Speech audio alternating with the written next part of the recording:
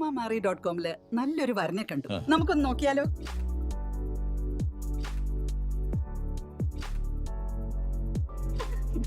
എന്തായാലും നമ്മൾ അറോമ മാറി തെരഞ്ഞെടുത്തത് ശരിയായ തീരുമാനമായിരുന്നു.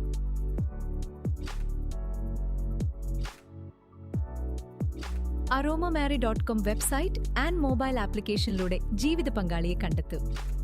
രജിസ്ട്രേഷൻ തികച്ചും സൗജന്യം.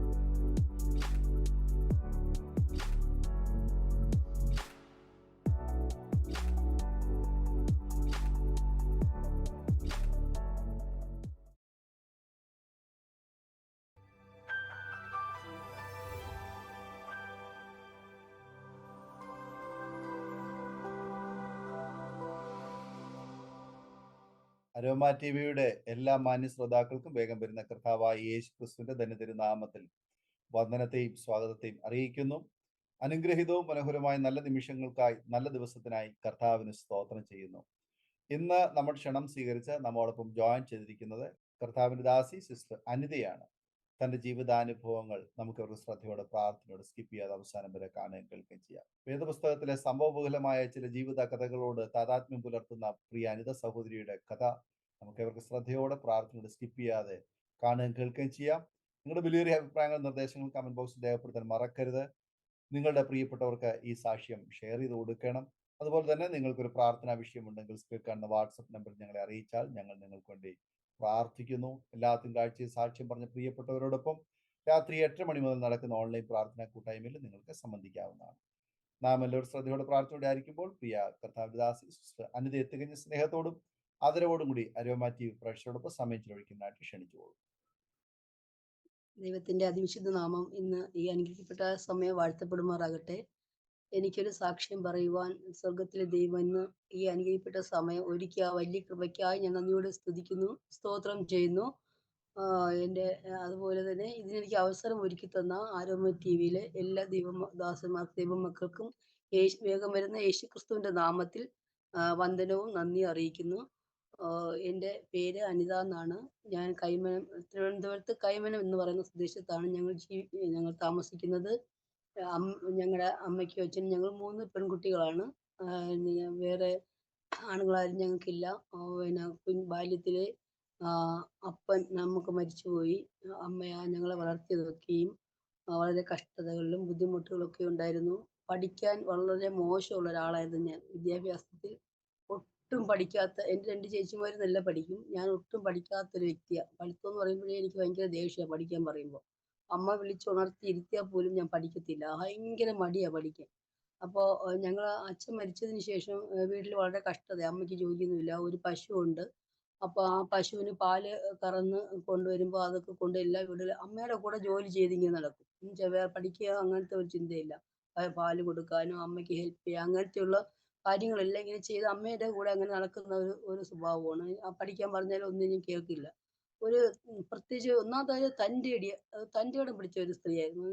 എനിക്ക് എന്തെങ്കിലും പറഞ്ഞാൽ ആരും എന്നെ ഒന്നും പറയാൻ പാടില്ല, വഴക്ക് പറയാൻ പാടില്ല. പറഞ്ഞാൽ ഞാൻ തിരിച്ചു മറുപടി പറയും. അതുപോലെ തന്നെ എൻ്റെ ചേച്ചിമാരെ ആരും ഒന്നും പറയുന്നത് എനിക്ക് ഇഷ്ടമല്ല. എന്തെങ്കിലും പറഞ്ഞാൽ ഞാൻ അപ്പോൾ തന്നെ അവരുടെ അടുത്ത് ചോദിച്ചിരിക്കും, എനിക്ക് എൻ്റെ ചേച്ചി എന്തിനാ ഇങ്ങനെ വഴക്ക് പറഞ്ഞാൽ, എന്തിനാ ഞാൻ പറയാൻ പോയി, അങ്ങനെ ആ സ്പോട്ടിൽ പോകും. 5 മിനിറ്റ് വെയിറ്റ് ചെയ്ത് ഇങ്ങനെ എന്താണ് ചിന്തിക്കാൻ പോലും ഒരു അവസരം ഞാൻ കൊടുക്കാറില്ല. അങ്ങനെ തന്നെ വേഗം കുഞ്ഞുനാളിലേ ഉള്ള സ്വഭാവമാണ്. ഞങ്ങൾ 2 പെൺകുഞ്ഞുങ്ങളെ അമ്മയ്ക്ക് കിട്ടിയപ്പോൾ അമ്മച്ചി പറഞ്ഞു, ഇനി അടുത്ത 3ാമത്തതും പെണ്ണായിരിക്കും, അതുകൊണ്ട് നീ ഇനി പ്രസവിക്കേണ്ട, അങ്ങ് പ്രസവം നിർത്താൻ പറഞ്ഞു. ഇല്ല, എനിക്കൊരു ആൺകുട്ടിയെ വേണം എന്നുള്ള ഒരു ഇതിലാണ് അമ്മ 3ാമത്തെ ആളെ പ്രസവിക്കുന്നത്. അപ്പോൾ അത് ഞാനായിരുന്നു. അത് ആണല്ല, പെണ്ണായിരുന്നു. അപ്പോൾ ആണിൻ്റെ ഒരു സ്വഭാവ രീതികളൊക്കെ എനിക്ക് കുഞ്ഞുനാളിലേ ഉണ്ട്. എല്ലാ കാര്യങ്ങളിലും ശ്രദ്ധിക്കുന്നതും വീട്ടുകാര്യങ്ങളും എല്ലാം ഇങ്ങനെ ശ്രദ്ധ വെച്ച് വേറെ പഠിത്തം ഒഴിച്ച് ബാക്കിയെല്ലാം ഞാൻ ക്ലിയറായിട്ട് ചെയ്യുന്ന ഒരു വ്യക്തിയായിരുന്നു. അങ്ങനെ ഈ ദൈവത്തിന്റെ തിരുവചനം പഠിപ്പിക്കും പോലെ അമ്മയുടെ ഉദരത്തിൽ നിന്നെ ഉരുവാകുന്നതിന് മുന്നേ ദൈവം കണ്ടു എന്നാണല്ലോ പറയുന്നത്.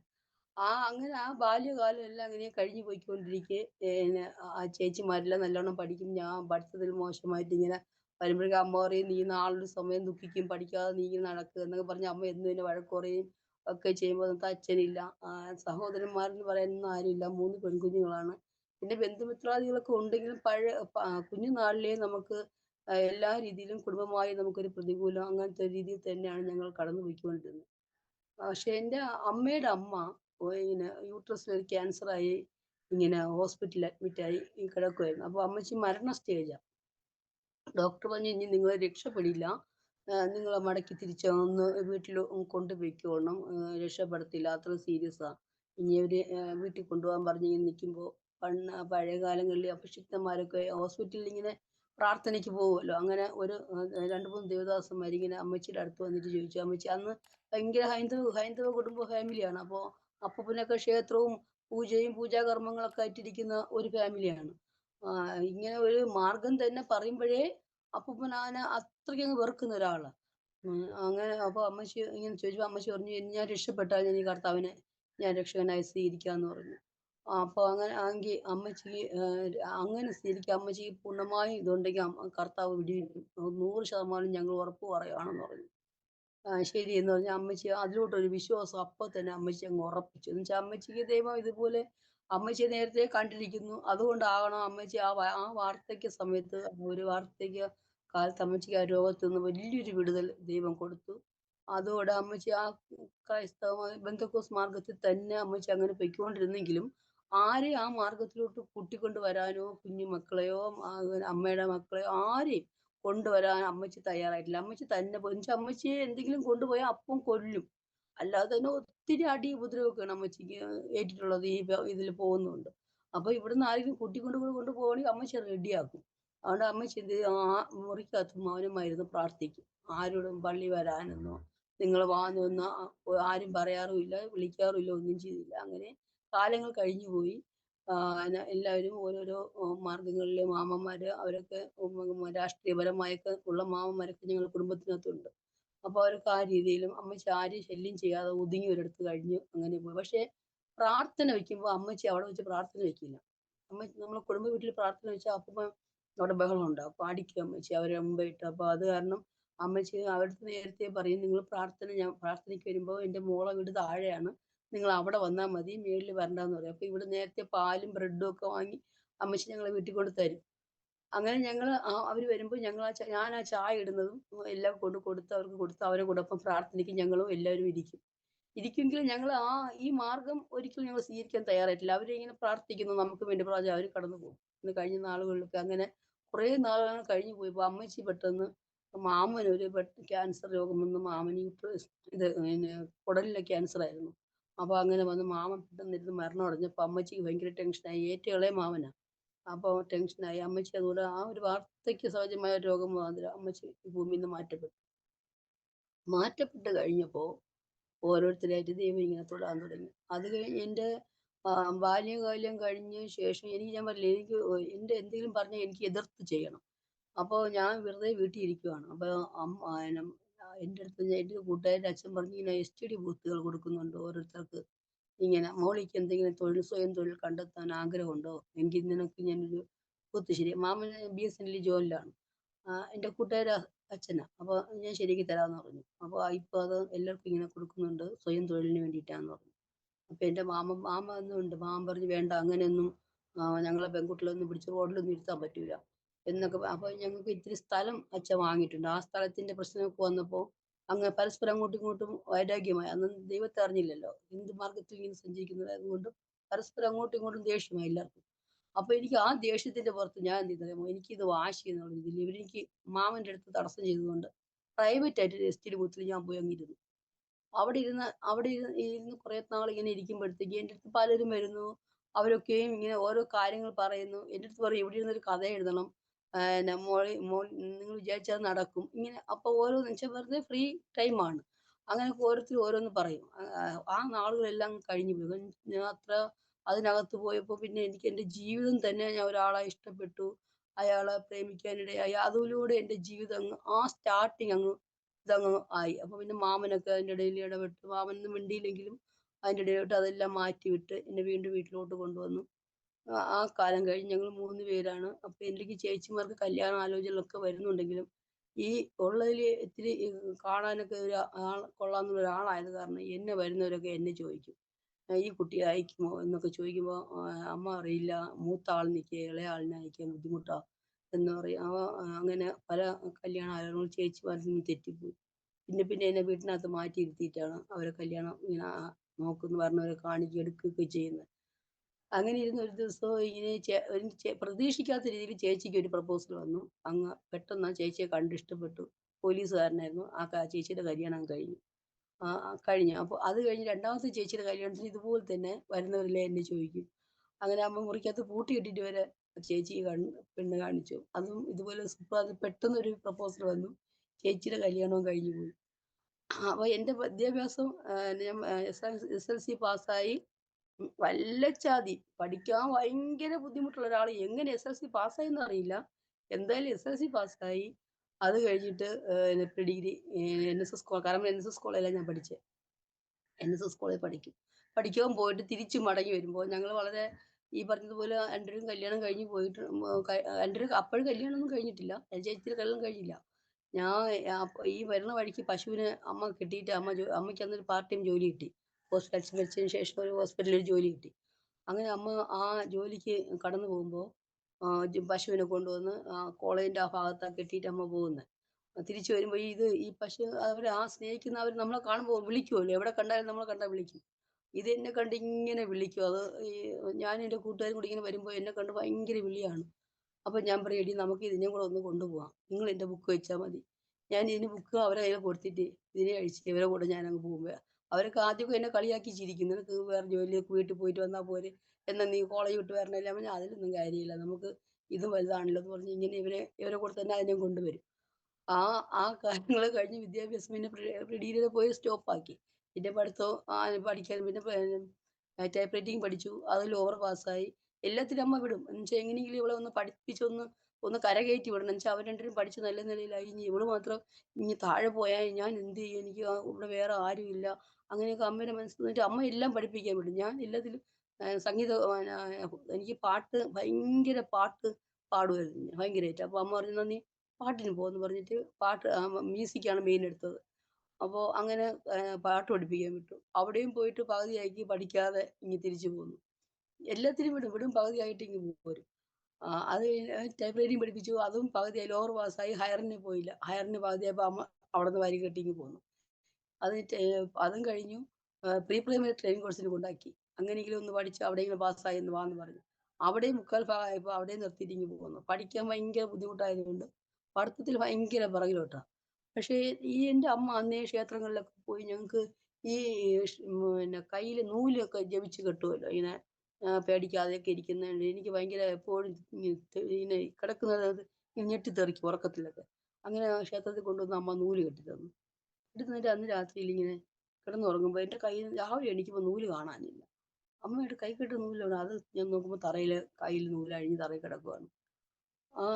അപ്പൊ അമ്മ പറഞ്ഞു, "ഇത് നീ എന്തോ നീ കയ്യിൽ രാത്രി എണീറ്റ് നൂലിനെ അഴിച്ച് തറയിൽ കളയുന്നു, നിനക്ക് എന്തോ നിന്റെ കുഴപ്പമെന്ന്?" ഞാൻ പറഞ്ഞു, "ഇല്ലമ്മ, ഞാൻ ഒന്നും ചെയ്തില്ല, തന്നെ അഴിഞ്ഞു വീണതാണെന്ന്" പറഞ്ഞു.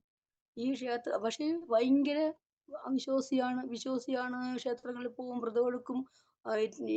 എൻ്റെ കൂട്ടുകാരൊക്കെ കൂടെ ഞാനാണ് അവരെ ഉത്സാഹിപ്പിക്കുന്നത് കോവിലിലൊക്കെ പോകാൻ. ഇവിടെ തിരുവനന്തപുരത്ത് ഹനുമാൻ സ്വാമി ക്ഷേത്രത്തിൽ പോകും, പത്മനാഭ സ്വാമി ക്ഷേത്രത്തിൽ പോകും. ഞങ്ങളുടെ അടുത്ത് ചെറുക്കര മഹാവിഷ്ണു ക്ഷേത്രമുണ്ട്. ദിവസവും ഈ നേരം വെളുത്ത് ഉറക്കമിട്ട് എല്ലാ ജോലിയും ഒരുക്കി കഴിഞ്ഞാൽ ഞങ്ങൾക്ക് ഈ നടന്ന് ഈ ക്ഷേത്രങ്ങളിൽ പോക്കാണ് ജോലി. വ്രതം എടുത്തും അവിടെ നിന്ന് തരുന്ന ഭക്ഷണങ്ങൾ കഴിച്ചു ഇങ്ങനെ അങ്ങ് ഒരു അമ്പലവാസിയായിട്ട് അങ്ങ് നടക്കുമായിരുന്നു. രണ്ടാമത്തെ ചേച്ചിയുടെ കല്യാണം നടക്കാൻ കുറച്ച് വെയിറ്റായി. വെയിറ്റ് ആയപ്പോഴത്തേക്ക് പറഞ്ഞു, അമ്മ ഒരു ജോത്സ്യൻ്റെ അടുത്ത് കൊണ്ടുപോയി ചേച്ചിയുടെ കാര്യം ഒന്നിങ്ങനെ ചോദിച്ചു. പിന്നെ എന്താണ് ഇതൊരു നടക്കാൻ എന്തെങ്കിലും ഒരു ബുദ്ധിമുട്ടോ എന്തെങ്കിലും ഉണ്ടെങ്കിൽ ഞങ്ങളെ ഒന്ന് പറഞ്ഞു തരണമെന്ന് പറഞ്ഞു. അപ്പോൾ അവർ നോക്കിയിട്ട് പറഞ്ഞു, ഇങ്ങനെ അങ്ങാടിപ്പുറത്ത് ഒരു ക്ഷേത്രമുണ്ട്, തിരുമാന്താംകുന്ന്, അവിടെ കൊണ്ടുപോയി 3 പൂജ നടത്തണം. അപ്പോൾ അത് വർഷത്തിലൊരു പൂജയാണ്. അപ്പോൾ ആ പൂജയിൽ 3ാമത്തെ പൂജയിൽ കല്യാണം ഉറയ്ക്കുമെന്ന്. അങ്ങനെ ഇവിടുന്ന് എന്നെയും ചേച്ചിയും കൂടെ അമ്മ അങ്ങാടിപ്പുറത്ത് കൊണ്ടുപോകും. അപ്പോൾ ഈ ചേച്ചി ഇരിക്കും, ഞാൻ വ്രതം എടുക്കുന്നതൊക്കെ അവൾക്ക് വേണ്ടി. അവളെ കല്യാണം ഒന്ന് നടക്കാൻ വേണ്ടി ഞാൻ ഇങ്ങനെ വ്രതം എടുക്കും. അങ്ങനെ ആ വ്രതമൊക്കെ കഴിഞ്ഞ് ഇതൊക്കെ കഴിയുമ്പോൾ വന്ന് 3ാമത്തെ കല്യാണമായപ്പോൾ ചേച്ചിയുടെ 3ാമത്തെ പൂജ കഴിഞ്ഞതും കല്യാണമൊക്കെ നടന്നു. കുറച്ച് അതങ്ങ് കഴിഞ്ഞ് പോയി. പിന്നെ എൻ്റെ കാര്യങ്ങളായി. അമ്മയും ഞാനും തന്നെയായി. ഇങ്ങനെ അപ്പം അമ്മ പറഞ്ഞു, ഇനി ഇവളെ കാര്യം ഇവൾക്ക് ഒന്നാമത് വിദ്യാഭ്യാസവും ഇല്ല, ഇവള് പഠിക്കുകയില്ല, ഇവളൊന്നും പറഞ്ഞാലും ഒട്ടും കേൾക്കുകയില്ല. ഇങ്ങനെ ആയി ഇവളെ കാര്യം എന്തായി തീരെ, ഇവൾക്ക് ഒരു കല്യാണം എവിടെന്നെങ്കിലും നമുക്ക് നോക്കി പെട്ടെന്ന് ഇവളെ കാര്യം ഒന്ന് ചെയ്യണമെന്ന് ചേട്ടന്മാരൊക്കെ കൂടി ഇങ്ങനെ ആലോചിച്ചു. അപ്പോൾ അമ്മയ്ക്ക് 2 പേരെ കല്യാണം കഴിഞ്ഞപ്പോഴത്തേക്കും അമ്മയ്ക്ക് സാമ്പത്തികം ഒന്നും ഇല്ലാതെ വലിയ ബുദ്ധിമുട്ടായി. അപ്പൊ മൂത്ത ചേട്ടന് ഒരു വീടിന്റെ ഒരു ഓടിട്ട വലിയ വീടാ. അപ്പൊ എൻ്റെ ഒരു പാർട്ട് ചേട്ടന് അവർക്ക് കൊടുക്കാൻ അന്ന് അച്ഛനില്ലാത്തതുകൊണ്ട് നിവൃത്തിയൊന്നും ഇല്ലാത്തൊരു കാലം. അപ്പൊ അതുകൊണ്ട് കുറച്ച് സ്ത്രീധനമേ കൊടുത്തുള്ളൂ. അപ്പൊ അതുകൊണ്ട് വീട്ടിന്റെ ഒരു ഷെയർ അവർക്ക് കൊടുക്കാന്ന് പറഞ്ഞു. അപ്പൊ റോഡ് സൈഡുള്ള ഷെയർ തന്നെ അവർക്ക് വേണമെന്ന് നിർബന്ധം പിടിച്ചതുകൊണ്ട് അമ്മ അതവർക്ക് വിട്ടുകൊടുത്തു. അപ്പൊ ഈ പ്രമാണം എല്ലാം ഒറ്റേതായിട്ടിരിക്കുക. അപ്പൊ അമ്മ പറഞ്ഞു മോളിയുടെ വിവാഹം ഒന്ന് നടക്കണം. എനിക്ക് പ്രമാണം ഒന്ന് തരണം. അവളെ വിവാഹം ഒന്ന് നടക്കാൻ വേണ്ടിയിട്ട്. നിങ്ങൾ എല്ലാവരും കൂടി ഉത്സാഹിച്ചാലേ നമുക്ക് ചെയ്യാൻ പറ്റുള്ളൂ. അങ്ങനെ ചേട്ടൻ അറിഞ്ഞാൽ കൊടുക്കൂല കണ്ട് ചേട്ടൻ അറിയാതെ പ്രമാണം എടുത്ത് കൊടുത്തു. പ്രമാണം കൊണ്ടുവന്നു അമ്മ ബാങ്കിൽ വെച്ച് കഴിഞ്ഞപ്പോൾ എനിക്കൊരു പ്രപ്പോസൽ വന്നു ആലപ്പുഴയിൽ നിന്ന്. പ്രപ്പോസൽ വന്ന് അപ്പോൾ അവര് ക്രിസ്ത്യൻസാ. നമ്മൾ ഭയങ്കര ഹിന്ദുക്കളും അവർ ക്രിസ്ത്യൻസുമാണ്. അപ്പൊ അമ്മ പറഞ്ഞു എങ്ങനെയെങ്കിലും ഇതൊന്ന് നടത്തണമല്ലോ. അതുകൊണ്ട് ഇപ്പം ക്രിസ്ത്യാനി ഹിന്ദു ഒന്നും നോക്കണ്ട. ഈ പയ്യനെ തന്നെ അങ്ങ് നമുക്ക് ഉറപ്പിക്കാം. അത് വരട്ടെന്ന് പറഞ്ഞു. അപ്പൊ ഹോസ്പിറ്റലിൽ നിന്ന് വഴിയാണ് ഈ മൂത്ത ചേച്ചി വഴിയായി കല്യാണം വരുന്നത്. അങ്ങനെ അവര് ഇവിടെ വന്ന് പെണ്ണ് കണ്ടു. ഇഷ്ടപ്പെട്ടു. അവർക്ക് പെണ്ണൊക്കെ ഇഷ്ടപ്പെട്ടിട്ട് അവര് പോയി. പെട്ടെന്ന് അവര് ഭയങ്കരമായിട്ട് പെട്ടെന്ന് നിൽക്കുന്നു. ക്രിസ്ത്യൻ കെട്ടണം. പെട്ടെന്ന് കല്യാണം നടത്തണം. അവന് ഗൾഫിൽ പോകാനുള്ള ദുബായിൽ പോകാനുള്ളതാ. വിവാഹം കഴിഞ്ഞിട്ട് വേണം അവന് പോകാൻ. അവളെയും കൊണ്ടുപോയി. ഇങ്ങനെയൊക്കെ പറഞ്ഞ് പെട്ടെന്ന് പറ നടത്താനുള്ള ഒരു തിടുക്കമായപ്പോൾ അമ്മ ശരി സമ്മതിച്ചു എന്ന് പറഞ്ഞ് എൻഗേജ്മെന്റ് ആക്കി. എൻഗേജ്മെന്റ് കഴിഞ്ഞതിന് ശേഷം നല്ല സ്നേഹമായിട്ടൊക്കെ വിളിക്കുകയോ എടുക്കുകയോ ചെയ്ത ഒരാൾ പെട്ടെന്ന് അയാളെ വിളിയൊക്കെ അങ്ങ് നിന്നു. എന്താണെന്ന് അറിയില്ല. അപ്പൊ അമ്മ പറഞ്ഞു തിരക്കി. അപ്പോൾ ചേച്ചി പറഞ്ഞു ചേച്ചിയുടെ കൂടെ ഉള്ള അവരെ കുഞ്ഞമ്മയുടെ മോളാ. ആ കുഞ്ഞമ്മയുടെ മോള് പറഞ്ഞു അത് അവന് വേറൊരു പെണ്ണുമായൊരു ബന്ധമുണ്ട്. അതിപ്പോഴാണ് ഞങ്ങൾ അറിയുന്നത്. ഒരു മുസ്ലിം പെൺകുട്ടിയാണ്. അത് അവൻ ഈ കല്യാണത്തിന് സമ്മതമല്ലെന്നാ പറയുന്നതെന്ന് പറഞ്ഞു. അപ്പോൾ ഉടനെ തന്നെ എനിക്ക് പെട്ടെന്നൊരു ഇതൊന്നും തോന്നിയിട്ടില്ല. അയാൾ പോയി അങ്ങനത്തെ ആ ഒരു ഇതൊന്നും എനിക്ക് തോന്നിയില്ല. അപ്പോൾ ആ കല്യാണത്തിന് പോയി അവരെല്ലാം പോയി സംസാരിച്ചു. അതെല്ലാം മാറിപ്പോയി. അങ്ങനെ നാളുകൾ കഴിഞ്ഞു. ഏജ് കൂടി. കല്യാണം ഒന്നും നടക്കാതെ ഇങ്ങനെ ഇരിക്കുകയായിരുന്നു. അങ്ങനെ ഇരിക്കും നമ്മൾ ബന്ധുക്കളൊക്കെ 2, 3 പയ്യന്മാർ ഞങ്ങളെ വീട്ടിൽ വരും. വീട്ടിൽ വരും എൻ്റെ ഇളയ പയ്യന്മാരാ. അപ്പൊ അവരെയൊക്കെ നമ്മൾ സ്നേഹത്തോടെയാണ് വരുമ്പോൾ ആഹാരമൊക്കെ ഉണ്ടാക്കി കൊടുക്കും. നമ്മൾ വേറെ ആരും ഇല്ലല്ലോ. അങ്ങനെ സ്നേഹത്തോടെ കരുതി. പക്ഷെ ഇവര് കൂടെ നമുക്ക് വേല വെക്കുന്നത് നമുക്ക് അറിയത്തില്ലായിരുന്നു. ഇവന്മാര് നമ്മളന്ന് ദൈവത്തെ അറിഞ്ഞില്ലല്ലോ. അവര് ഈ മുട്ടായി അത് ഇതൊക്കെ കൊണ്ടുവരുമ്പോൾ ഞാൻ എല്ലാം വാങ്ങി കഴിക്കും. കഴിച്ച് അങ്ങനെ ഇരിക്കെ ഒരു ദിവസം ഇവൻ എൻ്റെ അടുത്ത് ഈ പയ്യൻ എൻ്റെ അടുത്ത് എൻ്റെ ഇളയ പയ്യനാ. എൻ്റെ അടുത്ത് എനിക്ക് നിന്നെ ഇഷ്ടമാണെന്ന് പറഞ്ഞു. അപ്പൊ ഞാൻ പറഞ്ഞു എനിക്ക് നിന്റെ അടുത്ത് അങ്ങനെയൊന്നുമില്ല. അങ്ങനെ ഇവന്റെ ചേട്ടനെ പറഞ്ഞു ഇവനെ ഇനി മേലിൽ ഇവിടെ കൊണ്ടുവരരുത്. മുമ്പേ ഞാൻ ഇവനായിട്ട് ഉടക്കാ. എപ്പോഴും ഇവനെ കണ്ടാലും ഞാൻ ഉടക്കാ. എനിക്ക് പൊതുവേ ഈ ആൺപയ്യന്മാരെ ഞങ്ങൾ ചെറുപ്പകാലം മുതലേ ഈ കൂടുതലും ഈ പയ്യന്മാരായിട്ടുള്ള കോണ്ടാക്ട് അങ്ങനത്തെ ഒന്നുമില്ല. പിന്നെ ഈ ബൂത്തിൽ പോയിരുന്നതിന് ശേഷമാണ് ഇങ്ങനെ ഒരു പ്രേമം തുടങ്ങിയത്. ഇതൊക്കെ ഇങ്ങനെ ആയിപ്പോയത്. അതിനുശേഷം എൻ്റെ കൂട്ടുകാരി എന്നോട് ചോദിക്കും നിനക്ക് ഇതെങ്ങനെ സംഭവിച്ചു? എന്ന് വെച്ചാൽ അവരെ പോലും ഞാൻ ഒരു പയ്യന്മാരടുത്ത് മിണ്ടാനോ സംസാരിക്കാനോ സമ്മതിക്കാത്ത നിനക്ക് ഇതെങ്ങനെ സംഭവിച്ചു എന്ന് എന്നോട് ചോദിക്കും. ഞാൻ പറയാം എങ്ങനെയോ പറ്റി എന്ന് പറഞ്ഞു. ഈ പയ്യൻ വന്ന് നിന്ന് ഇങ്ങനെ വീട്ടിൽ വരികയോ എടുക്കുകയോ ചെയ്തപ്പോഴത്തേക്ക് ഞാൻ സ്നേഹത്തോടെ കണ്ട് അങ്ങനെ ഒരു ദിവസം എൻ്റെ അമ്മച്ചി സുഖമില്ലാതെ സീരിയസ് ആയി കിടന്ന് ഞങ്ങളിങ്ങനെ നോക്കാൻ പോകുമ്പോൾ ഇവൻ വണ്ടി കൊണ്ടുവന്നിട്ട് എന്നെ പറഞ്ഞു നീ വണ്ടിയിൽ കയറണമെന്ന് പറഞ്ഞു. ഞാൻ പറഞ്ഞില്ല ഞാൻ കയറില്ല നിന്റെ വണ്ടിയിൽ. നിന്റെ വണ്ടിയിൽ ഞാൻ കയറുന്നത് നീ വണ്ടി കൊണ്ട് പോയി. അങ്ങനെ ഇവ എന്നെ കല്ലെടുത്തെറിഞ്ഞു വണ്ടിയിൽ കയറാൻ സമ്മതിക്കാത്തതുകൊണ്ട്. അപ്പോൾ ഞാൻ അമ്മയോട് പറഞ്ഞു അമ്മ ഇന്നതുപോലെയാണ് കാര്യം. ഇവൻ എന്നെ ശല്യം ചെയ്ത് നടക്കുക. അമ്മ അവനെ പറഞ്ഞു വിലക്കണം. അങ്ങനെ അമ്മ എന്നെ ഒരിടത്ത് വിടാതെ അമ്മച്ചി പിന്നെ മരണപ്പെട്ടു.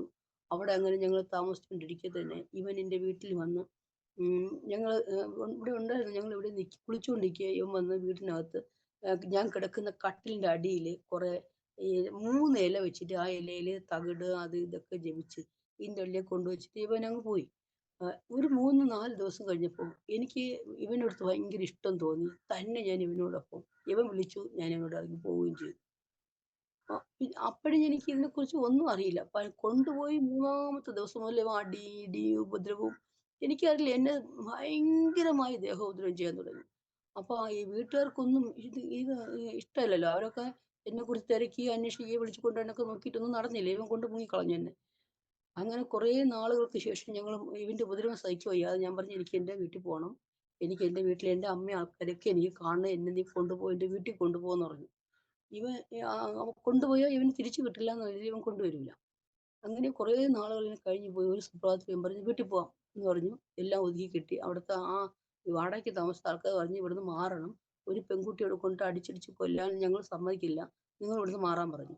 അങ്ങനെ അവിടുന്ന് മാറി നേരെ ഞങ്ങൾ വീട്ടിൽ വന്നു. ഇവിടെ വീട്ടിൽ വന്നപ്പോൾ എൻ്റെ അമ്മ എല്ലാവരും എന്നെ ഇട്ടേച്ച് അങ്ങ് മാറിപ്പോയി. ഞാൻ തന്നെ ഒറ്റയ്ക്കായി. അത് ഞാൻ വന്നു എന്ന് അറിഞ്ഞപ്പോൾ എല്ലാവരും ചേച്ചിയും സഹോദരങ്ങളും ബന്ധുമിത്രാദികളും സകല പേരും എന്നെ കളഞ്ഞിട്ട് അങ്ങ് പോയി. ഞാൻ തനിച്ചായി. ഇവിടെ വന്നു എനിക്ക് പഴയതുപോലെ തന്നെ അടി ഉപദ്രവവും ഇങ്ങനെ നിരന്തരം ശല്യമായിരുന്നു. അങ്ങനെ എനിക്ക് ഇവയാൽ നിന്നൊരു കുഞ്ഞ് ജനിച്ചു. കുഞ്ഞ് ജനിച്ച് കുറച്ച് നാൾ കഴിഞ്ഞപ്പോൾ ഈ കുഞ്ഞിനെ ഇവൻ നിരന്തരം ഉപദ്രവിച്ച് ഈ കൊച്ചിനെ ഒരിക്കൽ വയറ്റിൽ ചവിട്ടി. കുട്ടി അബോർട്ടായി. അബോർട്ടായി പോയി ഒരു കൊച്ച്. രണ്ടാമത്തെ കൊച്ച് ഇതുപോലെ വീണ്ടും ജനിച്ചു.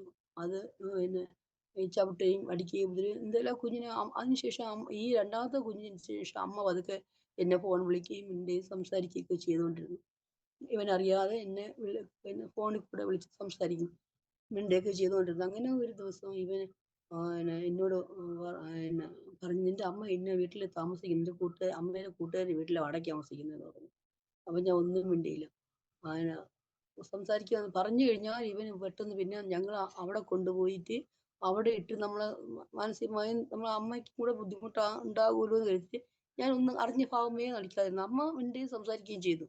അങ്ങനെ ഗർഭിണിയായി ആ കുഞ്ഞിനെ ഇത് അതുപോലെ തന്നെ അടിയും ഉപദ്രവവും കസേരയെടുത്തൊക്കെ അടിക്കുകയും ഉപദ്രവിക്കുകയൊക്കെ ചെയ്തു. ഇവനെ ഒന്ന് കളഞ്ഞോണ്ടൊന്ന് പോകാൻ വേണ്ടി ഞാൻ പാട് പണിതിട്ടും നടക്കുന്നില്ല. അങ്ങനെ അമ്മയുടെ അടുത്ത് പോയി. ഞാൻ തന്നെ അമ്മയുടെ അടുത്ത് പോയി കാര്യങ്ങളൊക്കെ പറഞ്ഞപ്പോൾ അമ്മ പറഞ്ഞു, "നമുക്കൊരു ക്ഷേത്രത്തിൽ പോവാം. അവിടെ ചെന്ന് എന്തെങ്കിലും ഒന്ന് ചെയ്യാം. അല്ലാതെ നിന്നെ കൊന്നു കളയാൻ പറ്റും" എന്ന് പറഞ്ഞു. അങ്ങനെ അമ്മയും ആരും അറിയാതെ രഹസ്യമായിട്ട് ക്ഷേത്രത്തിൽ പോയി. ക്ഷേത്രത്തിൽ അവനൊന്നും അറിയുന്നില്ല. വേറെ എവിടെയോ പോകുന്നവന് രഹസ്യമേ അമ്മ കൊണ്ടുപോയി. അപ്പൊ പറഞ്ഞു, "ഇവന് മാറിപ്പോകുന്ന ഒരു ഇത് കാണുന്നില്ല" എന്ന് പറഞ്ഞു. അപ്പൊ അമ്മ പറഞ്ഞു, "അയ്യോ, ഇത് ഇനി എന്റെ കുഞ്ഞിനെ അവൻ കൊല്ലും. അത്ര ഉപദ്രവമാ. ഇവിടെ മീൻ കൊണ്ടുവരുന്നവരും എല്ലാവരും അമ്മയടുത്ത് നിന്ന് പറയും. അതിനിട്ട് അടിക്കുകയും ഉപദ്രവിക്കുകയൊക്കെ ചെയ്യുന്നത് നിങ്ങളെ കണ്ടിട്ട് എന്താ മിണ്ടാതിരിക്കുന്നത്? എന്തെങ്കിലും ഒരു തീരുമാനം അവളെ കാര്യത്തിൽ ഉണ്ടാക്കുക. അത് അവളെ ഇഷ്ടത്തിന് അവള് പോയതല്ലേ. അവൾ കുറച്ച് അനുഭവിച്ചു വരട്ടെ" എന്നൊക്കെ അമ്മ ഇങ്ങനെ പറയുമെങ്കിലും അമ്മയുടെ മനസ്സ് ഭയങ്കര നീറ്റില്ല. അപ്പൊ ഇദ്ദേഹത്തിന്റെ കൊച്ചച്ഛന്റെ ഭാര്യയുടെ അടുത്ത് ഞാൻ ഈ കഥകളൊക്കെ ചെന്നിരുന്ന് പറയും, എന്നെ ഉപദ്രവിക്കുന്നത്. അപ്പൊ അവൾ ഒരു ദിവസം എന്നോട് പറഞ്ഞു, "നീ യേശുവിനെ പ്രാർത്ഥിക്ക്. ദൈവം നിനക്ക് ഇതിനകത്തൊരു എന്തെങ്കിലും ഒരു കാര്യം ചെയ്തു തരുമെന്ന്" പറഞ്ഞു. "ഇവൻ ഇങ്ങനെ നിരന്തരമായി നിന്നെ അടിച്ചു കൊല്ലുന്നേക്കാളും നീ ദൈവത്തോടൊന്ന് പ്രാർത്ഥിച്ച് നോക്ക് മോളി" എന്ന് പറഞ്ഞു. അപ്പൊ ഞാൻ അപ്പൊ അത് കഴിഞ്ഞിട്ട് കുറേ ദിവസം ഞാനിങ്ങനെ എവിടെയെങ്കിലുമൊക്കെ പുറത്തോട്ട് ഇങ്ങനെ ഒരു ഓട്ടോ പിടിച്ചു പോയാൽ അതിലൊരു യേശുവിന്റെ പടം കാണും. ബസ്സിൽ കയറിയാൽ അതിനകത്തൊരു യേശുവിന്റെ പടം കാണും. അപ്പൊ ഞാൻ പോകുന്ന സ്ഥലത്തെല്ലാം ഇങ്ങനെ യേശുവിന്റെ പടം കണ്ടപ്പോ ഇവരുടെ എൻ്റെ ഒരു ബന്ധുവിന്റെ ഒരു കുഞ്ഞമ്മേടെ മോള്, അവള് പെന്തക്കോസ്ത് മാർഗ്ഗത്തിലുള്ളതാ. ഞാൻ അവളെ വിളിച്ചിട്ട് ചോദിച്ചു, "എടീ, ഞാൻ പോകുന്ന സ്ഥലത്ത് യേശുവിനെ കാണിക്കുന്നു, എന്താ കാര്യം?" എന്ന് ചോദിച്ചപ്പോൾ അവള് പറഞ്ഞു, "അത് യേശു നിന്നെ സ്നേഹിക്കുന്നു. അതാണ് നിന്നെ യേശു സ്നേഹിക്കുന്നു. അതുകൊണ്ടാണ് നീ പോകാത്തത്. യേശു നിന്റെ കൂടെ ഉണ്ട്. അതുകൊണ്ടാണ് നിന്നെ കാണിക്കുന്നതെന്ന്" പറഞ്ഞു. അപ്പൊ അന്ന് രാത്രി ഇവ എന്നെ അടിച്ചപ്പോ ഞാൻ യേശുവേ എന്നൊരു വിളി അങ്ങ് എന്റെ വാ കൊണ്ട് ഞാൻ അറിയാതെ അങ്ങ് വിളിച്ചു. വിളിച്ചപ്പോഴത്തേക്ക് ഇവൻ എന്റെ യേശു എന്ന് പറഞ്ഞിട്ട് ഇവൻ എന്നെ വീണ്ടും അടിക്കുകയും ഉപദ്രവിക്കുകയും ചെയ്തു. അത് കഴിഞ്ഞ് ഞാൻ പ്രസവം കഴിഞ്ഞു. ആ കുഞ്ഞ് പിന്നെ എൻ്റെ അമ്മ വന്നു എല്ലാം ഒക്കെ സഹകരിക്കുമെങ്കിലും അടുത്ത് നിന്നുള്ള സഹകരണമില്ല, അകന്ന് ഉള്ള സഹകരണം തന്നെയാണ്. എനിക്ക് ഇവൻ്റെ സ്വഭാവ രീതികൾ അനുസരിച്ച് ഇവന് കൂടെ കൂടെ ചേർന്ന് പോകാൻ പറ്റാത്തത് കൊണ്ട് മാറി നിന്നാണ് അവരെനിക്കെല്ലാം ചെയ്തു തരുന്നത്. ഡെലിവറി സമയത്ത് എൻ്റെ അമ്മ എന്നെ കൊണ്ടുപോയി അവിടെ എന്നെ അതിനുള്ള ശുശ്രൂഷ ചെയ്യാനൊന്നും സമ്മതിക്കാതെ വണ്ണം ഭയങ്കരമായ ഉപദ്രവവും കാര്യങ്ങളായപ്പം തിരിച്ചമ്മ എന്നെ പറഞ്ഞു വിട്ടു കുഞ്ഞിനെയായിട്ട്. ആ കുഞ്ഞ് ഞാൻ ഈ തൈക്കാട് ഹോസ്പിറ്റലിലാ എൻ്റെ പ്രസവമൊക്കെ. അപ്പൊ അവിടെ ഒരു ചെറിയൊരു യേശുവിൻ്റെ ഒരു അവിടെ ഒരു ചർച്ചല്ല, ഒരു ആർസി പള്ളിയാ. അപ്പൊ ഞാൻ ഇവന് അവിടെ ഹോസ്പിറ്റലിൽ എന്നെ ഉപദ്രവിക്കുമ്പോൾ ഞാൻ ഓടി ആ പള്ളിയിൽ കണ്ട് ചെന്നിരുന്ന് ദൈവത്തോട് ഇങ്ങനെ കരഞ്ഞ് പ്രാർത്ഥിക്കും. എനിക്ക് ഒന്നും അറിയില്ലെങ്കിലും ഞാൻ ചെന്നിരുന്ന് ഇങ്ങനെ കുമ്പിട്ടിരുന്ന് ഓരോന്ന് ഇങ്ങനെ സംസാരിക്കും ദൈവത്തോട്. അങ്ങനെ ആയിരുന്നു ഈ കുഞ്ഞ് പ്രസവിച്ച് കഴിഞ്ഞു. ഈ കുഞ്ഞ് കുറേ നാൾ കഴിഞ്ഞപ്പോഴത്തേക്ക് പറഞ്ഞു, "അവന് ചോറ്" ആ കൊച്ചിന് പെൺകുട്ടിയായിരുന്നു. "അതിന് ചോറ് കൊടുക്കാൻ കൊണ്ടുപോകാം നമുക്ക്." അപ്പൊ ഇയാൾ പറഞ്ഞു, "അത് നമുക്ക് ചക്കുളത്ത് കോവിലിൽ കൊണ്ടുപോകാന്ന്" പറഞ്ഞു. അപ്പൊ അമ്മ പറഞ്ഞു. അപ്പൊ ഈ ചക്കുളത്ത് കൊണ്ടുപോകാന്ന് പറഞ്ഞതിന് ശേഷം ഒരു പാമ്പ് വന്ന് എന്നും ഞങ്ങളെ വീടിന്റെ സൈഡിലേ ഇരിക്കും. ഈ പാമ്പ് ഞാൻ അങ്ങോട്ട് പോകുമ്പോഴേ ഉപദ്രവിക്കുകയൊന്നും ചെയ്തില്ല. ഇങ്ങനെ നോക്കിക്കൊണ്ടേയിരിക്കും ഈ പാമ്പ്. അപ്പൊ ഞാൻ പറഞ്ഞു, "ഈ പാമ്പ് എന്നെ എന്തിനാ ഇങ്ങനെ നോക്കുന്നത്? ഇതൊന്ന് എന്തെങ്കിലും എടുത്ത് എറിയാവുന്ന അടിക്കുക ഇങ്ങോട്ട് തിരിഞ്ഞ് കൊത്തുവല്ലോം ചെയ്യണമെങ്കിൽ ഞാൻ ഒന്നും ചെയ്യാറുമില്ല." അപ്പൊ എന്റെ വീട്ടിൽ വരുന്നിടത്തൊക്കെ ഞാൻ കാണിച്ചു ഇങ്ങനെ ഈ പാമ്പ് ഇരിക്കുന്ന കാര്യം. അപ്പോൾ അവര് പറഞ്ഞു, "മണ്ണെണ്ണ എടുത്ത് കുറച്ച് ഒഴിച്ചു വിടും മോളെ. അപ്പൊ ഇതങ്ങ് മാറും. ആ മണം കേട്ടാൽ അതങ്ങ് പോകുമെന്ന്" പറഞ്ഞു. ഇതൊന്നും ഒഴിച്ചിട്ടും ഇത് ഇപ്പുറത്ത് മണ്ണെണ്ണ ഒഴിക്കുകയും അത് അപ്പുറത്തെ സൈഡിൽ പോയിരിക്കും. അപ്പുറത്ത് മണ്ണെണ്ണ ഒഴിക്കുകയും അതിന്റെ അങ്ങനെ ഇത് മാറിയും തിരിഞ്ഞും മാറിയും തിരിഞ്ഞും. ഈ കുഞ്ഞിന് ചോറ് കൊടുത്ത് വീട്ടിൽ വന്നതിന്റെ അന്ന് ഈ കുട്ടിക്ക് പനിയായി. പനി പിടിച്ചാന്ന് വെച്ചാൽ ഹോസ്പിറ്റലിൽ ഇനി കൊണ്ട് കാണിക്കാൻ ഒരു ഹോസ്പിറ്റൽ, എല്ലാ ഹോസ്പിറ്റലിലും കുഞ്ഞിനെ പനിയായിട്ട് ഞങ്ങൾ കൊണ്ടോടി. ഈ കുഞ്ഞിന്റെ പനി മാറുന്നേ ഇല്ല. ഒടുക്കം അവിടുന്ന് SIT കൊണ്ടുപോയി. അവർ നട്ടിലിന്ന് കുഞ്ഞിനെ ഇത് ഇഞ്ചക്ഷൻ എടുത്ത് പരിശോധിച്ച് നോക്കിയപ്പോഴത്തേക്കും കുഞ്ഞിൻ്റെ പിന്നെ RCSൽ ടെസ്റ്റിന് വിട്ടു. അവിടൊന്നും ഈ കുഞ്ഞിൻ്റെ അസുഖം എന്താണെന്ന് കണ്ടുപിടിക്കാൻ പറ്റുന്നില്ല. അവസാനം കുഞ്ഞ് പെട്ടെന്ന് തന്നെ ഇരുന്ന് മരണപ്പെട്ടു പോയി. മരണപ്പെട്ടു പോയി. ആ ആ അത് കഴിഞ്ഞ് ഞങ്ങൾ നേരെ തിരിച്ച് വീണ്ടും ഇയാളോടൊപ്പം തന്നെ ഇങ്ങനെ വരുവാ. വന്ന് താമസം തുടങ്ങി. അപ്പൊ ഭരണത്തിന് എല്ലാവരും വന്നേരം പറഞ്ഞു അടുത്തൊരു കുഞ്ഞിനെ മോൾക്ക് എളുപ്പം ദൈവം തരും. നീ ഇത് കഷ്ടതയൊക്കെ ദൈവം മാറ്റും എന്നൊക്കെ പറഞ്ഞങ്ങനെ ഇരിക്കെ ഇയാള് വീണ്ടും ഒരു 3, 4 മാസം ഒരു 6 മാസം കഴിഞ്ഞപ്പോൾ വീണ്ടും അടുത്തൊരു കുഞ്ഞ് ജനിച്ചു. ജനിച്ചപ്പോഴത്തേക്കും എന്തോ ഞാൻ ഇങ്ങനെ മുറ്റത്ത് പോയി നിന്ന് ഇങ്ങനെ കുഞ്ഞിനെ എടുക്കാൻ നേരത്ത് ഇയാളെന്തോ തിരിഞ്ഞ് സംസാരിച്ചുകൊണ്ട് നിൽക്കുവായിരുന്നു. അപ്പോൾ ഞാനിങ്ങനെ തിരിഞ്ഞതും ഇയാൾ വയറ്റിൽ ചവിട്ടി ഈ കൊച്ച് ബ്ലീഡിങ് ആയി അത് അബോർട്ടായി പോയി. അങ്ങനെ അതോടെ ഞാൻ പറഞ്ഞു അമ്മേനെ കൊണ്ടുപോയിട്ട് പറഞ്ഞു നീ എന്തായാലും തീരുമാനം എടുക്കണം. ഇതില് ഇവൻ ഇനി നിന്നെ നോക്കുന്നോ നിന്നെ സ്നേഹിക്കുന്നതോ ഇവന് എന്തോ ദുഷ്ടനാണ്. അവൻ്റെ കൂടെ നീ ജീവിച്ചാൽ ശരിയാവില്ല. അവൻ നിന്നെ ഇത്രയും ദേഹോപദ്രവം ചെയ്തു. തലയിലിട്ട് അടിക്കുകയും ഉപദ്രവിക്കുകയൊക്കെ ചെയ്ത് നീ നിന്നെക്കൊണ്ട് എന്തിന് കൊള്ളാം എന്ന് പറഞ്ഞ് എന്നുവെച്ചാൽ അത്ര അടി ഉപദ്രവമാണ്. സഹിക്കാൻ പോലും പറ്റൂല. അത്ര അടിയാണ്. രണ്ട് കൈയും തലയിൽ വെച്ച് നിലവിളിച്ചിട്ടുണ്ട്. എന്നെ രക്ഷിക്കാൻ ആരെങ്കിലും ഉണ്ടോ എന്നൊക്കെ ഞാൻ ഇങ്ങനെ നിലവിളിച്ച് ചോദിക്കും. മരിക്കാൻ വേണ്ടി ആ സമയത്തൊക്കെ മരിക്കാൻ ഇങ്ങനെ ഞാൻ ഇറങ്ങിത്തിരിക്കുക.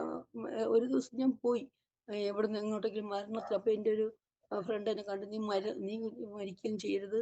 എൻ്റെ അമ്മ ഇന്ന സ്ഥലത്ത് താമസിക്കുന്നു. നീ അവിടെ പോകാൻ പറഞ്ഞു. അങ്ങനെ ശംഖുമുഖത്ത് അവളുടെ അമ്മ താമസിക്കുന്നു. അവിടെ പോയി. അവിടെ പോയി കുറച്ച് ദിവസം അങ്ങനെ അവിടെ തങ്ങി.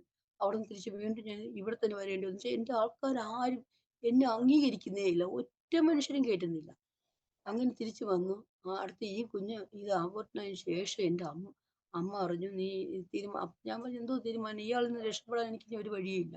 മരണം തന്നെയാണ് എൻ്റെ രക്ഷ. ഇനി വേറെ ഒരു വഴി എൻ്റെ മുന്നിലില്ല എന്ന് പറഞ്ഞു. അങ്ങനെ അമ്മ പിടിച്ചു വെച്ചിരിക്കുവാന്ന് പറഞ്ഞ് വഴക്കുണ്ടാക്കി. അമ്മ എന്നെ ഇട്ടിട്ട് അമ്മയും പോയി. സഹോദരങ്ങൾ എല്ലാവരും പോയി. ഞാൻ തന്നെയായി. ഇവിടെ വന്ന് ഇയാൾ അന്ന് ഒരു ദിവസം കഴിഞ്ഞ് പിറ്റേ ദിവസം ഞാൻ പറഞ്ഞു ഇയാൾ ജോലിക്ക് എന്തെങ്കിലും പോ. ഇങ്ങനെ കിടന്നാൽ എനിക്ക് എന്തെങ്കിലും കഴിക്കണം. ഇന്നലെ ഒന്നുമില്ല. അങ്ങനെ അപ്പോൾ ഇയാളോട് ഞാൻ പോകും നാളെ ജോലിക്ക്. ഇപ്പോൾ ഇയാൾ പോകത്തില്ല. ഞാൻ എന്ത് ചെയ്തു അന്ന് പകല് രാവിലെ തന്നെ ഡ്രസ്സൊക്കെ മാറ്റി. ഇല്ലെങ്കിൽ എവിടെ പോയാലും ഞാൻ ബാഗ് എനിക്ക് ആവശ്യമുള്ള ഡ്രസ്സ് എല്ലാം എടുക്കും. അന്ന് എനിക്ക് എന്തോ ഒന്നും എടുക്കാൻ തോന്നിയില്ല. ഞാൻ ഡ്രസ്സും മാറ്റിയിട്ട് എൻ്റെ വീട്ടിൻ്റെ വാതിലിൻ്റെ ചാവി കയ്യിലെടുത്തിട്ട് ഇയാൾ കിടക്കുവാണ്. അപ്പോൾ തലേ ദിവസം ഞാൻ പോയിട്ട് തിരിച്ചു വന്നു. ഇയാൾ എന്നെ വിളിച്ചിട്ട് വന്നു. അന്ന് ഇതുപോലെ ഇയാൾ എന്നെ അവിടെ ഞാൻ ഇന്ന് നിന്നെ വിളിക്കാൻ വരില്ല. നീ പൊയ്ക്കോ എന്ന് പറഞ്ഞു. ഞാൻ ഇതും എടുത്തുകൊണ്ട് നേരെ ബസ്സിൽ കയറി ഈസ്റ്റ്‌പോർട്ട് പോയി. മൂത്ത ചേച്ചിയെ വിളിച്ചിട്ട് പറഞ്ഞു ഞാൻ ഇനി അയാളുടെ കൂടെ താമസിക്കില്ല. എനിക്ക് ഇനി എൻ്റെ മുന്നിൽ ഒരു വാതിലേ ഉള്ളൂ, മരണവാതിൽ. ഞാൻ മരണത്തിന് വേണ്ടി ഞാൻ മരിക്കാൻ തീരുമാനിച്ചു. നിങ്ങളാരും എന്നെ ഓർത്ത് വേദനിക്കരുതെന്ന് പറഞ്ഞു. അപ്പോൾ അവൾ എന്നെ വിളിച്ചിട്ട് പറഞ്ഞു നീ മരിക്കുകയൊന്നും ചെയ്യണ്ട. നീ വേഗം എൻ്റെ അടുത്ത് വാന്ന് പറഞ്ഞു. നീ ഒന്നും കാണിച്ചാലേ വേഗം ഇങ്ങ് വാന്ന് പറഞ്ഞു. അങ്ങനെ മൂത്ത ചേച്ചിയുടെ അടുത്ത് ചേച്ചി മെൻ്റൽ ഹോസ്പിറ്റലിലാണ് ജോലി. തിരുവനന്തപുരത്ത്. അങ്ങനെ അവിടെ പോയി. അവിടെ ചെന്നപ്പോൾ അവിടെ ഒരു കൊച്ചിനെയും കൊണ്ട് ഒരു അമ്മ ഇങ്ങനെ കാണിക്കാൻ അവിടെ നിൽക്കുവാണ്. അപ്പോൾ സ്ഥിരം അവിടുത്തെ പേഷ്യൻ്റ് ആയതുകൊണ്ട് ചേച്ചിക്ക് ഇങ്ങനെ പറഞ്ഞാൽ ഭയങ്കര ഇഷ്ടവും അവരെ സ്നേഹിക്കുകയൊക്കെ ചെയ്യുന്ന ഒരു വ്യക്തിയാണ്.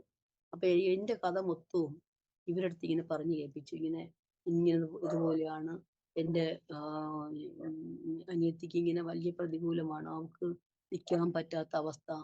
അവളെ വല്ലാതെ ഇങ്ങനെ ഇട്ട് ഒരുത്തൻ ഉപദ്രവിച്ചുകൊണ്ടിരിക്കുന്നു. അവളെ അവൻ സ്നേഹിക്കുകയൊന്നും ചെയ്യാറില്ല. ഒരു കുഞ്ഞ് മരണപ്പെട്ടു. അടുത്തൊരു വീണ്ടും വന്നു അതിനെയും ഇല്ലാതാക്കി ചവിട്ടി ഇല്ലാതാക്കി. ഇങ്ങനെ ഈ കഥകളെല്ലാം അവരോട് പറഞ്ഞപ്പോൾ അവർ പറഞ്ഞു അവളിപ്പം ഇവരോടും പിടിയില്ലാതെ നിൽക്കുന്നു. എനിക്കിപ്പോൾ എൻ്റെ വീട്ടിൽ കൊണ്ടുപോകാൻ പറ്റത്തില്ല. എൻ്റെ ഹസ്ബൻഡ് കയറ്റൂല. അമ്മയ്ക്ക് നിർത്താൻ പറ്റില്ല. ആർക്കും നിർത്താൻ പറ്റാത്തൊരവസ്ഥ. അവളെ രക്ഷിക്കണം. എന്ത് ചെയ്യണമെന്ന് ചോദിച്ചു. അപ്പോൾ പറഞ്ഞു നീ ഒരു കാര്യം ചെയ്യേണ്ടത് അവളെ ഞങ്ങൾക്ക് ഒരു സ്ഥലമുണ്ട്. അത് ഞാൻ ഒന്ന് തിരക്കിയിട്ട് പറയാം. ഇന്ന് 2 ദിവസത്തേക്ക് എങ്ങോട്ടെങ്കിലും അനിയത്തിയെ ഒന്ന് മാറ്റി നിർത്തണം. അത് കഴിഞ്ഞിട്ട് ഞാൻ ചേച്ചി അവിടെ നിന്ന് തിരക്കി നോക്കട്ടെ. അവിടെ നിർത്താൻ പറ്റുമെങ്കിൽ കുറച്ച് ദിവസം നിർത്തി എന്തെങ്കിലും നമുക്ക് ചെയ്യാൻ പറ്റുമെങ്കിൽ നമുക്ക് ചെയ്യാം എന്ന് പറഞ്ഞു. അങ്ങനെ അവിടെ ഒരു എൻ്റെ ഒരു കൂട്ടുകാരിയുടെ വീട്ടിൽ തന്നെ തിരിച്ച് എന്നെ മടക്കി വിടുകയാണ്. അവിടെ ചെന്ന് ഒരു 2, 3 ദിവസം കഴിഞ്ഞപ്പോൾ അവരുടെ അമ്മ പറഞ്ഞു മോളെ നിനക്ക് ഈ അബോർഷനായിട്ട് അതിനുള്ള ട്രീറ്റ്മെൻറ്റുകളും കാര്യങ്ങളും ഒന്നും ചെയ്തിട്ടില്ലല്ലോ. അപ്പോൾ ഞാൻ എന്തെങ്കിലും നിനക്ക് ചെയ്തു തരട്ടെ എന്ന് ചോദിച്ചു. അപ്പോൾ ഞാൻ പറഞ്ഞു അപ്പോൾ അവരെനിക്ക് എന്നാലും എല്ലാ കാര്യങ്ങളും അവർ ചെയ്യുന്നുണ്ട്. അവർക്ക് എന്നാലും ഒരു വിഷമം പോലെ ഇങ്ങനെ ഇരിക്കുന്നത് കാണുമ്പോൾ അവർ വിളിക്കാൻ 2, 3 ദിവസത്തിനകത്ത് വിളിക്കാമെന്ന് പറഞ്ഞിട്ട് വിളിക്കാൻ വന്നിട്ടില്ല. ഒന്നും അറിയാനും നിവൃത്തിയില്ല. അപ്പോൾ ഈ കുട്ടി ഇങ്ങനെ ഇരുന്നാൽ എന്ത് ചെയ്യും? അപ്പോൾ ഞാൻ എന്തെങ്കിലും ചെയ്യട്ടോ എന്ന് ചോദിച്ചു. ഞാൻ പറഞ്ഞു അപ്പോൾ അമ്മ ഒരു വീട്ടിൽ ചെന്ന് കുറച്ച് അവരേലും കാശില്ല. കാശ് വാങ്ങി സാധനങ്ങളൊക്കെ വാങ്ങാൻ പോകാൻ വേണ്ടി ഇരിക്കുമ്പോൾ എൻ്റെ ചേച്ചി വിളിക്കുവാണ്. മോളിയെ വണ്ടി വിട്ടിട്ടുണ്ട്. മോളിയെ ആ വണ്ടിയിൽ വേഗം ഹോസ്പിറ്റലിലോട്ട് വിടണമെന്ന് പറഞ്ഞു. അങ്ങനെ വേഗം അവര് എന്നെ ഹോസ്പിറ്റലിലോട്ട് ആ വണ്ടിയിൽ കയറ്റി ഹോസ്പിറ്റലിൽ വിട്ടു. വിട്ടിട്ട് ഞാൻ ഒരു കൊച്ചു ബാഗും കയ്യിൽ തൂക്കി. എൻ്റെ കയ്യിൽ ഒന്നുമില്ല. ഡ്രസ്സില്ല. ഞാൻ ഒന്നും എടുത്തിട്ടില്ല. ഞാൻ ഇതും തൂക്കിയിട്ട് ഇവർക്കൊന്നും ഒരു പൊട്ടിയെ പോലെ ഞാൻ ഇങ്ങനെ നിൽക്കുവാണ് അവരുടെ അടുത്ത് പോയി. ഞാൻ ചോദിച്ചു, "എന്നെ എവിടെയാ കൊണ്ടുപോണെ?" അത് തൽക്കാലം ഞാൻ ഒരു സ്ഥലത്ത് കൊണ്ടാക്കും. നീ അവിടെ കുറച്ച് ദിവസം അവിടെ നിൽക്കണം. നമ്മുടെ നിന്റെ വിഷമങ്ങളും ഇതൊക്കെ ഒന്ന് അവിടെ ഒന്ന് തീരട്ടെ. അതുപോലെ ഇവനൊന്ന് സൈലന്റ് ആവാതെ നിന്നെ കൊണ്ടുവരാൻ പറ്റില്ല. ഇവൻ വയലന്റ് ആയി നിന്ന് കൊണ്ടുവരുമ്പോൾ നമുക്കും അതൊരു ബുദ്ധിമുട്ടാവും. അതുകൊണ്ട് കുറച്ച് നാൾ നീ അവിടെ ഒന്ന് നീ പിടിച്ച് നിൽക്കെന്ന് പറഞ്ഞു. അങ്ങനെ കൊണ്ടുപോയത് നെടുമങ്ങാട് തൃപ്പാദം എന്ന് പറയുന്ന ഒരു അനാഥാലയം. എന്ന് വെച്ചാൽ ആരും അവിടെ പിന്നെ ഏഹ് എല്ലാ മെന്റൽ പേഷ്യന്റാ. എന്നുവെച്ചാൽ നോർമൽ സ്റ്റേജിലുള്ള ഒരു വ്യക്തി, ഒരു കുട്ടി മാത്രമേ അതിനകത്തുള്ളൂ. ബാക്കിയെല്ലാം മെന്റൽ രോഗികളും അനാഥമാരും എല്ലാവരാലും ഉപേക്ഷിക്കപ്പെട്ട് കിടക്കുന്ന ഒരു സ്ഥലത്താണ് എന്നെ കൊണ്ടുപോയത്. അപ്പോൾ അവിടുത്തെ അച്ഛൻ്റെ അടുത്ത് എന്നിങ്ങനെ കാര്യം പറഞ്ഞു. ചേച്ചി ഇന്നതുപോലെയാ, എൻ്റെ അനിയത്തി ഇങ്ങനെ എല്ലാ കാര്യങ്ങളും പറഞ്ഞു. അയ്യോ, ആ കൊച്ചു നോർമലുള്ള ഒരു കുട്ടിയെ നമ്മളിവിടെ എടുക്കില്ല. ഇങ്ങനെ സുഖമില്ലാത്തതും ഇങ്ങനെയൊക്കെയുള്ള അനാഥരും ഉപേക്ഷിക്കപ്പെട്ട് അങ്ങനെ ആൾക്കാർ താമസിക്കുന്ന ഒരിടമാണിത്. ഇവിടെ നോർമൽ സ്റ്റേജിലുള്ള ഒരു കുട്ടിയെ എടുക്കാൻ ബുദ്ധിമുട്ടാന്ന് പറഞ്ഞു. അപ്പൊ ചേച്ചി സങ്കടത്തിൽ ഇങ്ങനെ കാല് പിടിക്കും പോലെ പറഞ്ഞപ്പോഴത്തേക്കും പിന്നെ പറഞ്ഞു, എന്നാ ഒരു കാര്യം ചെയ്യൂ, ഒരു 2 മാസത്തേക്ക് ഞങ്ങൾ വെയിറ്റ് ചെയ്ത് ഇവിടെ നിർത്തിയേക്കാം. പക്ഷേ ഞങ്ങൾ ഈ സാഹചര്യങ്ങളുമായി ഈ കുട്ടി പൊരുത്തപ്പെട്ട് പോകണം. എന്നുവെച്ചാൽ ഇത് ഇവിടുത്തെ ബുദ്ധിമുട്ടുകളെല്ലാം അറിഞ്ഞപ്പോൾ അപ്പൊ എൻ്റെ അടുത്ത് ഒന്നും ചോദിക്കാതെ തന്നെ ചേച്ചി അവർക്ക് ഉറപ്പ് കൊടുത്തു. ശരി, അവള് അങ്ങനെ നിൽക്കും എന്ന് ചേച്ചി എന്നെ അങ്ങ് ഉറപ്പ് പറയുവാണ് അവരുടെ. അങ്ങനെ അവര് എല്ലാം പറഞ്ഞു ആക്കിയിട്ട് നീ വിഷമിക്കണ്ട. കുറച്ച് ദിവസം ഇവിടെ നിൽക്ക്. നമുക്ക് എന്തെങ്കിലും ഇതിന് തീരുമാനം ഉണ്ടാക്കിയിട്ട് നിന്നെ ഞാൻ കൊണ്ടുപോകാന്ന് പറഞ്ഞു. അത് കഴിഞ്ഞ് അവരങ്ങ് പോയി. എന്നെ നിർത്തിയിട്ട് പോയി. അവിടെ 3 കന്യാസ്ത്രീമാരുണ്ട്. അവര് 2 പേര്, ഒരാള് വാർഡ് നോക്കുന്നത്, ഒന്ന് പള്ളിയിലത്, ഒന്ന് അടുക്കള പാചകം അങ്ങനെയൊക്കെ ചെയ്യുന്ന 3 പേരാ. അപ്പൊ ഈ കന്യാസ്ത്രീ അമ്മ എന്നെ കണ്ടപ്പോ ഭയങ്കര സങ്കടമായി. എന്ന് വെച്ചാൽ ഞാന് ഒരു കുഴപ്പവും ഇല്ലാത്ത ഒരു കുട്ടിയെ ഈ ഒരു സ്റ്റേജിൽ. അപ്പൊ എൻ്റെ അടുത്ത് അവര് കഥകളെല്ലാം ചോദിച്ചിട്ട് എനിക്ക് വേണ്ടി ആ കന്യാസ്ത്രീ അമ്മ അങ്ങ് പ്രാർത്ഥിക്കാൻ തുടങ്ങി. അപ്പൊ എൻ്റെ പറയും, എല്ലാ കിച്ചണിലൊക്കെ ഇവിടെ നിൽക്കുന്ന എല്ലാവരെയും രാവിലെ ആകുമ്പോൾ കിച്ചണിൽ കൊണ്ടുപോകും. അവര് അവിടെ ജോലികളും കാര്യങ്ങളൊക്കെ ചെയ്യണം. ഇവർക്കുള്ള 2 വാർഡാ, സ്ത്രീകളുടെ വാർഡും പുരുഷന്മാരുടെ വാർഡും. അപ്പൊ ഈ 2 വാർഡിലുള്ള ഫുഡ് ഉണ്ടാക്കുന്നതിന് വേണ്ടിയിട്ട് ഇവിടെയുള്ള സ്ത്രീകളെല്ലാം രാവിലെ അങ്ങ് പോകും. എന്നുവെച്ചാൽ ഈ രോഗം, ഷുഗർ അങ്ങനത്തെയൊക്കെയുള്ള ചെറിയ ചെറിയ രോഗങ്ങളുള്ളവരെല്ലാം അനാഥമാരെല്ലാം അവരങ്ങോട്ട് കിച്ചണിലേക്ക്. വയലന്റ് ആയി കിടക്കുന്ന പേഷ്യൻറ്റിനെ സെല്ലുകളിലൊക്കെ അവർ അടച്ചിട്ടിട്ടുണ്ട്. അല്ലാതെ പുറത്തുമുണ്ട്. അവർ പുറത്ത് നിൽപ്പുണ്ട്. അവർ അവിടെ നിന്നിട്ട് പുറത്ത് നിന്ന് ഉപദ്രവമൊന്നുമില്ല. എങ്കിലും അവരെല്ലാം അവിടെ തന്നെ മലവിസർജനം ആയാലും അവർക്കറിയില്ലല്ലോ, എല്ലാം അവിടെ തന്നെയാണ് ചെയ്യുന്നത്. പിന്നെ ക്ലീനിങ്ങിന് പറയുമ്പോൾ അവരൊന്ന് ക്ലീൻ ചെയ്തിട്ടൊക്കെ അങ്ങ് പോകും. ചിലപ്പോൾ ഞങ്ങൾ രാവിലെ ഉറക്കം എണീക്കുമ്പോൾ ഞങ്ങളെ ബെഡിൻ്റെ അടുത്ത് തന്നെ മലവിസർജനമൊക്കെ ചെയ്ത് നമുക്കൊന്നും പറയാൻ പറ്റില്ല. നമ്മൾ നിൽക്കുന്നതല്ലായതുകൊണ്ട് എല്ലാം സഹിച്ച് തന്നെ അവിടെ അങ്ങ് നിൽക്കാനിടയായി. എന്നാൽ ഒരു 2 മാസം 1 മാസമൊക്കെ കഴിഞ്ഞപ്പോൾ ഇവരുമായിട്ട് അങ്ങ് പൊരുത്തപ്പെട്ട് ഞാൻ പോകാൻ തുടങ്ങി. സന്തോഷത്തോടെ അവരൊക്കെ ആയിട്ട് അവരെ കാര്യങ്ങളിലോട്ടൊക്കെ എന്നെ ദൈവം അങ്ങ് എന്തോ ഈ വഴിയിലൂടെ ഇതെന്താണെന്ന് ഇത് അറിയിക്കാൻ വേണ്ടി, ഈ കഷ്ടത എന്തെന്നും ഈ ഈ നമ്മൾ ഈ ഒരു കഷ്ടത്തിൽ കൂടെ വന്നാലല്ലേ ഒന്ന് പുറത്ത് ഒഴിവായി വരത്തുള്ളൂ. അപ്പൊ ആ കഷ്ടത്തിനകത്തൂടെ എന്നെ കൊണ്ടുപോകത്തക്ക രീതിയിൽ അതിനകത്ത് എന്നെ ആദ്യം എന്നെ കൊണ്ടങ്ങ് ആക്കി ദൈവം. അങ്ങനെ അവിടെ കൊണ്ടുവന്ന് ഞാൻ അവിടെ ചെന്ന് ആദ്യമൊക്കെ എനിക്ക് ഭയങ്കര ബുദ്ധിമുട്ടായിരുന്നു. എനിക്ക് അവരുമായിട്ട് ഉൾക്കൊള്ളാനോ. അപ്പൊ അങ്ങനെ ഒരു പെൺകുട്ടി അവിടെ നോർമലായിട്ടൊരു കുട്ടിയുണ്ട്. അപ്പൊ അവള് എന്നെ സമാധാനപ്പെടുത്തി എല്ലാ കാര്യങ്ങളൊക്കെ പറഞ്ഞ്. ആ കല്യാണം കഴിഞ്ഞ കുട്ടിയല്ല. എൻ്റെ അടുത്ത് അവര് പണ്ടേ അവിടെ നിർത്തി വളർത്തിയൊരു കൊച്ചാണത്. പിന്നെ പള്ളിയിൽ നിർത്തി വളർത്തി കുഞ്ഞിലേ കൊണ്ടുവന്നൊരു കുട്ടിയാ. അപ്പൊ അത് അമ്മയൊക്കെ ഉപേക്ഷിച്ച് അങ്ങനെ കഴിഞ്ഞു വന്ന കുഞ്ഞായതുകൊണ്ട് അവള് ഏകദേശം എൻ്റെ പ്രായം വരും. അവൾ കല്യാണം ഒന്നും ആയില്ല, ഇങ്ങനെ നിൽക്കുവാണ് അവിടെ. അപ്പൊ ആ കുട്ടിയും എൻ്റെ കൂടെ ഉള്ളതുകൊണ്ട് എനിക്കൊരു ധൈര്യമുണ്ട്. എനിക്ക് ഒന്നില്ലെങ്കിൽ ഒരാളടുത്തെങ്കിലും ഒന്ന് മനസ്സ് തുറന്ന് സംസാരിക്കാൻ പറ്റുമല്ലോ. അങ്ങനെ ഒന്ന് അവളടുത്തൊന്ന് കാര്യങ്ങളും കഥകളൊക്കെ ഞങ്ങളിങ്ങനെ പറഞ്ഞിരിക്കും, പരസ്പരം വിഷയങ്ങൾ. അങ്ങനെ സിസ്റ്റർ വരും. സിസ്റ്റർ ഞങ്ങളെ കാര്യങ്ങളൊക്കെ ചോദിക്കും. പിന്നെ അനിതയ്ക്ക് ഒരു കാര്യം ചെയ്യാം, ഞാൻ ഒരു റൂം ഓപ്പൺ ചെയ്ത് തരാം. അതിനകത്ത് പകൽ മൊത്തം ഇവരുടെ ഡ്രസ്സുകളൊക്കെ ഉണ്ട്. അതൊക്കെ കീറിയതൊക്കെ ഉണ്ട്, തയ്യൽ മെഷീനുണ്ട്. അതൊക്കെ ഒന്ന് അടിച്ചൊക്കെ ഇരുന്ന് ഒന്ന് സമയം ഒന്ന് ഫ്രീ ആക്ക്. വെറുതെ ഇരിക്കുമ്പോൾ ചർച്ച് പോയിരുന്ന് പ്രാർത്ഥിക്കണം. ഇങ്ങനെയൊക്കെ എന്നെ അവർ ഓരോന്നും പറഞ്ഞ് സമാധാനപ്പെടുത്തും. അവർക്ക് ഭയങ്കര വിഷമമാണ് ഞാനിങ്ങനെ ഒറ്റയ്ക്കിരിക്കുകയും ഇങ്ങനെ ചെയ്യുമ്പോൾ അവർക്ക് ഭയങ്കര വിഷമം. അവർ ഓരോ കഥകളൊക്കെ കേൾക്കുമ്പോൾ ഭയങ്കര ബുദ്ധിമുട്ടും പ്രയാസം തോന്നുമ്പോൾ എന്നെ അടുത്ത് സമാധാനപ്പെടുത്തും. എന്നെ സ്നേഹിക്കും. അവർ ഒരുപാട് സ്നേഹിച്ചു. അവിടെ നിന്ന് കൊച്ചിനെക്കാളും അധികമായി ഭിന്നത്തിൽ എന്നെ സ്നേഹമായി അവർക്ക്. അങ്ങനെ 1 മാസം 2 മാസം ആയപ്പോഴത്തേക്കും ഇവനിങ്ങനെ തിരക്കി നടക്കുവാ. ഞാൻ എവിടെയാ? എവിടെയുണ്ട്? എവിടെയുണ്ടെന്നൊക്കെ എല്ലായിടവും എന്നെ തിരക്കി നടന്നിട്ട് ഒരിടവും കണ്ടു കിട്ടുന്നില്ല.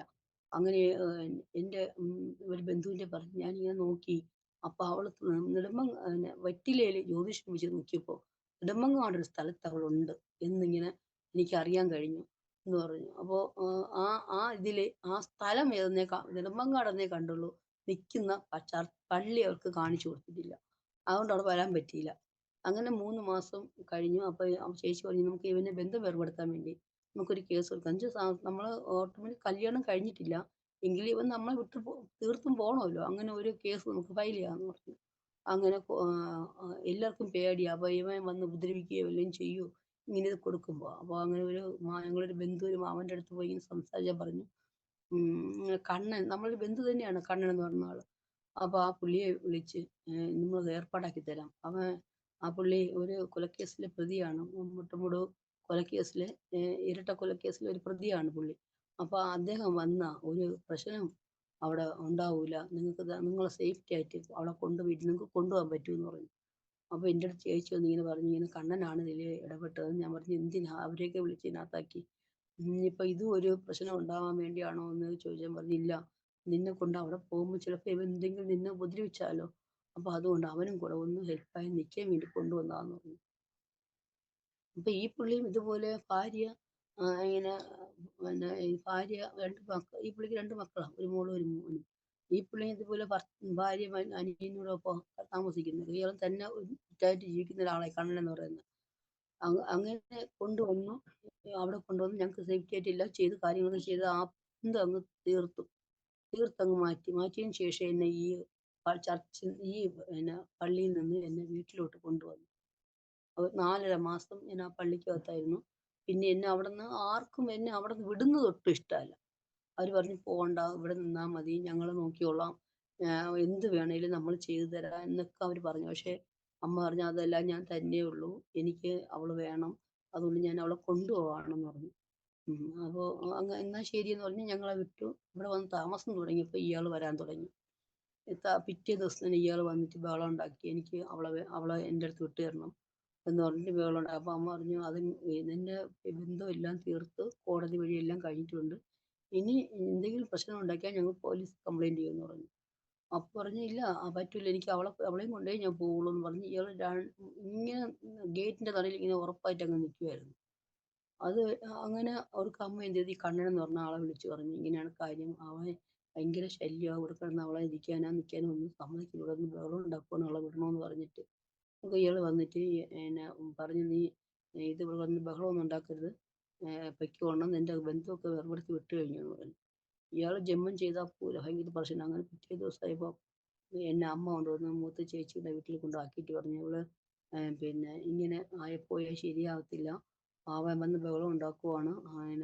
എന്തെങ്കിലും ഇവളെ കാര്യത്തിൽ ചെയ്യണമെന്ന് പറഞ്ഞു. എന്നിട്ട് അമ്മ എന്നെ അവിടെ ആക്കിയിട്ട് അമ്മ അങ്ങ് പോയി. അമ്മ 2ാമത്തെ ചേച്ചിയുടെ വീട്ടിൽ അങ്ങ് പോയി. പിറ്റേ ദിവസമായപ്പോ ചേട്ടൻ വന്നിട്ട് പറഞ്ഞു ഞാനിവിടെ ഒരാളെ കല്യാണം കഴിച്ചു കൊണ്ടുവന്നിട്ടുള്ളൂ. ആ ആളെ മാത്രമേ എനിക്ക് നോക്കാൻ പറ്റുള്ളൂ. അതുകൊണ്ട് ഇവളെ ഇവിടുന്ന് പറഞ്ഞു വിടണമെന്ന് പറഞ്ഞു. അപ്പൊ ചേച്ചിയോ എന്ത് ചെയ്യണമെന്ന് ചേച്ചിക്ക് അറിയില്ല. 2ാമത്തെ ചേച്ചിയുടെ വീട്ടിൽ കൊണ്ടാക്കാൻ പറ്റും. ചേച്ചി ഞാൻ താമസിക്കുന്ന ദേശത്താണ് 2ാമത്തെ ചേച്ചി താമസിക്കുന്നത്. അപ്പൊ അവിടെ ഇവൻ കയറി ചെല്ലും ബഹളം ഉണ്ടാക്കും. അപ്പൊ അവിടെ വിടാൻ പറ്റത്തില്ല. അപ്പൊ എന്ത് ചെയ്യണമെന്ന് ചേച്ചി ബന്ധുക്കളൊന്നും കേറ്റത്തുമില്ല. ചേച്ചിക്ക് എന്ത് ചെയ്യണമെന്നല്ല. അപ്പൊ ഞങ്ങളെ ഈ ഹെൽപ്പ് ചെയ്ത കണ്ണൻ എന്ന് പറഞ്ഞ വ്യക്തി വിളിച്ചിട്ട് പറഞ്ഞു എടാ ഇന്നതുപോലെ കാര്യം ഇവിടെ ചേട്ടൻ ഭയങ്കര പ്രശ്നമാണ്. നീ എവിടെ എങ്ങനെയെങ്കിലും ഒന്ന് ഇവിടെ നിന്നൊന്ന് മാറ്റി എങ്ങോട്ടെങ്കിലും താമസിപ്പിക്കണമല്ലോ. അങ്ങനെ കുഞ്ഞമ്മയുടെ വീട്ടിൽ അവരെ കുഞ്ഞമ്മയുടെ വീട്ടിൽ കൊണ്ടുപോയി താമസിപ്പിച്ചു. അവിടെ ഒരു മാസം വരെ അവിടെ തങ്ങിയപ്പോഴത്തേക്കും അയാളെ ഭാര്യ പറഞ്ഞു ഇയാള് എന്നെ വിളിച്ചിട്ടുണ്ടെന്ന് വിളിച്ച് താമസിപ്പിച്ചിരിക്കുക. അങ്ങനെ വീണ്ടും അവിടെയും പ്രശ്നം ഉണ്ടാക്കി. അപ്പൊ അവിടുന്ന് ഇവനെ എങ്ങനെയെങ്കിലും രക്ഷപ്പെടുത്തണമല്ലോ എന്ന് പറഞ്ഞ് ചേച്ചിയെ വിളിച്ചു പറഞ്ഞു ഇങ്ങനെ വീട് പ്രശ്നമാണ് ചേച്ചി. അവളെ എന്ത് ചെയ്യട്ടെ? അത് ഞങ്ങൾ ഇവിടെ ഇല്ല എറണാകുളത്താ നിൽക്കുന്നത്. നീ അവളെ ഇപ്പൊ തൽക്കാലത്തേക്ക് എങ്ങോട്ടെങ്കിലും ഒന്ന് മാറ്റാൻ പറഞ്ഞു. അങ്ങനെ അവിടെ നിന്ന് വീണ്ടും എന്നെ ഒരു ചടയമംഗലത്ത് ഒരു കൂട്ടുകാരന്റെ വീട്ടിൽ കൊണ്ടുവന്നു നിർത്തി. നിർത്തിയിട്ട് ഈ പുള്ളി ഡ്രൈവിംഗ് ആണ്. പുള്ളി വണ്ടി ഓടാൻ പോയി. ഞാനിങ്ങനെ അവരുടെ കൂടെ നിൽക്കുവാണ്. നിന്ന് ഒരു 2-3 ദിവസം കഴിഞ്ഞപ്പോൾ എനിക്ക് അങ്ങ് ബ്ലീഡിങ് ആയി. ബ്ലീഡിങ് എന്ന് പറഞ്ഞാൽ ഭയങ്കര ബ്ലീഡിങ്. എനിക്ക് നിൽക്കാൻ പറ്റാത്ത രീതിയിൽ ബ്ലീഡിങ്. അങ്ങനെ ആ വീട്ടിലെ കൊച്ച് തന്നെ അവിടെ അടുത്തൊരു ചടയമംഗലത്തൊരു ഹോസ്പിറ്റലിൽ കൊണ്ട് കാണിച്ചു. കാണിച്ചപ്പോഴത്തേക്ക് അവർ പറഞ്ഞു വേണ്ടുന്ന മരുന്നൊക്കെ തന്ന് വിട്ടു. അത് കഴിച്ചിട്ടൊന്നും ഒരു കുറവുമില്ല. അപ്പോൾ ഇവർ തന്നെ 2, 3 ഹോസ്പിറ്റലിൽ കൊണ്ടുപോയിട്ടൊന്നും ഒരു കുറവും ഇല്ലാത്ത കാരണം അവർ ഇദ്ദേഹത്തെ വിളിച്ച് പറഞ്ഞു, "കണ്ണാ ഇന്നതുപോലെയാണ്. അവൾക്ക് അസുഖം കുറയുന്നില്ല. അത് കൂടിക്കൊണ്ടിരിക്കുവാണ്. നീ എന്തെങ്കിലും വന്ന് ഈ കുട്ടിയുടെ കാര്യത്തിൽ തീരുമാനം ഉണ്ടാക്കണം" എന്ന് പറഞ്ഞു. ഇതിൻ്റെ ഇടയ്ക്ക് ഇദ്ദേഹം എന്നെ വിളിച്ച് ഒളിച്ചോടി പോയി എന്ന് അങ്ങ് ഞങ്ങളുടെ ഈ തിരുവനന്തപുരം ദേശം മൊത്തം അങ്ങ് ഫ്ലാഷാക്കി ഇവരുടെ ഭാര്യയും ഇവരുടെ ബന്ധുക്കളും എല്ലാം ഇങ്ങനെ നിറച്ചിട്ടിരിക്കുവാണ്. എന്നെ ഒളിച്ചോടി കൊണ്ടുപോയി. പുള്ളി ജോലിക്ക് പോയി. ഞാനിങ്ങനെ താമസിക്കുന്നു. അങ്ങനെ എന്നെ തിരിച്ച് ആ സ്ഥലത്ത് നിന്ന് തിരുവനന്തപുരത്ത് കൊണ്ടുവന്നു.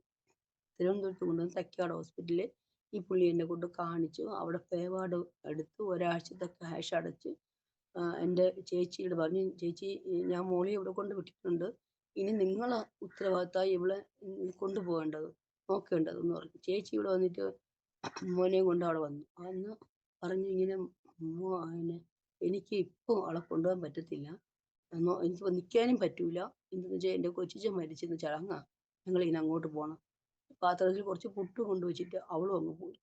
പോയി കഴിഞ്ഞ് ഇദ്ദേഹം ഇങ്ങനെ ഞാൻ എന്ത് ചെയ്യണമെന്ന് ഞങ്ങൾ രണ്ടുപേരും സംസാരിച്ചുകൊണ്ടിരിക്കുമ്പോൾ ഇദ്ദേഹത്തിൻ്റെ ഭാര്യ ഇത് അറിഞ്ഞുകൊണ്ട് ആ ഹോസ്പിറ്റലിൽ വന്ന് എന്നെ ഇനി ഉപദ്രവിക്കാനൊന്നും അതിനകത്തിട്ട് ശരിക്കും അടിക്കുകയും ഉപദ്രവിക്കുകയൊക്കെ ചെയ്തു. എനിക്ക് എന്ത് ചെയ്യണമെന്നൊന്നും അറിയില്ല. അപ്പോൾ അതിനകത്ത് ആ പേവാർഡിനകത്തുള്ള എല്ലാ ആൾക്കാരും ബഹളം കേട്ടു ഓടി അവിടെ വന്നു. ഈ പുള്ളി ഇവളെന്ത് മോശമായി സംസാരിക്കണം, ഇയാളെന്ന് ഇറങ്ങി പോവുകയും ചെയ്തു. എനിക്ക് ആ സ്പോട്ടിൽ എന്ത് മരിക്കണോ എന്ന് പോലും എനിക്ക് അറിയാൻ വയ്യാത്ത കണ്ടീഷൻ ഇങ്ങനെ നിൽക്കുവാണ്. എല്ലാ ആൾക്കാരും ഓടിക്കൂടി വന്ന് എൻ്റെ ഭർത്താവിനെ ഇവള് ജോലിക്ക് പോയ ആളെ മോഷ്ടിച്ചു കൊണ്ടുവന്ന് ഇവിടെ താമസിപ്പിച്ചിരിക്കുക എന്ന് പറഞ്ഞ് ഇവർ വന്ന് ഭയങ്കര ബഹളവും എന്നെ അടിയും ഉപദ്രവവും. പേവാർഡിൻ്റെ ഓഫീസിൽ ഇത് അറിഞ്ഞുകൊണ്ട് ഓഫീസേഴ്സ് എല്ലാം കൂടെ എൻ്റെ ഓടിങ്ങ് വന്നു. അന്ന് ചോദിച്ചുകൂടെ എന്താ പ്രശ്നമെന്ന് കേട്ടു. അപ്പോൾ എന്താ എല്ലാവരും കൂടി നിൽക്കുന്നത്, എല്ലാവരും അവരവരുടെ റൂമുകളിൽ പൊയ്ക്കോളാൻ പറഞ്ഞു. ഇവിടെ നാടകമൊന്നും നടക്കുന്നില്ല, നിങ്ങൾ റൂമുകളിൽ പോകാൻ പറഞ്ഞു. അപ്പോൾ കേട്ട് ഇവരോട് ചോദിച്ചു എന്താ കാര്യം എന്ന് ചോദിച്ചു. അത് എൻ്റെ ഭർത്താവ് ഇവളെ കൊണ്ടുവന്ന് ഇവിടെ എത്തിയിരിക്കുവാന്ന് പറഞ്ഞു. അപ്പോൾ പറഞ്ഞു നിൻ്റെ ഭർത്താവ് ഇത് ഞങ്ങളുടെ പേഷ്യൻ്റാണ്. ഇപ്പോൾ ഇവർ ഞങ്ങളെ പേഷ്യൻ്റാണ്, ഞങ്ങൾ ട്രീറ്റ്മെൻറ്റിലിരിക്കുന്നതാ. അതുകൊണ്ട് നിനക്ക് ഭർത്താവ് കൊണ്ടുവന്നിരിക്കുന്നത് അതൊക്കെ പോലീസ് സ്റ്റേഷനിലായിക്കോണം, ഇതിനകത്താകരുതെന്ന് പറഞ്ഞു. അങ്ങനെ അവിടുന്ന് പിന്നെ ഇവള് പോയി. എനിക്ക് എന്ത് ചെയ്യണമെന്ന് അറിയാൻ ഞാൻ ഈ ഫാനിൽ കെട്ടിത്തൂങ്ങിയാൽ ഈ ഹോസ്പിറ്റലിൽ ഒരു ദാഹം. ഇനി എനിക്ക് തിരിഞ്ഞ് അമ്മയില്ല, സഹോദരങ്ങളില്ല, എല്ലാവരും ഇല്ല. ഒരൊറ്റപ്പെടൽ. എനിക്ക് എന്ത് മുന്നോട്ടും നിർത്തി ഒരു അവസരമില്ല. ഞാൻ വെച്ചിട്ട് റെയിൽവേ ട്രാക്കിൽ കൊണ്ടുവന്ന് തല വെച്ചിട്ട് അങ്ങ് ആത്മഹത്യ ചെയ്യും. ഇതിൻ്റെ ലാസ്റ്റ് ഘട്ടം അതേ ഉള്ളൂ. അങ്ങനെ ഞാൻ അവിടെ നിന്ന് ഇറങ്ങാൻ വേണ്ടി ഇങ്ങനെ ഇരിക്കുമ്പോൾ വീണ്ടും ഈ കണ്ണൻ എന്ന് പറഞ്ഞ വ്യക്തി ഫോൺ ചെയ്യണം എന്നെ. ഫോൺ ചെയ്തിട്ട് നീ ഇവിടെ, ഞാൻ പറഞ്ഞു എന്നെ ഇനി വിളിക്കരുത്, നിങ്ങൾ കാരണം ഒരുപാട് അടിയുണ്ട്. ഒരു ഇല്ലാത്ത പെണ്ണ് ഞാൻ അത്രയും നിന്ന കേട്ടു, എന്നെക്കൊണ്ട് ഇനി ഇയാൾ വിളിക്കുന്നിടത്ത് വരാൻ പറ്റത്തില്ല, ഇയാൾ പൊയ്ക്കോളാൻ പറഞ്ഞു. ഇല്ല, എനിക്ക് ഒരു കാര്യം നിന്നോട് പറയാനുണ്ട്, നീ കേട്ടിട്ട് നീ എന്ത് വേണോ തീരുമാനം എടുക്കാൻ പറഞ്ഞു. അവിടുന്ന് നേരെ ഞാൻ ഇയാൾ വിളിച്ചതനുസരിച്ച് എല്ലാ സാധനങ്ങളൊക്കെ പാക്ക് ചെയ്ത് ഇയാൾ അടുത്ത് വന്നപ്പോൾ ഇയാൾ എൻ്റെ കൈ പിടിച്ച് ഓട്ടോയിൽ കയറി നേരെ തമ്പാൻ്റെ ബസ് സ്റ്റോപ്പിൽ കൊണ്ടുപോയി. അവിടെ കൊണ്ടുപോയിട്ട് നേരെ ബസ്സിൽ കയറി നേരെ ചടയമംഗലത്ത് പണ്ട് പോയതുപോലെ ആ വീട്ടിൽ തന്നെ പോയി. കൂട്ടുകാരൻ്റെ അടുത്ത് ഇയാളെ കഥ കംപ്ലീറ്റ് അന്ന് ഇയാൾ അവിടെ വിവരിച്ച് പറഞ്ഞു എല്ലാ കഥയും. ഇയാളെ ഇങ്ങനെ തള്ളിക്കളഞ്ഞതും ഭാര്യ ഉപേക്ഷിച്ച് അതുവരെയും കൂട്ടുകാരുടെ അടുത്ത് ഒന്നും പറയത്തില്ല, ഒരു മാന്യനായി ജീവിക്കുമായിരുന്നു. അന്നെല്ലാം പറഞ്ഞപ്പോൾ പറഞ്ഞു നീ ഒരു കാര്യം ചെയ്യുക, അതിനിപ്പോൾ പിടിച്ചു നിൽക്കാൻ ആരുമില്ല. ഒരു അത്താണിന്ന് പറയാൻ അമ്മയില്ല, സഹോദരങ്ങളെല്ലാം ഉപേക്ഷിച്ചിട്ട് പോയി. അപ്പോൾ നീ അവളെ പിടിച്ച് താങ്ങി നിർത്തിയില്ലെങ്കിൽ ആ കുട്ടി ഇന്ന് ആത്മഹത്യ ചെയ്യും എന്ന് പറഞ്ഞ് ആ കൂട്ടുകാരൻ പറഞ്ഞത് കാരണം ഇയാൾ എന്നോട് ചോദിച്ചു നിനക്ക് എന്നോടൊപ്പം ജീവിക്കാൻ തയ്യാറാണോ, ഞാൻ നിന്നെ ഞാൻ നോക്കിക്കൊള്ളാം എന്ന് പറഞ്ഞു. അപ്പം ഞാൻ പറഞ്ഞു എനിക്കിപ്പോൾ ഒന്നും തിരിഞ്ഞു പിരിഞ്ഞ് നോക്കാനൊന്നുമില്ല, മരണോടിന് മുമ്പ് നിൽക്കുന്നത്. അപ്പം ഞാൻ സമ്മതിച്ച് അയാളോടൊപ്പം അങ്ങ് ജീവിതം തുടങ്ങി. വീണ്ടും പ്രശ്നങ്ങളായി. അവിടെ നിന്ന് ഫോൺ കോൾ വരെയും ഞങ്ങൾ ആയൂരാണ് താമസിക്കുന്നത്. അപ്പോഴും എനിക്ക് ഈ സംഭവങ്ങളൊക്കെ നടക്കുമ്പോൾ ഈ ബ്ലീഡിങ് ഇങ്ങനെ ഈ രോഗം എന്നെ തുടർന്നുകൊണ്ടിരിക്കുകയാണ്. ഡോക്ടർമാർക്കൊന്നും നോക്കാനുള്ള അവസരം ഒരുക്കാനുള്ള സമയങ്ങളില്ല. അത്രയും പ്രശ്നങ്ങളുടെ നടുവിലാകുമ്പോൾ ഈ ബ്ലീഡിങ് ഗുളിക കഴിക്കുന്നെങ്കിൽ ഇത് കുറവില്ല. അവിടെ നിന്ന് വീണ്ടും ഞങ്ങൾ വന്ന് ആയൂര് പിന്നെ കൈപ്പള്ളി എന്ന് പറഞ്ഞ സ്ഥലത്ത് വന്ന് ഞങ്ങൾ വീട് വാടകയ്ക്ക് എടുത്ത് അവിടെ താമസിച്ചിട്ട് ആയൂര് ഹോസ്പിറ്റലിൽ എന്നെ അഡ്മിറ്റാക്കി. അവിടെ ഡോക്ടർ ചികിത്സ ചെയ്തുകൊണ്ടിരിക്കുക. പിന്നെ ഡോക്ടർ പറഞ്ഞു ഇത് ഈ മരുന്ന് വീട്ടിൽ കൊടുത്താൽ മതി, ഇത് കുറഞ്ഞോളൂ എന്ന് പറഞ്ഞത്. പക്ഷേ വീട്ടിൽ ചെല്ലുമ്പോൾ ഇത് ഭയങ്കര ബ്ലീഡിങ്, അത് നിൽക്കാൻ വയ്യാത്ത രീതിയിലെ ബ്ലീഡിങ് ആയി. അപ്പോൾ എനിക്ക് യേശുവിനെ കുറിച്ച് എനിക്ക് അവിടെ തൃപ്പാത്തിൽ വെച്ച് അവർ പറയും 91 സങ്കീർത്തനം എന്നും രാവിലെയും രാത്രിയിലും വായിച്ചിട്ട് കിടക്കണമെന്ന് പറയും. അപ്പൊ ഞാൻ ഈ 99 സങ്കീർത്തനം മാത്രമേ വായിക്കുകയുള്ളൂ. എനിക്ക് ഇതിനെക്കുറിച്ചൊന്നും അറിയില്ല. ബൈബിളും അതിനകത്തുള്ളതിനെക്കുറിച്ച് യാതൊന്നും അറിയില്ല. യേശു ദൈവം എന്ന് മാത്രം അറിയാം. വേറെ ഒന്നും എനിക്കറിയില്ല. ഈ 99 സങ്കീർത്തനം എന്നും രാത്രിയിലും വൈകുന്നേരവും ഞാൻ വായിക്കും. അന്ന് ഞാൻ എനിക്ക് ഈ സഹികെട്ട് ഇവന്റെ ഈ പിന്നെ എന്റെ ഭർത്താവ് വീട്ടിലില്ലാത്ത സമയത്ത് ഞാൻ ബൈബിൾ എടുത്ത് ഇങ്ങനെ വായിച്ചുകൊണ്ട് ഇരുന്നു. കുറേ നേരം. രാത്രിയിലായപ്പോൾ പുള്ളി വന്നു ആഹാരം കൊടുത്തിട്ട് വീണ്ടും ഈ 99 സങ്കീർത്തനം എടുത്ത് വെച്ച് ഞാൻ വായിക്കുവാണ്. വായിച്ചിട്ട് ഞങ്ങളിങ്ങനെ കിടക്കുമ്പോൾ ഞാനൊരു കാഴ്ച കാണുന്നു. ഒരു ചർച്ച് എന്ന് പറഞ്ഞാൽ ഒരു ആർസി പള്ളിയാ. ആ പള്ളി ഇങ്ങനെ കുന്നിന്റെ പുറത്താ. തേരി വാക്കാണ്. ആ തെരി കൂടെ ഇങ്ങനെ ഒരു മനുഷ്യൻ ഇങ്ങനെ താടിയെല്ലാം വളർത്തി ഇങ്ങനെ മുടിയെല്ലാം ഇതുവരെ ഇട്ട് ഇങ്ങനെ തുണി ഇങ്ങനെ തറയിൽ കിടന്ന് ഇങ്ങനെ എഴയുവാണ്. കൂടെ ഒത്തിരി ജനം കൂടെ പുരുഷന്മാരെല്ലാം നിറയെ ആൾക്കാർ ഇങ്ങനെ കൂടെ ഇങ്ങനെ തേരി വാക്ക് ഇങ്ങനെ നടന്നു വരുമ്പോൾ ഒരു സ്ത്രീ ഓടി ഈ ഇതിന്റെ ഇടയിൽ കൂടെ എനിക്ക് ഈ ബൈബിളിനെ കുറിച്ച് ഒന്നും അറിയത്തില്ലാത്ത ഒരു ദർശനം എനിക്ക് ദൈവം അന്ന് തരുന്നത്. ഓടി വന്നിട്ട് ഈ ആളിന്റെ തുണിയുടെ തൊങ്ങലിൽ ഇങ്ങനെ തൊട്ട് കഴിഞ്ഞ് ഞാൻ പെട്ടെന്ന് കണ്ണങ്ങ് തുറന്നു. തുറന്ന് നോക്കിയിട്ട് ഞാൻ ഇങ്ങനെ എൻ്റെ ഈ അടുത്ത് കിടന്ന എൻ്റെ ഭർത്താവ് കിടന്ന് ഉറങ്ങുന്നു. ഞാൻ എനിക്ക് പിന്നെ എന്തോ ഒരു സംഭവിച്ചതുപോലെ തോന്നി എൻ്റെ ശരീരത്തിൽ. പെട്ടെന്ന് അതിനുശേഷം എനിക്ക് പിന്നെ ബ്ലീഡിങ്ങേ ഇല്ല. എൻ്റെ ബ്ലീഡിങ് അതോടെ ആ രോഗം അതുപോലെ അങ്ങ് മാറി. അപ്പോൾ പിന്നത്തേലും ഇതെന്താണ് സംഭവം എന്ന് എനിക്കറിയത്തില്ല. അതോടെ എൻ്റെ രോഗം അങ്ങ് മാറി. അത് കഴിഞ്ഞിട്ട് കർത്താവിനെ അറിയുന്നില്ല. എന്നാലും ഞങ്ങള് ആർസി പള്ളികളിലൊക്കെ ഞങ്ങള് പോവും. അവിടെ ഇരുന്ന് പ്രാർത്ഥിക്കും. ഞാനും എൻ്റെ ഹസ്ബൻഡും കൂടെ. ഞാൻ ഇങ്ങനെ പറയും നമുക്ക് വിശ്വസിക്കാം. ദൈവം നമുക്കുണ്ട് എന്നൊക്കെ പറഞ്ഞ് പുള്ളി എന്നെക്കാളും ഹൈന്ദവ കുടുംബത്തിലുള്ള എന്തോ പണ്ടുള്ള ആൾക്കാർ ചുട്ട കോഴിയെ പറപ്പിക്കും എന്നൊക്കെ പറയുന്ന അത്രയും മന്ത്രവാദ കുടുംബത്തിലെ ഒരു പുള്ളിയാണ് എൻ്റെ ഭർത്താവ്. അപ്പൊ അവിടെ ആ ഒരു വ്യക്തി എനിക്കിപ്പം എൻ്റെ ഈ അവസ്ഥ കണ്ട് പള്ളിയിലോട്ട് ഇങ്ങനെ ആർസി പള്ളിയിൽ ഞങ്ങൾ പോവുകയും എടുക്കുകയൊക്കെ ചെയ്ത് അങ്ങനെ കഴിഞ്ഞു പോയിക്കൊണ്ടിരുന്നു. കുറേ നാൾ അവിടെ കഴിഞ്ഞു. അത് കഴിഞ്ഞ് നമ്മൾ തിരിച്ച് നാട്ടിൽ വന്നു.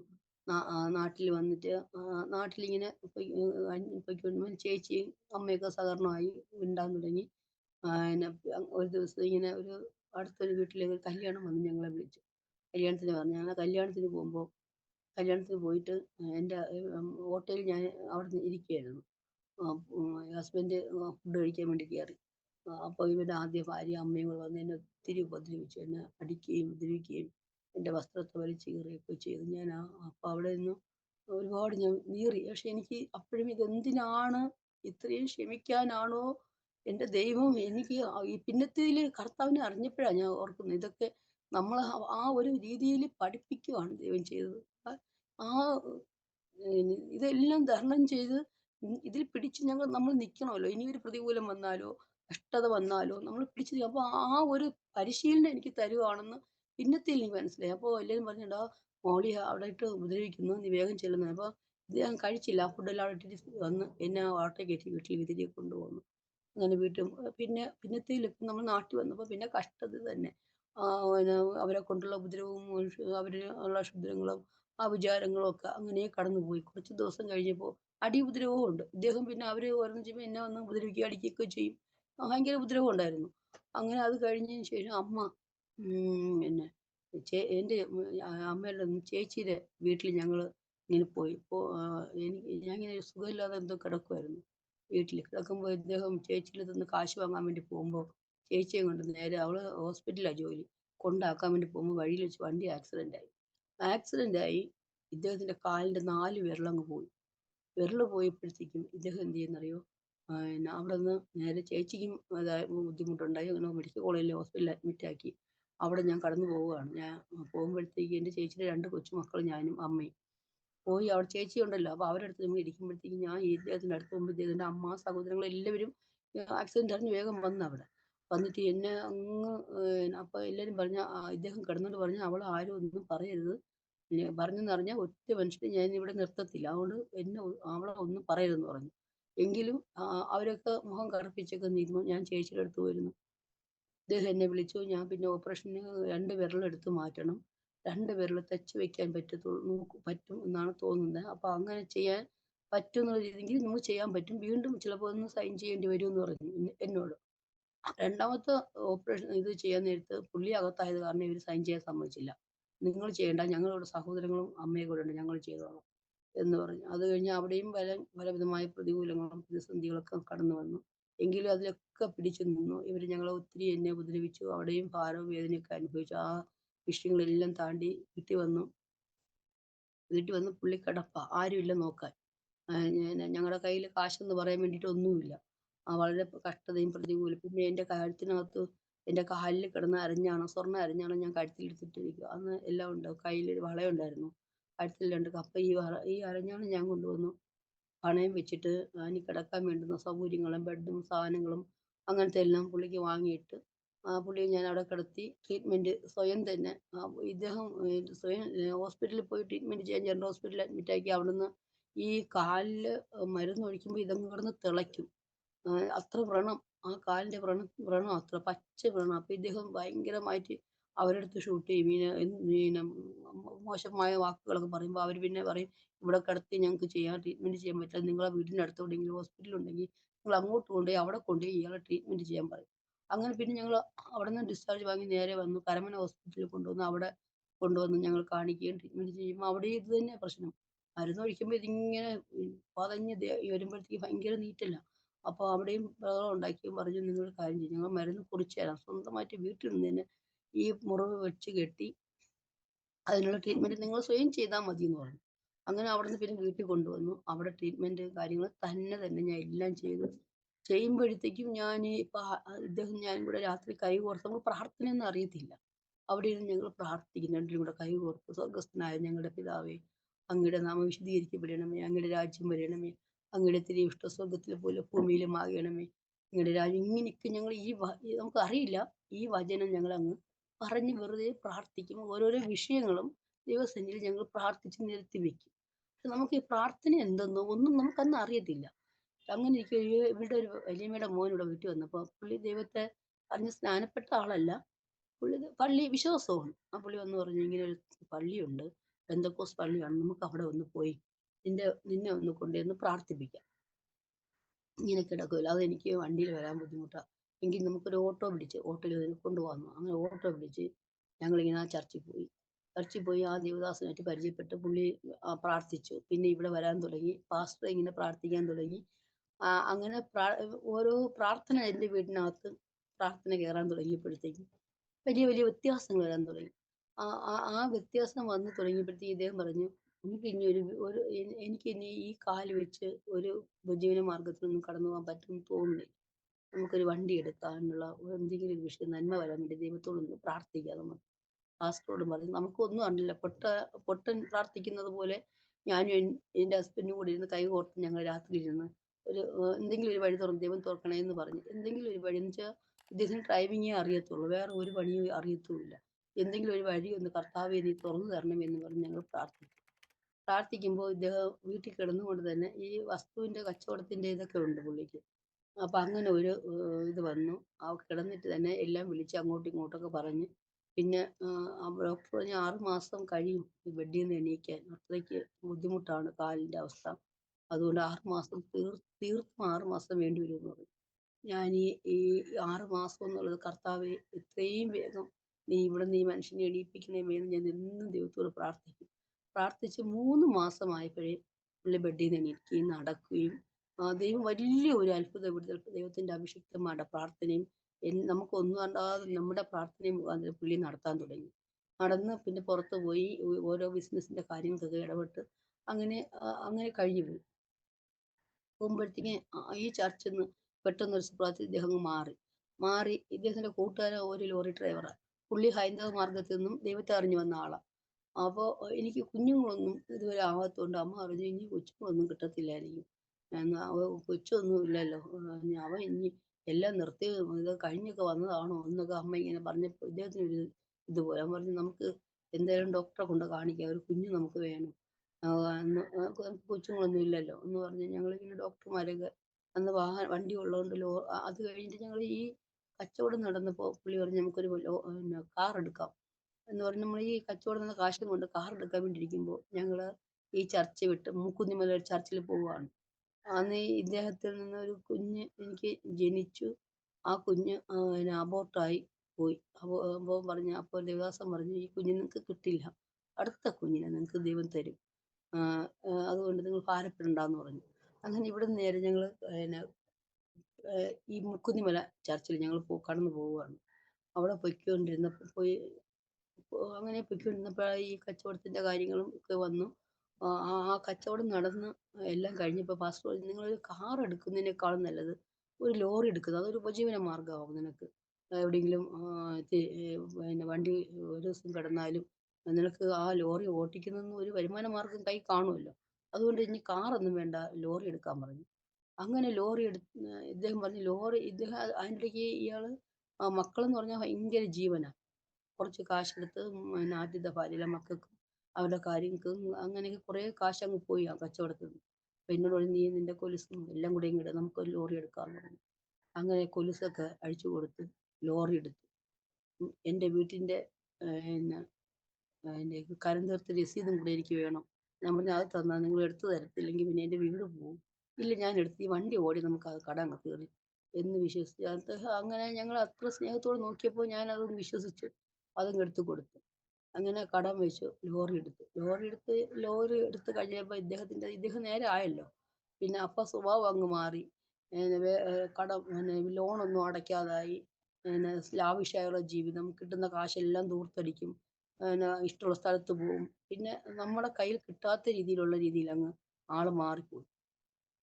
അത്രയും മാറി പോകുമ്പോഴത്തേക്കും എനിക്ക് ഭയങ്കര വിഷമമാണ്. പക്ഷേ ഞാൻ അങ്ങനെ അപ്പോൾ ഇവിടുന്ന് എനിക്ക് അമോഷണൽ ഞാൻ ഒരു മുക്കുന്നിമല ചർച്ചിലെ പാസ്റ്റർ വന്നിട്ട് പറഞ്ഞു, നിങ്ങളിപ്പോൾ എന്തായാലും ഈ താമസിക്കുന്ന വീട് മാറണം.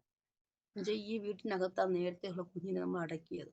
ഈ വീട് മാറിയിട്ട് നിങ്ങൾ അടുത്തൊരു വീട്ടിലോട്ട് തൽക്കാലം വാടകയ്ക്ക് മാറണം, എന്നാലും നിങ്ങൾക്ക് ഇനി ഒരു കുഞ്ഞിനെ കാണുന്നുള്ളൂ എന്ന് പറഞ്ഞു. അങ്ങനെ ഞങ്ങൾ വീട് മാറി, വെള്ളയാണിയിലൊരു വീടെടുത്തു. അവിടോട്ട് താമസം മാറി ലോറിയൊക്കെ കിട്ടി. അങ്ങനെ ഇരിക്കെ ഒരു ദിവസം എൻ്റെ അടുത്ത് അവിടുത്തെ സിസ്റ്റർ വിളിച്ചിട്ട്, സിസ്റ്ററെ നിങ്ങൾക്ക് ഈ പീരീഡ്സ് ആയോ? ഞാൻ പറഞ്ഞു, ഇല്ല, ഇതുവരെ ഒന്നും ആയിട്ടില്ല എന്ന് പറഞ്ഞു. അപ്പോൾ എല്ലാ പ്രാവശ്യവും ഇതേപോലെ ആകുമ്പോൾ വളരെ വിഷമമുണ്ട്, അതുകൊണ്ട് ഞാനൊന്നും നോക്കാറൊന്നുമില്ല സിസ്റ്ററെ എന്ന് പറഞ്ഞു. എന്തായാലും അപ്പം പാസ്റ്റർ പറഞ്ഞു, അത് ഇപ്പോൾ കുഞ്ഞ് ഇപ്പം കിട്ടത്തില്ല. നിങ്ങളെ ഹസ്ബൻഡിന് ഒരു കേസ് പരമായ വിഷയം വന്ന് ആ പുള്ളി ജയിലിലാകുന്ന ഒരു കാഴ്ച ദൈവാത്മാവ് വെളിപ്പെടുത്തിയിരുന്നു. ഇത് കേട്ടപ്പോൾ എത്തിക്കൂടെ വിഷമമായി. അങ്ങനെ ഇരിക്കെ ഞങ്ങൾ ഒരു 1.5 മാസമായിട്ടും എനിക്ക് ഒന്നും അറിയുന്നില്ല. അങ്ങനെ ഇദ്ദേഹം തന്നെ ഒരു ദിവസം ഒരു കൂട്ടുകാരൻ്റെ വീട്ടിൽ പോയി തിരിച്ചു വന്ന വഴിക്ക് ഞങ്ങളൊരു കാർഡ് വാങ്ങി ഇട്ട് നോക്കുമ്പോഴത്തേക്കും പോസിറ്റീവാണ്, കുഞ്ഞ് ജനിച്ചു. അപ്പോൾ ഭയങ്കര സന്തോഷമായി കൊച്ചു ജനിച്ചപ്പോൾ. അപ്പോൾ ഈ വസ്തു കച്ചവടം നടക്കുന്ന സ്ഥലത്ത് ഇദ്ദേഹം വേറെ ആൾക്കാരെ നിർത്തി അവിടെ മണ്ണടിച്ചുകൊണ്ട് നിൽക്കുവാണ്. അവിടെ ആ ആൾക്കാർ തമ്മിൽ, വേറെ പാർട്ടിക്കാരും തമ്മിൽ എന്തൊക്കെ പ്രശ്നങ്ങൾ വഴക്കൊക്കെ ആയപ്പോഴത്തേക്ക് ഈ രമേശ് ചെന്നിത്തലയുടെ സഹോദരിയുടെ സ്ഥലമായിരുന്നു അത്. അപ്പോൾ അവിടെ പ്രശ്നമായപ്പോൾ അവരെ വിളിച്ച് പറഞ്ഞു, അവരത് കേസാക്കി പ്രശ്നമാക്കി പുള്ളിയെ പോലീസ് തിരക്കി നടക്കുക. അതിനിടയ്ക്ക് എനിക്ക് ഇതെങ്ങനെയായി. എന്നെ കൊണ്ടുവന്ന് ഡോക്ടറെ കൊണ്ടുവന്നു കാണിച്ചു. അപ്പോൾ ഇവിടെ താമസിക്കുന്നവർ പറഞ്ഞു, ഇനിയൊരു കുഞ്ഞ് നിങ്ങൾക്ക് ഇത്രയും കാലം കുഞ്ഞുങ്ങളെ കിട്ടാതിരുന്നതല്ലേ, അപ്പോൾ ഇനിയൊരു കുട്ടിയെ കിട്ടാതെ എന്തെങ്കിലും ബുദ്ധിമുട്ടുണ്ടാകാൻ നിങ്ങൾ ഇങ്ങനെ ഒരു ഹോസ്പിറ്റലുണ്ട് സമ്മതം എന്നാണ്, അവിടെ കൊണ്ടുപോയി പാറ്റൂർ ആ ഹോസ്പിറ്റലിൽ കാണിക്കാൻ പറഞ്ഞു. അവിടെ കൊണ്ട് ചെല്ലുമ്പോൾ ഭയങ്കര കാശാണ് അവിടെ. അപ്പോൾ ഇദ്ദേഹം പറഞ്ഞു, കാശ് നോക്കണ്ട, വണ്ടിയുണ്ട്, നമുക്ക് അവിടെ എന്തായാലും കാണിക്കാമെന്ന് പറഞ്ഞു. ഫസ്റ്റ് കാണിച്ചു. ട്രീറ്റ്മെൻ്റ് എല്ലാം അവിടുത്തെ കാര്യങ്ങളെല്ലാം, ഇപ്പോൾ ഷുഗറിൻ്റെ ചെറിയ പ്രശ്നമുണ്ട്. ആ ട്രീറ്റ്മെൻ്റ് എല്ലാം ഈ കുഞ്ഞിനെ കഴിഞ്ഞിങ്ങനെ പോയിക്കൊണ്ടിരിക്കുക. സ്റ്റാർട്ടിങ്ങേ കുഞ്ഞ് ജനിച്ചപ്പോഴേ പ്രശ്നം പ്രതികൂലമൊക്കെയാണ്. പ്രാർത്ഥിച്ചെന്ന് വെച്ചാൽ ഈ ചർച്ചിൽ കടന്നു പോകുമ്പോഴൊക്കെ ഒരു വാഴപ്പണയും ഇങ്ങനെയൊക്കെ താണ്ടിയാണ്, മുക്കുന്നിമലയിലാണ് ആ ചർച്ച് ഇരിക്കുന്നത്. തന്നെ പോകുമ്പോൾ ഞാൻ ഒത്തിരി കരയും. പിന്നെ ഇദ്ദേഹം കൊണ്ടുപോവുകയാണെങ്കിൽ അടിയും ഉപദ്രവവും പിന്നെ അസഭ്യങ്ങളൊക്കെ പറഞ്ഞാണ് കൊണ്ടുപോകുന്നത്. പക്ഷേ ഞാൻ തന്നെ പോകുമ്പോൾ കരഞ്ഞുകൊണ്ട് പോകും. കർത്താവേ, എനിക്കൊരു കുഞ്ഞുണ്ടായിരുന്നെങ്കിൽ എൻ്റെ കൈ പിടിച്ച് വരത്തില്ലായിരുന്നോ എന്നൊക്കെ ഇങ്ങനെ പറഞ്ഞ് ഞാൻ ഇങ്ങനെ കരഞ്ഞ് അതുവഴി പോകുന്ന പല അവസരങ്ങളും ഉണ്ടായിട്ടുണ്ട്. ദൈവം ഞാൻ ഇപ്പോഴാണ് അറിയുന്നത്, കർത്താവ് ഇങ്ങനെ എല്ലാം കേട്ട് ഇങ്ങനെ നമ്മൾ പറയുന്ന ഒരു വാക്ക് പോലും ദൈവം ഇങ്ങനെ ശ്രദ്ധിച്ച് കേട്ടുകൊണ്ടിരിക്കുവാണെന്ന് പിന്നത്തേൽ എനിക്കത് മനസ്സിലായി. ഞാനിങ്ങനെ പറഞ്ഞുകൊണ്ട് പോകുമ്പോൾ ദൈവം കേട്ടുകൊണ്ടിരിക്കുവായിരുന്നു. ആ മാസം തന്നെ എനിക്ക് കുഞ്ഞ് ജനിക്കാനിടയായി. അപ്പോൾ ആ കൊച്ച് ജനിച്ച സമയം മുതലേ പ്രതികൂലമാണ്. ആ വയറിൽ ഉരുവായത് മുതൽ എനിക്ക് പ്രതികൂലമാണ്. അപ്പോൾ ഇദ്ദേഹത്തിന് അങ്ങനെ ഒരു മാസമായി ഇങ്ങനെ ഒളിച്ച് അവിടെ ഇവിടെയൊക്കെ താമസിച്ച് ഈ കേസ് ഇങ്ങനെ പൊയ്ക്കൊണ്ടിരിക്കുക. ഇദ്ദേഹത്തെ പോലീസ് അന്വേഷിച്ചുകൊണ്ടിരിക്കുന്നു. 1 മാസമായി, 2 മാസമായി, 3 മാസമായി, 4 മാസമായി. അതിനിടയ്ക്ക് 2, 3 സ്റ്റെപ്പ് പ്രശ്നങ്ങളൊക്കെ ഉണ്ടായി. ഹോസ്പിറ്റലിൽ അഡ്മിറ്റ് ആകുന്നു. അവിടുന്ന് തിരിച്ച് വീട്ടിൽ വരുന്നു. വീണ്ടും ഹോസ്പിറ്റലിൽ പോകുന്നു. അങ്ങനെ ഇദ്ദേഹത്തിന് പോയി ഒരു ദിവസം ചേച്ചിയുടെ വീട്ടിൽ കുറച്ച് ദിവസം പോയി നമ്മളിങ്ങനെ നിൽക്കുകയായിരുന്നു. 6 മാസമായി മോന്. അന്ന് 6 മാസം ആയപ്പോഴത്തേക്കും പോയി നിൽക്കുന്നു. എന്നിട്ട് തിരിച്ച് എൻ്റെ പറഞ്ഞ് എനിക്ക് വീട് വരെ ഒന്ന് അത്യാവശ്യമായിട്ട് പോകണം. അപ്പം ഞാൻ പറഞ്ഞു പോലീസ് തിരക്കില്ല, ഞാൻ കൂടെ വരാം. അങ്ങനെ ഞാൻ പറഞ്ഞു ഇവിടെ വന്നിട്ട് പറഞ്ഞു പോകുന്നത് കൊള്ളാം, പെട്ടെന്ന് എത്തണം, പോലീസിന്റെ പിടിയിൽപ്പെട്ടാൽ പിന്നെ കിട്ടുന്നില്ല. ഞാനിങ്ങനെ ഇരിക്കുന്നത് കൊണ്ട് എനിക്ക് വേറെ ആരും അടുത്തില്ല. അങ്ങനെ പറഞ്ഞ് ശരിക്കും പറഞ്ഞാൽ ഞങ്ങൾ താമസിക്കുന്ന ഒരു പോലീസ് ക്വാർട്ടേഴ്സിലാണ്. ചേട്ടൻ പോലീസാണ്. അപ്പോൾ അവിടെ പോലീസ് ക്വാർട്ടേഴ്സിനകത്താണ് ഞങ്ങൾ താമസിക്കുന്നത്. ഇദ്ദേഹത്തെ ഒളിപ്പിച്ചുകൊണ്ട് ആക്കിയതും ക്വാർട്ടേഴ്സിനകത്താണ് ഞങ്ങൾ നിൽക്കുന്നത്. പക്ഷേ പിന്നെ ഈ ആരും അറിയുന്നില്ല. അവിടുന്ന് നമ്മൾ തിരിച്ച് വീട്ടിൽ വന്നു. പുള്ളിയെ അന്ന് തന്നെ പോലീസ് പിടിക്കുകയും ചെയ്തു. പോലീസ് പിടിച്ചു കൊണ്ടുപോയി. പിന്നെ അദ്ദേഹം ജയിലിലായി. ഒന്നും ചെയ്യാൻ നമുക്ക് ഇദ്ദേഹം ചെയ്യാത്ത കുറ്റത്തിനാണ് ഈ പ്രശ്നം ഉണ്ടാക്കിയ ആൾ വേറെയും ഇദ്ദേഹമാണ് ഇതെല്ലാം ഏർപ്പാടാക്കിയത് കൊണ്ട് പുള്ളിയുടെ പേരിന് കേസ് വന്ന് പുള്ളി അകത്തുപോയി. അങ്ങനെ വന്നപ്പോഴത്തേക്കും പിന്നെ ഞാൻ തന്നെ ചേച്ചിയും അമ്മയൊക്കെ എന്നോട് സഹകരിച്ചു. ഹോസ്പിറ്റലിൽ കിടന്നു. ഒത്തിരി ദിവസം ഈ കുഞ്ഞിനെ പ്രഗ്നൻസ് ആയതിനു ശേഷം ഹോസ്പിറ്റലിൽ തന്നെയായി. ആ അദ്ദേഹത്തിനെ കൊണ്ടുപോയതിൻ്റെ അന്ന് ഇദ്ദേഹത്തിൻ്റെ അനുജന് വന്നിട്ട് ചോദിച്ചു, നീയാണ് എൻ്റെ ചേട്ടനെ പിടിച്ച് കൊടുത്തതല്ലേ എന്ന് കേട്ടിട്ട് എൻ്റെ വയറ്റിൽ വന്ന് അങ്ങ് ചവിട്ടി. വയറ്റിൽ ചവിട്ടിയതും എനിക്ക് വയറിന്ന് ഇങ്ങനെ വെള്ളം അങ്ങ് പൊട്ടിപ്പോയി. പക്ഷേ എനിക്ക് തോന്നി വെള്ളമല്ല, ഞാൻ യൂറിൻ പോവുകയാണെന്ന് കരുതി ഞാനത് ശ്രദ്ധിച്ചില്ല. ശ്രദ്ധിക്കാതെ പിറ്റേ ദിവസമായപ്പോൾ എനിക്കൊരു ഭയങ്കര വിമ്മിഷ്ടം പോലെ. അപ്പോൾ അമ്മയോട് പറഞ്ഞു, അമ്മ എനിക്ക് എന്തോ ഒരു ബുദ്ധിമുട്ട് തോന്നുന്നു. അപ്പോൾ ഈ വെള്ളം പോയപ്പോൾ അമ്മ പറഞ്ഞു, ഇനി നമ്മളെ മിണ്ടാതിരിക്കുക, നമുക്കൊന്ന് പോലീസിൽ പരാതി കൊടുക്കാം, ഇവന്മാർ ഇനി വന്ന് എന്തെങ്കിലും നിന്നെ ചെയ്താലോ. അങ്ങനെ പോലീസ് കംപ്ലൈൻറ്റ് എടുത്തപ്പോൾ അവർ പറഞ്ഞു, നിങ്ങൾ ഇങ്ങനെ ബുദ്ധിമുട്ട് എന്തെങ്കിലും തോന്നുവാണെങ്കിൽ ഡോക്ടറെ കാണിച്ചിട്ട് ഒരു പേപ്പർ എഴുതി ഇവിടെ കൊണ്ടുവരാൻ പറഞ്ഞു. അപ്പോൾ ഞങ്ങളങ്ങ് കാര്യമാക്കിയില്ല. ഇനി ഇവരെയൊക്കെ പുറകെ നടക്കുക, നമുക്ക് ഇങ്ങനെ സ്റ്റേഷനും ഇതൊന്നും നമുക്ക് സുപരിചിതമല്ല, ഞങ്ങൾ പോകാറില്ല.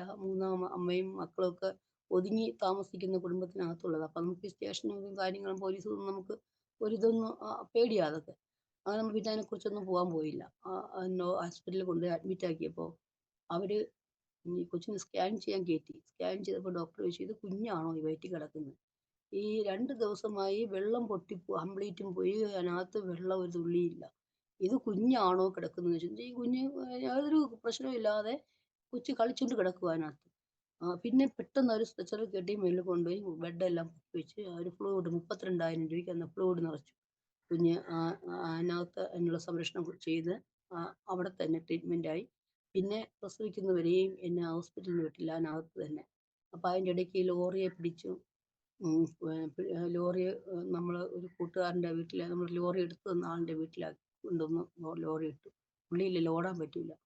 അങ്ങനെ ആയപ്പോഴത്തേക്കും പിന്നെ അവരുടെ കുടുംബക്കാർ വന്ന് അവിടെ പ്രശ്നം ഉണ്ടാക്കി. എനിക്ക് ഹോസ്പിറ്റലിൽ കിടക്കാൻ വയ്യാത്ത അവസ്ഥയായി. അവിടെയും വന്ന് ബഹളം. എനിക്ക് ഈ ലോറി അവർക്ക് വേണം, വിട്ടുകിട്ടണമെന്ന് പറഞ്ഞിട്ട് പ്രശ്നം ഉണ്ടാക്കുവാണ്. എന്തെങ്കിലും സിസ്റ്ററെ നിങ്ങൾ ചെയ്യണമെന്ന് ഈ ലോറി ഇരിക്കുന്ന ആൾ പറഞ്ഞു. അങ്ങനെ അവിടെ നിന്ന് നേരെ നമ്മൾ ഞാൻ തന്നെ ചെന്ന് ഇദ്ദേഹത്തെ കണ്ടു, കാര്യങ്ങൾ സംസാരിച്ചു. അതെല്ലാം ക്ലിയർ ചെയ്ത് വന്നു. കുഞ്ഞിനെ ഡെലിവറി സമയത്ത് ഇതിൻ്റെ അച്ഛൻ എങ്ങനെയെങ്കിലും എനിക്ക് കൊണ്ടുവരണമല്ലോ. അങ്ങനെ ഞാൻ ഡോക്ടറോട് ഒരു അവധി പറഞ്ഞ് എനിക്ക് ക്യാഷ് എടുക്കണം, ഞാൻ പോയാലേ പറ്റുള്ളൂ എന്ന് പറഞ്ഞ് ക്യാഷ് എടുക്കാമെന്ന് പറഞ്ഞിട്ട് നേരെ ഞാൻ പുള്ളിയെ ചെന്ന് അവിടെ കോടതിയിൽ പോയി എല്ലാ കാര്യങ്ങളും ചെയ്ത് ഇറക്കി കൊണ്ടുവന്നു. പിറ്റേ ദിവസം എന്നെ ലേബർ റൂമിൽ കയറ്റുന്നു. അതുവരെയും പുള്ളി അകത്താണ്. ഒരു 8 മാസം 8.5 മാസം മുമ്പ് സ്റ്റാർട്ടിങ് ആകുന്നത് വരെ അകത്താണ്. അതുവരെ അമ്മയും ചേച്ചിയൊക്കെ എൻ്റെ കാര്യങ്ങൾ നോക്കുകയും എടുക്കുകയൊക്കെ ചെയ്യുന്നു. അങ്ങനെ ഡെലിവറി സമയം ഞാൻ പറഞ്ഞു, എനിക്കൊരു വിമ്മിഷ്ടം പോലെ പുറത്തെടുക്കണമെന്ന് പറഞ്ഞു. അപ്പോൾ അവർ പറഞ്ഞു പറ്റത്തില്ല, അതിനുള്ള സമയമായിട്ടില്ല. ഞാൻ പറഞ്ഞു ഇല്ല, ബുദ്ധിമുട്ടാണ്. അപ്പോൾ എന്നെ ഇന്ന് ഒരു പ്രൈവറ്റ് ഹോസ്പിറ്റലാണ്, ലേബർ റൂമിൽ കൊണ്ടുപോയി സ്കാൻ ചെയ്യുമ്പോൾ കുഞ്ഞ് കുഴപ്പമില്ല, അനക്കമുണ്ട്. പിന്നെ എന്തിനാ ഇപ്പോൾ പെട്ടെന്ന്? ഞാൻ പറഞ്ഞു ഇല്ല, എൻ്റെ കുഞ്ഞിനെ എനിക്ക് പുറത്തെടുക്കണം, എനിക്ക് ബുദ്ധിമുട്ടുണ്ട്, എനിക്ക് അറിയാവൂന്ന് പറഞ്ഞു. പിന്നെ അങ്ങനെ ഞങ്ങൾ ഹോസ്പിറ്റലിൽ മാറാൻ പോയപ്പോൾ അവർ പെട്ടെന്ന് സിസേറിയനുള്ള ഏർപ്പാടാക്കി. കുഞ്ഞിനെ സിസേറിയൻ ചെയ്യുന്ന സമയത്ത് എനിക്ക് വെയിൻ കിട്ടുന്നില്ല, എനിക്ക് ബുദ്ധിമുട്ടായി. അങ്ങനെ ഭയങ്കരമായ പ്രശ്നങ്ങളായി. ഇവർ ഡോക്ടർ പിന്നെ അനസ്തേഷ്യ കൊടുത്തതിന് ശേഷം അവർ നഴ്സുമാർ വെയിൻ പിടിക്കുന്നു, വെയിൻ കിട്ടുന്നില്ല. അനസ്തേഷ്യ ഡോക്ടർ ഒരു കയ്യിൽ വെയിൻ പിടിക്കുന്നു, പക്ഷേ വയറ് കീറി കുഞ്ഞ് പുറത്ത് വരുന്നില്ല. ഭയങ്കര ഒരു ബ്ലീഡിങ്ങിൻ്റെ അവസ്ഥ. അപ്പോൾ ഡോക്ടർ പറഞ്ഞു മെയിൻ ഡോക്ടറെ വിളിക്കണം, കുഞ്ഞ് പുറത്തോട്ട് ഇറങ്ങുന്നില്ല എന്ന് പറഞ്ഞു. അപ്പോൾ ഉടനെ തന്നെ ഡോക്ടർ അനസ്തേഷ്യ ഡോക്ടർ തന്നെയാണ് പെട്ടെന്ന് വന്ന് വയറിനെ പ്രസ് ചെയ്തെടുക്കുമ്പോൾ കുഞ്ഞ് പുറത്ത് വന്നു. അവിടെയും ഭയങ്കര പ്രതികൂലമായിരുന്നു. ബുദ്ധിമുട്ടൊക്കെ ഞാൻ കൊച്ചു കിട്ടൂ എന്ന് വരെ തോന്നിപ്പോയി. ഇത്രയും കഷ്ടത അനുഭവിച്ചിട്ടും കർത്താവേ എനിക്ക് നീ ഈ കുഞ്ഞിനെ തരില്ലെന്നൊക്കെ ഞാൻ ചോദിച്ചു ദൈവത്തോട്. പക്ഷെ അവിടെ അവൻ ജനിച്ച ഉടൻ കരയാനിടയായി. അങ്ങനെ സന്തോഷം അത് കണ്ട് സന്തോഷിച്ചു. കുഞ്ഞിനെ ദൈവം തന്നു. പ്രാർത്ഥിച്ചതുപോലെ ദൈവത്തിന്റെ സന്നിധിയിൽ ഞാൻ എങ്ങനെ ചോദിച്ചുവോ അതുപോലെ ഒരു മോനെ ദൈവം എനിക്ക് തന്നു കയ്യില്. പിന്നെ അപ്പോ ദൈവത്തിന്റെ അഭിഷിക്തൻ പറഞ്ഞു അവന് ശമൂവേൽ എന്ന് പേരിടണം. നീ അത്ര കണ്ണുനീര് ആ മോന് വേണ്ടി നീ ഒഴിച്ചിട്ടുണ്ട്. അവന് ശമൂവേൽ എന്ന് പേരിടണമെന്ന് പറഞ്ഞു. അപ്പൊ ഇദ്ദേഹം ലോകജാതി ആയതുകൊണ്ട് പറ്റില്ല. ആ പള്ളിയിലെ വേറൊന്നും ഇതിനകത്ത് ഇടാൻ പറ്റത്തില്ല എന്ന് പറഞ്ഞ് അങ്ങ് തള്ളിയിട്ടാണ് അഹാൻ എന്ന പേരിട്ടത്. അപ്പൊ അതാണ് മോന്റെ പേരാണ് അഹാൻ എന്ന് മുമ്പ് ഞാൻ കൊടുത്തിരുന്നത്. അവന്റെ പേര് അഹാൻ എന്നാണ്. അപ്പോൾ ഇപ്രാവശ്യം ഞാൻ ഇങ്ങനെ ചിന്തിക്കുന്നു, നഴ്സറിയിൽ ചിന്തിക്കുന്ന പേര് മാറ്റണം. 10ാം ക്ലാസ് ആവുമ്പോൾ അവന്റെ പേര് മാറ്റി ബൈബിളിൽ ഏതെങ്കിലും ഒരു പേര് കൊടുക്കുക. ഞാനിങ്ങനെ അവനെ ആഗ്രഹിക്കുകയാണ്. അവൻ ദൈവവേലയ്ക്കുള്ള കുഞ്ഞാ. അത് കഴിഞ്ഞ് അങ്ങനെ കടന്നുപോയി. ഇദ്ദേഹം ചർച്ചിനകത്തോട്ട് കയറാൻ തുടങ്ങി. നമ്മളുമായിട്ടൊക്കെ ഒന്ന് സഹകരിച്ച് സന്തോഷത്തോടെ പള്ളിക്കകത്ത് വരാൻ തുടങ്ങി. പള്ളിയുമായിട്ട് അടുത്തു. ദൈവം ഓരോ വാഗ്ദത്തങ്ങൾ കൊടുക്കാൻ തുടങ്ങി. അങ്ങനെ പുള്ളി ചർച്ചിൽ കയറി. ചർച്ചിലൊക്കെ വരാൻ തുടങ്ങി. വരണമെങ്കിലും പ്രതികൂലം പ്രശ്നങ്ങളും ഒക്കെ ഉണ്ട് ചർച്ചിൽ വരുമ്പോൾ. അപ്പൊ ഞാൻ സ്നാനപ്പെട്ടിട്ടില്ല. ദൈവസന്നിധിയിൽ പോകുന്നു, പ്രാർത്ഥിക്കുന്നു ഒക്കെ ചെയ്യുന്നെങ്കിലും സ്നാനം എന്ന് പറയുന്ന സംഭവത്തിലോട്ട് പോയിട്ടില്ല. അപ്പൊ ഇവിടെ ഇങ്ങനെ ഒരു കുഞ്ഞ് നമ്മൾ ഈ വീട്ടിനകത്താണ് അടക്കം ചെയ്തത്. അപ്പൊ ദേവദാസം ഈ കുഞ്ഞ് ജനിക്കുന്നതിന് മുന്നേ പറഞ്ഞു ആ കുഞ്ഞിന്റെ എല്ലാ സംഭവങ്ങളും ഇതിനകത്ത് നമ്മൾ എടുത്ത് കളയണം. കളഞ്ഞതിന് ശേഷം മാത്രമേ നമുക്ക് ഈ ഒരു കുഞ്ഞ് ജനിക്കൂ. അത് കംപ്ലീറ്റ് നമ്മൾ ക്ലോസ് ചെയ്ത് ഇതിനകത്ത് നിന്ന് എല്ലാം നീക്കിയിട്ടാണ് നമുക്ക് ഈ കുഞ്ഞ് ജനിക്കുന്നതൊക്കെ ചെയ്യുന്നത്. അത് കഴിഞ്ഞ് പുള്ളി ദേവസേനയിൽ വരുന്നുണ്ട് എങ്കിലും പൈശാചികമായി ഇദ്ദേഹത്തിൽ നിൽക്കുന്ന ഒരു ശക്തി എന്ന് പറയുന്നത് ഒന്ന് കൊല വിളിക്കുന്ന ശക്തിയാണ്. പലപ്പോഴും എന്നെ തന്നെ നശിപ്പിക്കാൻ നോക്കിയിട്ടുണ്ട്. എന്നെ മരണകരമായ രീതിയിൽ പലപ്പോഴും എന്നെ കൊല്ലാൻ വരെ നോക്കിയിട്ടുള്ള ഒരു പിശാചാണ്. അവിടെ നിന്നൊക്കെ എന്നെ ഇങ്ങനെ ദൈവം രക്ഷിച്ച് കൊണ്ടുവരുമായിരുന്നു.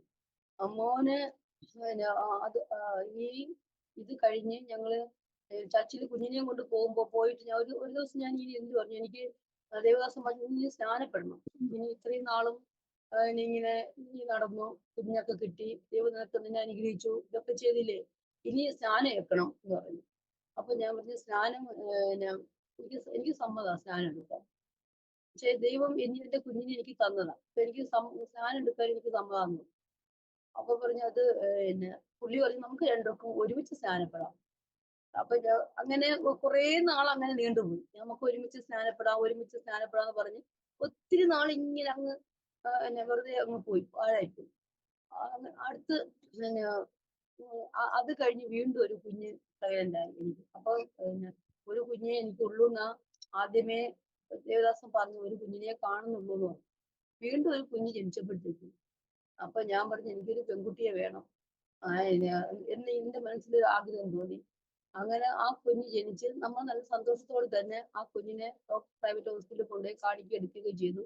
ഒരു 7 മാസം ആയപ്പോഴത്തേക്കും വയറ് നല്ല വീർത്ത് വല്ലാത്ത അവസ്ഥയിൽ നിന്നപ്പോൾ കൊണ്ട് കാണിച്ചു പറഞ്ഞു അത് കുഞ്ഞ് വയറിന് നിറയെ വെള്ളമാണ്, കുഞ്ഞ് കമ്മിന്ന് കിടക്കുവാണ്, അത് ബുദ്ധിമുട്ടാന്ന് പറഞ്ഞു. അപ്പൊ ഇവന്റെ അത് ഇപ്പോഴത്തെ കുഞ്ഞുങ്ങളൊക്കെ ഡോക്ടർ ചോദിച്ചതാ, കുഞ്ഞുങ്ങളൊക്കെ പറഞ്ഞാൽ കേൾക്കുന്ന കുഞ്ഞുങ്ങളാണ് എന്ന്. അപ്പൊ ഇദ്ദേഹത്തിന് ദേഷ്യം വന്ന് അവിടുന്ന് വേറൊരു ഹോസ്പിറ്റലിൽ പോയി. അപ്പൊ ഡോക്ടർ പറഞ്ഞു എന്തായാലും നിങ്ങൾ ഈ കുഞ്ഞിനെ കുഞ്ഞ് മരണപ്പെട്ടു പോകും, കിട്ടത്തില്ല. എന്നുവെച്ചാൽ കുഞ്ഞിന്റെ ഹാർട്ടിനകത്ത് വെള്ളം കയറിപ്പോയി, അതുകൊണ്ട് കൊച്ചു കിട്ടത്തില്ല. നിങ്ങൾക്ക് വേറെ കുഞ്ഞുണ്ടോ? അപ്പൊ ഒരു കുട്ടിയുണ്ട്, ഒരു കുഞ്ഞേ ഉള്ളൂ എന്ന് പറഞ്ഞു.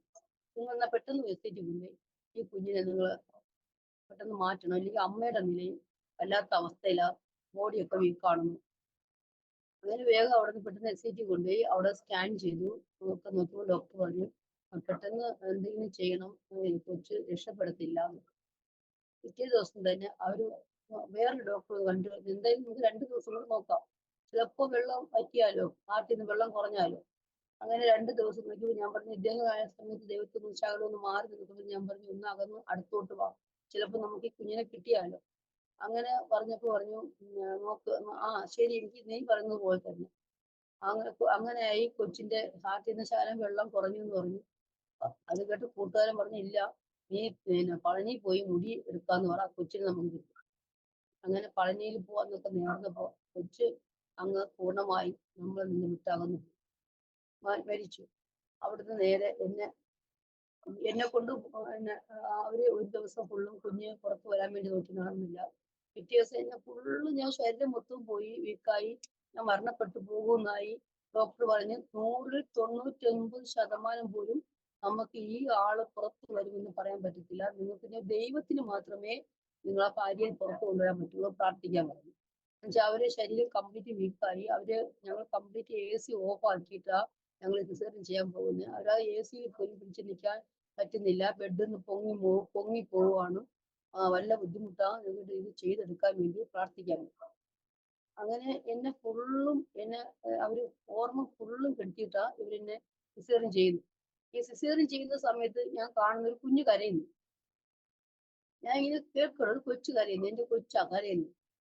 അത് കഴിഞ്ഞ് പിന്നെ കാണുന്നത് ഒരു നൂൽപ്പാലത്തിൽ കൂടി ഞാനിങ്ങനെ പോവുകയാണ്. മരണപ്പെട്ട് ഒരു നൂൽപ്പാലത്തിൽ കൂടി ഞാനിങ്ങനെ പോകുന്നു. പോകുമ്പോൾ ഒരു ഭയങ്കരമായ ഒരു വലിയ അങ്ങനെ പറഞ്ഞറിയിക്കാൻ പറ്റാത്ത തീ ആളി കത്തുന്ന ഒരു കുഴിക്കകത്ത് തീ ഇങ്ങനെ ആളി കത്തുന്നു. ഒരു സൈഡില് ശിവൻ ഇങ്ങനെ ശൂലം വെച്ച് നിൽക്കുന്നു, മറു സൈഡില് മുരുകൻ നിൽക്കുന്നു. ഞങ്ങളിങ്ങനെ നൂൽപ്പാലത്തിൽ കൂടെ പോകുന്ന ആൾക്കാരെല്ലാം ഇവർ കാലിൽ പിടിച്ച് തീയിൽ ഇങ്ങനെ തള്ളി വിടുവാണ്. ഇല്ല, അപ്പൊ ഞാൻ അടുത്ത ഊഴം എന്റേതാ. അപ്പൊ ഞാൻ ദൈവത്തോട് പറഞ്ഞു, കർത്താവെ ഞാൻ ഇപ്പൊ ഈ തീയിൽ വീഴും, എന്നെ രക്ഷിക്കണേ കർത്താവ്, ഞാൻ ഇപ്പൊ ഈ തീക്കകത്ത് വീഴും എന്നിങ്ങനെ ഞാനിങ്ങനെ ഹൃദയം കൊണ്ട് ഇങ്ങനെ പറഞ്ഞുകൊണ്ടിരിക്കുമ്പോ ഒരു വാതിൽ ഇങ്ങനെ ചെറിയൊരു വാതിൽ ഇങ്ങനെ തുറന്നു, ഒരു കൈ എന്റെ അടുത്തോട്ട് നീട്ടി എന്റെ കൈന്റെ അടുത്ത് വരെ വന്നു. ഈ കൈ ഇങ്ങനെ തുടത്തക്ക രീതിയിൽ എത്തിയപ്പോ എന്നെ ഡോക്ടർ തട്ടി വിളിച്ചുണർത്തിയിട്ട് പറഞ്ഞു, കുഴപ്പമില്ല, എല്ലാം കഴിഞ്ഞു, ഇനി അങ്ങോട്ട് റൂമിലോട്ട് കൊടുക്കാണ്. അങ്ങനെ അവര് റൂമിലോട്ട് മാറ്റി. അന്ന് ഞാൻ ശരിക്കും പറഞ്ഞ നരകം എന്തെന്നുള്ളത് ഞാൻ അന്ന് ദൈവം എന്നെ വെളിപ്പെടുത്താനുണ്ട്. ഇതെല്ലാം എനിക്ക് ദൈവം കാണിച്ചത് ഇങ്ങനെ ഇതുണ്ടെന്നും, ഇനി നമ്മൾ അങ്ങോട്ടുള്ള ജീവിതം എങ്ങനെയായിരിക്കും, ഇതിനകത്താണോ നമ്മൾ പോകേണ്ടതോ അതോ സ്വർഗത്തിലോ പോകണോ എന്നുള്ളതെല്ലാം ദൈവം അവിടെ എന്നെ വെളിപ്പെടുത്തി കാണിക്കാനില്ല. അവിടെ നിന്ന് നേരെ എല്ലാം കഴിഞ്ഞു വീട്ടിൽ വന്നു. പിന്നെ എനിക്ക് ഇതെല്ലാം കഴിഞ്ഞ ശേഷം ഒരു ദിവസം രാത്രി ഞങ്ങളിങ്ങനെ കിടന്നുറങ്ങുക. ഞങ്ങൾ ആദ്യം ചർച്ചിലേക്ക് പൊയ്ക്കൊണ്ടിരിക്കുമ്പോൾ അവിടെ കൺവെൻഷൻ 7 ദിവസത്തെ കൺവെൻഷൻ സമയത്ത് ഞങ്ങളിങ്ങനെ ഒരു റൂമിൽ, ഞാൻ അന്ന് 7 ദിവസവും ഞാനിങ്ങനെ ഫാസ്റ്റിംഗ് നിരന്തരം എടുക്കാൻ തുടങ്ങി. അപ്പോൾ ഈ ഫാസ്റ്റിംഗ് ഇരിക്കുന്ന സമയത്ത് എന്റെ പിന്നെ ഭർത്താവും ഞാനും ഇങ്ങനെ കുഞ്ഞേറ്റ് കിടക്കുവാണ്. അയാൾ രാത്രിയായപ്പോ എന്റെ കയ്യില് വായും മൂക്കും അങ്ങ് അമുക്കി അങ്ങ് വെച്ചു. പിന്നെ ശ്വാസം മുട്ടിച്ച എനിക്ക് ഇതുപോലെ മരിക്കും എന്നുള്ള അവസ്ഥ. എനിക്ക് പിടിക്കാൻ പറ്റുന്നില്ല. ഒരു വലിയ കരിങ്കല്ല് എങ്ങനെയാണോ അത്രയും ഭാരമാണ് ആ കൈക്ക്. എനിക്ക് പിടിച്ചെടുക്കാൻ ഞാൻ ദൈവം കർത്താവേ എന്നൊരു വിളി, അത് ഫാസ്റ്റിങ്, കർത്താവേ എന്നൊരു വിളി വിളിച്ചത് ഒരു ശക്തി ഇങ്ങനെ കൈയിന്റെ അടുത്ത് അങ്ങ് അടിച്ചു തറയിലോട്ട് തന്നു. അപ്പൊ ഇത് ചെട്ടി എന്തുവാണെന്ന് ചോദിച്ചു. അപ്പൊ ഞാൻ പറഞ്ഞു, ഇദ്ദേഹം എന്റെ ഇപ്പൊ ഞാൻ മരിക്കുമായിരുന്നു, എന്റെ ദൈവം എന്നെ ജീവൻ തിരികെ തന്നത് എന്നിങ്ങനെ പറയാനിടയായി. പിന്നെ പുള്ളി ഞങ്ങളായിട്ടുള്ള അടുത്ത് മാറിട്ടിടണം, എന്തെങ്കിലും പിശാചിന്റെ ഇനി കൊല്ലുവോ വല്ലോ ചെയ്യുവാണെങ്കിലോ എന്ന് പേടിച്ച് മാറി അങ്ങനെ കിടക്കാനിടയായി. പിന്നെ അങ്ങനെ ഞാൻ ദൈവത്തിന് തീരുമാനമെടുത്തു, ഇനി നിൽക്കാൻ സമയമില്ല, എനിക്ക് സ്നാനപ്പെടണം. അപ്പൊ കാതില് കമ്മലും മാലയൊക്കെ ഞാൻ ഇടും, എല്ലാം ഇടും, എല്ലാ സാധനവും ഇട്ടുകൊണ്ട് ഞങ്ങളിങ്ങനെ കൂട്ടുകാരെ കല്യാണം വിളിച്ചപ്പോ ഇങ്ങനെ കല്യാണത്തിന് പോവുകയാണ്. പോണ വഴിക്ക് ഞാൻ ഇങ്ങനെ വലിയ കമ്മലൊക്കെ ഇടുന്നു. കുഞ്ഞിലെ ഞാൻ ഇങ്ങനെ ലിപ്സ്റ്റിക്കൊക്കെ ഇട്ട് ഐലൈനറും ലോകപരമായി ലോകത്തിൽ ജീവിച്ച് ആ ഒരു സിറ്റുവേഷൻ ഇങ്ങനെ ജീവിക്കുന്ന വ്യക്തിയാണ്. അപ്പൊ അതേ ലെവലിൽ തന്നെയാണ് ഇപ്പോഴും ആ സമയത്ത് ജീവിക്കുന്നത്. അപ്പൊ കല്യാണമൊക്കെ പോകുമ്പോ ചർച്ചിൽ പോകുമ്പോ എല്ലാം മാറ്റും, കല്യാണമൊക്കെ പോകുമ്പോ പഴയതുപോലെ ഒരുങ്ങിപ്പോകും. അങ്ങനെ ഒരുങ്ങി ഇങ്ങനെ പോകുമ്പോ കമ്മലൊക്കെ ഇട്ടുകൊണ്ട് പോയി പാതിയിലെത്തുമ്പോ കമ്മല് എവിടെയെങ്കിലും ഊരി വീഴും. ഒറ്റ കമ്മലേ കാണുള്ളൂ. കല്യാണം വീട്ടിൽ എത്തുമ്പോ കമ്മല് കാണത്തില്ല. അപ്പൊ ഒരു കമ്മലിട്ടുണ്ട് നമ്മൾ നിൽക്കത്തില്ല. അപ്പൊ അടുത്ത കമ്മല് ഊരി അങ്ങ് മാറ്റും. അങ്ങനെ പിന്നെ മാല ഊരി തറയിൽ പോകും. ഇങ്ങനെ ഈ സംഭവങ്ങൾ ഇങ്ങനെ. അപ്പൊ ഞാൻ പിന്നെ വിചാരിച്ചത് എന്താ എന്റെ ദേഹത്ത് നിന്നും കിടക്കാത്ത, എല്ലാം ഊരി മാറിക്കൊണ്ടിരിക്കുകയാണ് സാധനങ്ങളിൽ. അങ്ങനെ ഇരുന്നു ദൈവസന്നിധിയില് ഞാൻ തീരുമാനമെടുത്തു, ഇനി സ്നാനം എടുക്കുന്നു. അപ്പൊ പാസ്റ്റർ പറഞ്ഞു, ആഭരണം ഇട്ട് സ്നാനം തരത്തില്ല, ഞങ്ങൾ സ്നാനം കൊടുക്കുന്ന ആഭരണമാണ്. ഇപ്പൊ എന്റെ ഹസ്ബൻഡിന് ആഭരണം ഊരി മാറ്റുന്നതിനോട് ഒട്ടും താല്പര്യമാണ്. അപ്പൊ പറഞ്ഞു, സ്നാനം കൊടുത്തോ, പക്ഷെ ആഭരണം ഇട്ട് സ്നാനം കൊടുക്കണം. നമ്മുടെ ഇല്ല, ഞങ്ങളെ ചർച്ചയിൽ കമ്പൽസറി ആയിട്ട് ആഭരണം ഊരി മാറ്റി ഞങ്ങൾ സ്നാനം കൊടുക്കുക. അങ്ങനെ അവിടെ ഫാസ്റ്റിംഗ് നടക്കുന്ന സമയത്ത് എന്നെ നിൽക്കുന്ന പിശാചുകളാണ് ഭയങ്കര ബഹളം ഉണ്ടായി. അപ്പൊ പാസ്റ്റർ പറഞ്ഞു, ഈ ദേഹത്ത് ഞങ്ങൾ, അപ്പൊ എന്റെ ഹസ്ബൻഡ് ഉണ്ട്, കൈ വയ്ക്കുവാണെങ്കിൽ ഈ ആഭരണമെല്ലാം ദേഹത്ത് നിന്നാണ്. പുള്ളി ഈ സമയത്ത് എല്ലാം ഊരി അങ്ങ് മാറ്റി. ആഭരണങ്ങളെല്ലാം ഊരി മാറ്റി രാവിലെ മാറ്റിയത് കാരണം പിന്നെ ആഭരണങ്ങളൊന്നും സാധാരണ ഞാൻ ഉപയോഗിക്കാറില്ല. അത് ഇത് ശരിക്കും പറഞ്ഞാൽ കുഞ്ഞ് ജനിക്കുന്നതിന് മുന്നേ എന്റെ ആഭരണങ്ങളെല്ലാം ഞാൻ ഊരി മാറ്റി കഴിഞ്ഞു. ഈ കല്യാണം ഈ പുള്ളിയോട് കുഞ്ഞ് ജനിക്കുന്നതിന് മുന്നേ ഞാൻ വിവാഹത്തിന് പോകുമ്പോഴേ ഈ ആഭരണങ്ങളെല്ലാം സ്വർഗ്ഗം അഴിച്ചു മാറ്റിക്കൊണ്ടിരിക്കുക. അപ്പൊ കുഞ്ഞ് ജനിക്കുന്നതിന് മുമ്പ് തന്നെ എനിക്ക് പിശാച് ഇളകുകയും ആ പിശാച് എന്നെ വിട്ട് മാറിപ്പോയി. അവിടെ നിന്ന് എന്റെ ആഭരണങ്ങളെല്ലാം മാറി ഞാൻ പിന്നെ ശരിക്കും ദൈവത്തിന്റെ ഒരു പൈതലായിട്ട് മാറി. അതിനുശേഷമാണ് ഡെലിവറി. ഇതെല്ലാം ദൈവം എന്നെ സുരക്ഷിതമായി സൂക്ഷിച്ച് നടത്തി കൊണ്ടുപോകുന്നതെല്ലാം ഈ ടൈമിലാണ്. എന്നെ ഈ ആഭരണങ്ങളെല്ലാം മാറ്റിയതിനു ശേഷമാണ് കർത്താവിന്റെ സന്നിധിയിലോട്ട് പോകുന്നത്. അപ്പൊ ഞങ്ങൾ ട്രീറ്റ്മെന്റ് ചെയ്യുന്ന ആ ഹോസ്പിറ്റലിൽ ഞാനൊരു സാക്ഷിയാണ്. അവിടെ വരുന്നവർക്കൊക്കെ ഞാൻ എന്റെ സാക്ഷ്യങ്ങൾ എല്ലാവർക്കും പറഞ്ഞു കൊടുക്കും. ഇന്നതുപോലെയാ, ഞാൻ ഇങ്ങനെ വന്ന ആളാ, എനിക്ക് അപ്പം കമ്മലെങ്കിലും ഇട്ടൂടെ, മാല ഇട്ടു എന്നൊക്കെ ചോദിക്കും. ഞാൻ പറയും ഇതൊന്നും ഇല്ലാതെ തന്നെ ദൈവം എനിക്കൊരു കുഞ്ഞിനെ തന്നു.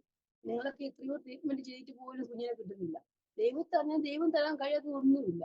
അങ്ങനെ ഞാൻ അവർക്കൊക്കെ ഒഴിഞ്ഞ് പറഞ്ഞ് മനസ്സിലാക്കി കൊടുക്കുമ്പോൾ അവർ പിന്നെ ഈ സംഭവം തൊടണ്ട, എന്തേലും ഇത് തൊടേ വേണ്ട, ഇത് മതി, ഇങ്ങനെ മതി തന്നെ, കണ്ടില്ലെങ്കിൽ ഇതില്ലെങ്കിൽ കുഴപ്പമൊന്നുമില്ല എന്നൊക്കെ പറഞ്ഞ് അവിടെ നിന്ന് നേരെ ഡെലിവറി എല്ലാം കഴിഞ്ഞ് വീട്ടിൽ വന്ന് ഇവരൊക്കെ എന്നെ വിളിക്കും. കുഞ്ഞെന്തേന്ന്, അവരുടെ കുഞ്ഞുങ്ങളൊക്കെ നഷ്ടപ്പെട്ടു പോയി.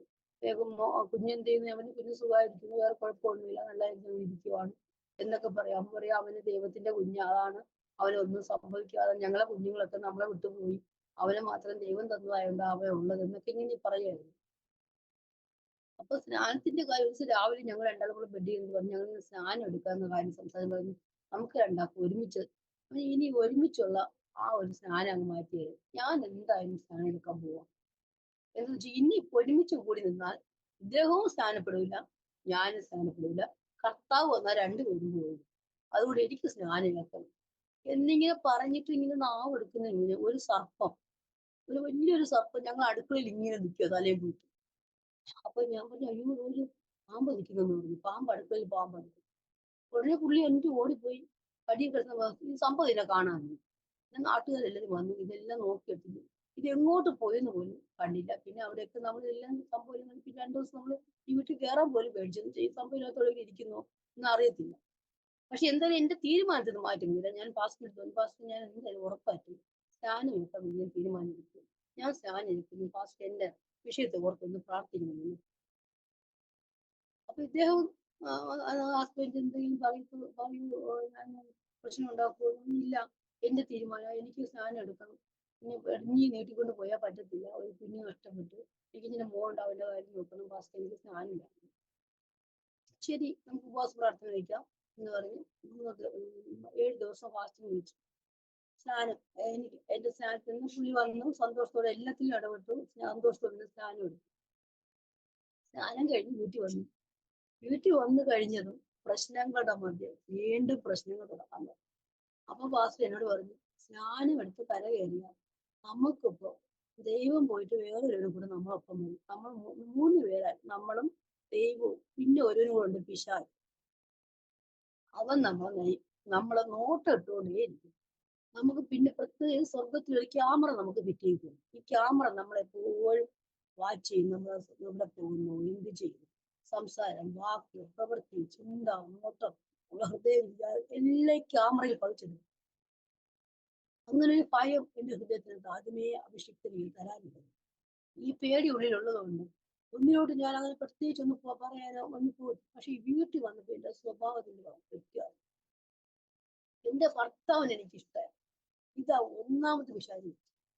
പുള്ളി എനിക്ക് കണ്ണാലെ കാണുന്നത് പോലും എനിക്ക് വെറുപ്പാണ്. ഇദ്ദേഹം വന്നു, ഞാൻ എല്ലായിടത്തും ഇറങ്ങി കൊണ്ടുപോവാം, ഇപ്പൊ എന്റെ മുമ്പ് വരരുത്. തമ്മിൽ എപ്പോഴും സംസാരങ്ങളും പ്രശ്നങ്ങളും വഴക്കും. അപ്പൊ പിന്നെ ഇതെല്ലാം കഴിയുമ്പോൾ ഞാൻ പറയും കർത്താവെ ഇങ്ങനെ ഒരു സംഭവം ഉണ്ടല്ലോ, ക്യാമറ, ഇത് ഞാൻ പതിയല്ലേ, എന്താ ഇതിങ്ങനെ, എനിക്ക് ഒന്നും അറിയത്തുമില്ല, എന്താ കർത്താവ് ഇങ്ങനെ. പുള്ളിക്കും മനസ്സമാനമില്ല, കുട്ടികൾക്കും സ്വസ്ഥതയില്ല, ഭയങ്കര പ്രതികൂലം. എനിക്കെന്ത് ചെയ്യണമെന്ന് അറിയത്തില്ല. വചനവും ഒന്നും ഞാൻ ശരിക്കും പഠിച്ചിട്ടുമില്ല. ബൈബിൾ എന്നാലും വായിക്കുന്നുണ്ട്, എനിക്കൊന്നും മനസ്സിലാവുന്നില്ല. പെട്ടെന്നുള്ള സ്നാന എനിക്കൊന്നും അറിയത്തില്ല, എന്താ ഇതിന്റെ ഇദ്ദേഹത്തോട് ഇങ്ങനെ ചോദിച്ചുകൊണ്ടേ ഇരുന്നിരുന്നത്. പ്രാർത്ഥിക്കും. അപ്പൊ എന്റെ കർത്താവ് എന്തിനാ പ്രാർത്ഥിക്കുന്നു, സ്നാനം എന്റെ അടുത്തല്ലേ നേരം പ്രശ്നങ്ങളും പഴയും ഇങ്ങനെ പറഞ്ഞുകൊണ്ടിരുന്നു. അങ്ങനെ ഒരു ദിവസം ഞങ്ങൾ കോവളത്ത് പോയി. പുറത്ത് പോയപ്പോ എന്റെ ബന്ധു പറഞ്ഞു, ഇദ്ദേഹം എല്ലാ കാര്യവും അവരുടെ അടുത്ത് പറഞ്ഞു, ഇങ്ങനെയാ കാര്യം, സമാധാനം സ്വസ്ഥതയില്ല, സ്നാനപ്പെട്ടു, എനിക്ക് സ്വസ്ഥത തരുന്നില്ല, എന്നെ എടുത്തറിയും, ഇങ്ങനെയൊക്കെയാണ് പ്രശ്നങ്ങൾ. അപ്പൊ അവള് പറഞ്ഞ ഒരു കാര്യം ചെയ്യും, നീ അവളെയും കൂട്ടി ചൊവ്വാഴ്ച ഞങ്ങൾ എവിടെ ചർച്ച ഉണ്ട്, അവിടെ പിശാചിനെ ഒളിപ്പിക്കും, നമ്മളെ ചേട്ടനാണ്, നീ അവിടെ കൊണ്ടുപോകാന്ന് പറഞ്ഞു. അങ്ങനെ ഒരു ദിവസം കൊണ്ടുവന്നു പോയി, അവിടെ പോയിരുന്നു ദൈവത്തിന്റെ അഭിഷേകത്തിനുമായിട്ടൊക്കെ സംസാരിച്ചു. അന്ന് പിറ്റേ ആഴ്ച ചൊവ്വാഴ്ചയായി മീറ്റിംഗ്, പിറ്റേ ചൊവ്വാഴ്ചയായി. മൂന്നാമത്തെ ചൊവ്വാഴ്ച എന്നെ ദേവദാസൻ ചോദിച്ചു, നിങ്ങൾ ആരാ എന്തെന്നൊക്കെ തിരക്കിയില്ല, ചോദിച്ചിട്ട് പറഞ്ഞു, ഫോൺ നമ്പർ തന്നിട്ട് പറഞ്ഞു, ഞാൻ വിളിക്കാമെന്ന്. ഫോൺ നമ്പർ തന്നു, കൊടുത്തു. എന്നെ ഒരു ദിവസം വിളിച്ചിട്ട് പറഞ്ഞു, പാസ്റ്റർ എന്നെ പ്രാർത്ഥിക്കും ദൈവത്തോട്, ഈ വ്യക്തി വന്നത് ഇദ്ദേഹം നമുക്ക് പ്രാർത്ഥിക്കാൻ പറ്റുന്ന ആളാണോ, ദൈവഭാഗത്ത് നിൽക്കുന്ന ആളാണോ, കർത്താവിന്റെ സന്നിധിയിൽ കാണുമോ, ദൈവരാജ്യത്തിൽ കാണുമോ, ഇങ്ങനെയൊക്കെ ചോദിച്ചെല്ലാം ക്ലിയർ ചെയ്തിട്ടേ ഒരു ആത്മാവിന്റെ ദൈവം തുറന്നു കൈവയ്ക്കാൻ പോകത്തുള്ളൂ. പക്ഷെ പുള്ളി ഇങ്ങനെ ഒരു വിഷയത്തിന്റെ മധ്യേ തമിഴ്നാട് ശുശ്രൂഷയ്ക്ക് പോയിട്ട് വന്നപ്പോഴത്തേക്കും മോളുടെ ഹസ്ബൻഡ് വെറുതെ ഇരിക്കുകയായിരുന്നു, ഒരു അസുഖമില്ല, ടക്കന മരണപ്പെട്ടു പോയത്. അപ്പൊ ആ പുള്ളി അതുകൊണ്ട് അതിനുശേഷം ദൈവത്തോട് ചോദിക്കാതെ യാതൊന്നും ചെയ്തില്ല, ഭയങ്കര ഭയമാണ്. അപ്പൊ പറഞ്ഞു, അത് ഒന്ന് ഞാനൊന്ന് ദൈവമായിട്ട് ഒന്ന് പ്രാർത്ഥിക്കട്ടെ, എന്നിട്ട് നിങ്ങളെ വീട്ടിൽ ഞങ്ങൾ വരാമെന്ന്. അപ്പൊ പ്രാർത്ഥിച്ച് ദൈവത്തിന് അനുവാദം കൊടുത്തപ്പോ ദൈവം പോവാൻ ഇടപെട്ടു ആയിരിക്കാം, വിളിച്ചു പറഞ്ഞു, ഞാൻ വരുവാണ്, വീട്ടിലോട്ട് വരണമെന്ന്. അന്ന് വീട്ടിലെ സെറ്റിൽ ഇരിക്കുമ്പോ തന്നെ എന്നോട് പറഞ്ഞ ഗ്ലാസ് വെള്ളം കൊണ്ടുവരാം. ഞാൻ വെള്ളം എടുക്കാൻ അകത്ത് പോകുമ്പോ എന്റെ മനസ്സിൽ പറയണം, ഇയാൾ എന്തിനാ അവിടെ ഇരിക്കുന്നു, ഇത് വേറെ ജോലിയൊന്നും ഇല്ല, ഇവിടെ കയറി വന്ന് എന്തിനാന്ന് പറഞ്ഞു. എനിക്ക് പോകണ്ട, അങ്ങോട്ട് പോകരുത് ഇങ്ങോട്ട് പിറകോട്ട് വരും. ഞാൻ പറയും, അപ്പൊ എന്നെ വിളിക്കുവാണ്, പെട്ടെന്ന് വെള്ളം കൊണ്ട് വേണ്ട, ഇനി വരാൻ പറഞ്ഞു, വെള്ളം വേണ്ട, ഇയാൾ പെട്ടെന്ന് നീ പോരാൻ പറഞ്ഞു. ഞാൻ പിടിച്ചിരുത്തി അവിടെ വന്നിരുന്നതിന് ശേഷം പായിടാൻ പറഞ്ഞു.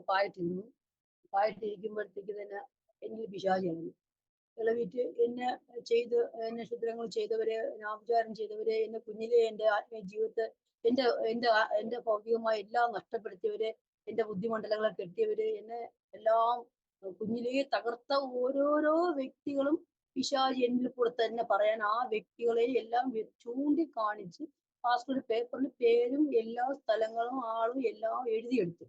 ഇത്രയും വ്യക്തികൾ എന്നെ എല്ലാ രീതിയിലും തകർത്ത് ഇല്ലാതാക്കി എന്റെ ജീവിതത്തെ നശിപ്പിച്ച് ഇനിയും മുന്നോട്ട് പോകില്ല എന്ന് പറഞ്ഞ വാദം പറഞ്ഞു നിൽക്കുന്ന ഒരു പൈശാചിക ശക്തി ഇന്നും എന്നിൽ പോരാടിക്കൊണ്ടിരിക്കുന്നു. അപ്പൊ അതിന് എതിരായിട്ട് ദേവദാസിനെ എല്ലാം പ്രാർത്ഥിച്ച് പിശാചിനെ ശാസിച്ച് ഒഴിപ്പിച്ച് എല്ലാം മാറ്റി എന്നെ ഫ്രീ ആക്കിയിട്ട് പറഞ്ഞു, എല്ലാം മാറിപ്പോയിട്ടുണ്ട്, ഇനി നമ്മൾ ഒന്ന് പെയ്യിട്ട് ബാക്കി 9 എണ്ണത്തിനെ വിളിച്ച് കയറ്റാൻ ഇടവെക്കുന്നത്, നമ്മൾ നല്ലതായിട്ട് തന്നെ ഇനിയുള്ള മുന്നോട്ടുള്ള നീ ഹസ്ബൻഡിന്റെ അടുത്ത് കുറെ ഉപദേശമൊക്കെ കൊടുത്തു, പുള്ളി അങ്ങ് പോയി. അപ്പൊ പുള്ളി ഇത് ഇങ്ങനെ കഴിഞ്ഞു കഴിഞ്ഞാൽ പിന്നെ ഫാസ്റ്റിംഗ് ഇരിക്കും നമുക്ക് വേണ്ടി. അങ്ങനെ ഫാസ്റ്റിംഗ് ഇരുന്നതിന് ശേഷം എനിക്കൊന്ന് ആത്മീയതയിൽ ഭയങ്കര തീക്ഷ്ണതയായി, പ്രാർത്ഥനയും ഉപവാസവും ദൈവവുമായിട്ട് ഭയങ്കരമായിട്ട് പിന്നത്തിൽ അടുക്കാൻ തുടങ്ങി. പ്രാർത്ഥിക്കുന്നതിലൊക്കെ വിടുതല, വിഷയങ്ങളെല്ലാം പറ ദർശനങ്ങളും വെളിപ്പാട് ഇങ്ങനെയൊക്കെ എനിക്ക് അങ്ങ് തരാൻ തുടങ്ങി. അതിനുശേഷം ദൈവമായിട്ട് ഭയങ്കര കണക്റ്റിംഗ് ആയി. എനിക്ക് ഭയങ്കര ഉപവസിക്കാനൊക്കെ ഭയങ്കര ത്രില്ലായി. ഞാൻ ചൊവ്വാഴ്ചയൊക്കെ ഫാസ്റ്റിംഗ് ഇരിക്കും, എനിക്ക് ദർശനങ്ങൾ തരും, വെളിപ്പാട്. പക്ഷെ പോകുന്ന സ്ഥലത്തൊക്കെ പ്രതികൂല. ഇപ്പൊ എന്നെ കൊണ്ടാക്കാൻ പോകുമ്പോ അവിടെ എന്നെ ഭയങ്കരമായിട്ട് ഉപദ്രവിച്ചൊക്കെ എന്നെ ചർച്ചിൽ കൊണ്ട് വിടുന്നു. എങ്കിലും ഞാൻ അവിടെ എല്ലാം മൗനമായി പോകും, എല്ലായിടും മൗനമായിരുന്നു. ദൈവത്തിൽ നിന്ന് അത് പ്രാപിക്കാനുള്ളതൊക്കെ ഞാൻ പ്രാപിക്കാൻ വേണ്ടി ഞാൻ ഉത്സാഹത്തോടെ തീഷ്ണതയോടെ. അങ്ങനെ ഈ പൈശാചികമായുള്ള ആ പോരങ്ങ് മാറി, എന്നെ നിന്ന് മാറി. ഇപ്പൊ ഞാൻ രക്ഷയിലോട്ട് എനിക്ക് വന്നപ്പോ ഇദ്ദേഹത്തെ ഞാൻ കുറെ അങ്ങ് ഉപദേശിക്കാൻ തുടങ്ങി. അപ്പൊ ഇദ്ദേഹം എന്റെ കൂടെ താമസിക്കുന്ന പുള്ളിക്ക് വേറെ ഒരു സ്ത്രീയുമായിട്ട് ബന്ധമുണ്ടായി. ഇപ്പൊ ഇത് എനിക്ക് അറിയത്തില്ല. അപ്പൊ ഞാനും കുഞ്ഞു ഉണ്ട്, പുള്ളി പുറത്ത് പോവുകയും വരികയും ഒക്കെ ചെയ്യുമ്പോഴത്തേക്ക് നമുക്കൊന്നും അറിയത്തില്ലല്ലോ. ഒരു ദിവസം ഞാൻ ഇങ്ങനെ ഫോൺ വിളിക്കുമ്പോ പുള്ളി ഫോണിൽ കിട്ടുന്നില്ല. ഫോൺ കിട്ടാതെ ഞങ്ങൾക്ക് എപ്പോഴും വിളിച്ചാലും എനിക്കില്ല, നിങ്ങൾ എവിടെയാ പോകുന്നത്, നിങ്ങൾ ഫോണിൽ കിട്ടുന്നില്ലല്ലോ, നിങ്ങൾ എന്ത് ചെയ്യുന്നത്, എപ്പോൾ വിളിച്ചാലും പ്രശ്നമാണല്ലോ എന്ന് പറയും. അവൻ പറഞ്ഞ അത് എനിക്ക് ബിസിനസ് കാര്യങ്ങളാണ്, അവരൊക്കെ വിളിക്കുമ്പോൾ എനിക്ക് എടുക്കാൻ പറ്റില്ല എന്ന് ഞാൻ പറഞ്ഞു. അങ്ങനെ ലോറി ഓട്ടിക്കുന്ന ഒരു പയ്യൻ പറഞ്ഞു, ചേച്ചി ചേട്ടനെ ശ്രദ്ധിച്ചു പോകണം, എന്തോ പ്രശ്നമുണ്ട് എന്നിങ്ങനെ എൻ്റെ അടുത്ത് പറഞ്ഞു. അന്ന് ഇങ്ങനെ ഫോണ് ബില്ല് വരുമ്പോഴത്തേക്ക്, അപ്പൊ ഞാൻ ബില്ലെടുത്ത് നോക്കുമ്പോഴത്തേക്ക് ഒരേ കോളിൽ തന്നെ ഒത്തിരി തവണ നിരന്തരം ഒരു ദിവസം ഒരു 10, 100, 150 കോൾ തന്നെ അതിനകത്ത് വിളിച്ചിരിക്കുന്ന ഒരേ നമ്പറിൽ കണ്ടു. ഞാൻ എടുത്തു വെച്ചു, ഈ നമ്പറിൽ വിളിച്ചിട്ട് ചോദിച്ചു ഇത് എവിടെയാ എന്താന്നൊക്കെ ചോദിച്ചു. ചോദിച്ചപ്പോ പറഞ്ഞത് ഇത് നിങ്ങൾ ആരാണ് എന്ന് അവരിങ്ങോട്ട് ചോദിച്ചു. ഞാൻ പറഞ്ഞു ഞാനിത് വെറുതെ ഒരു കളവ് പറഞ്ഞു. അത് വോഡാഫോണിന് വിളിക്കുക, നിങ്ങൾക്കൊരു പ്രൈസ് ഉണ്ട്. അപ്പൊ അത് എന്താണെന്ന് നിങ്ങൾക്ക് നിങ്ങളെ സ്ഥലം അറിഞ്ഞാലല്ലേ നമുക്ക് കൊണ്ടുവരാൻ പറ്റത്തുള്ളൂ. അപ്പൊ അത് അറിയാൻ വേണ്ടിയിട്ടാണ് നിങ്ങൾ എവിടെയാണെന്ന്. അത് ഇത് മുളകുപ്പാറ സ്ഥലത്ത്. അപ്പൊ എനിക്ക് ആളെ മനസ്സിലായി. ഇത് ബീനയാണോ എന്ന് ചോദിച്ചു. അപ്പൊ ഞാൻ പറഞ്ഞു എന്താ എന്റെ ഹസ്ബൻഡായിട്ട് നിങ്ങൾക്ക് എന്താ ബന്ധമെന്ന് ചോദിച്ചു. അത് എന്റെ മാമന്റെ മോനാ.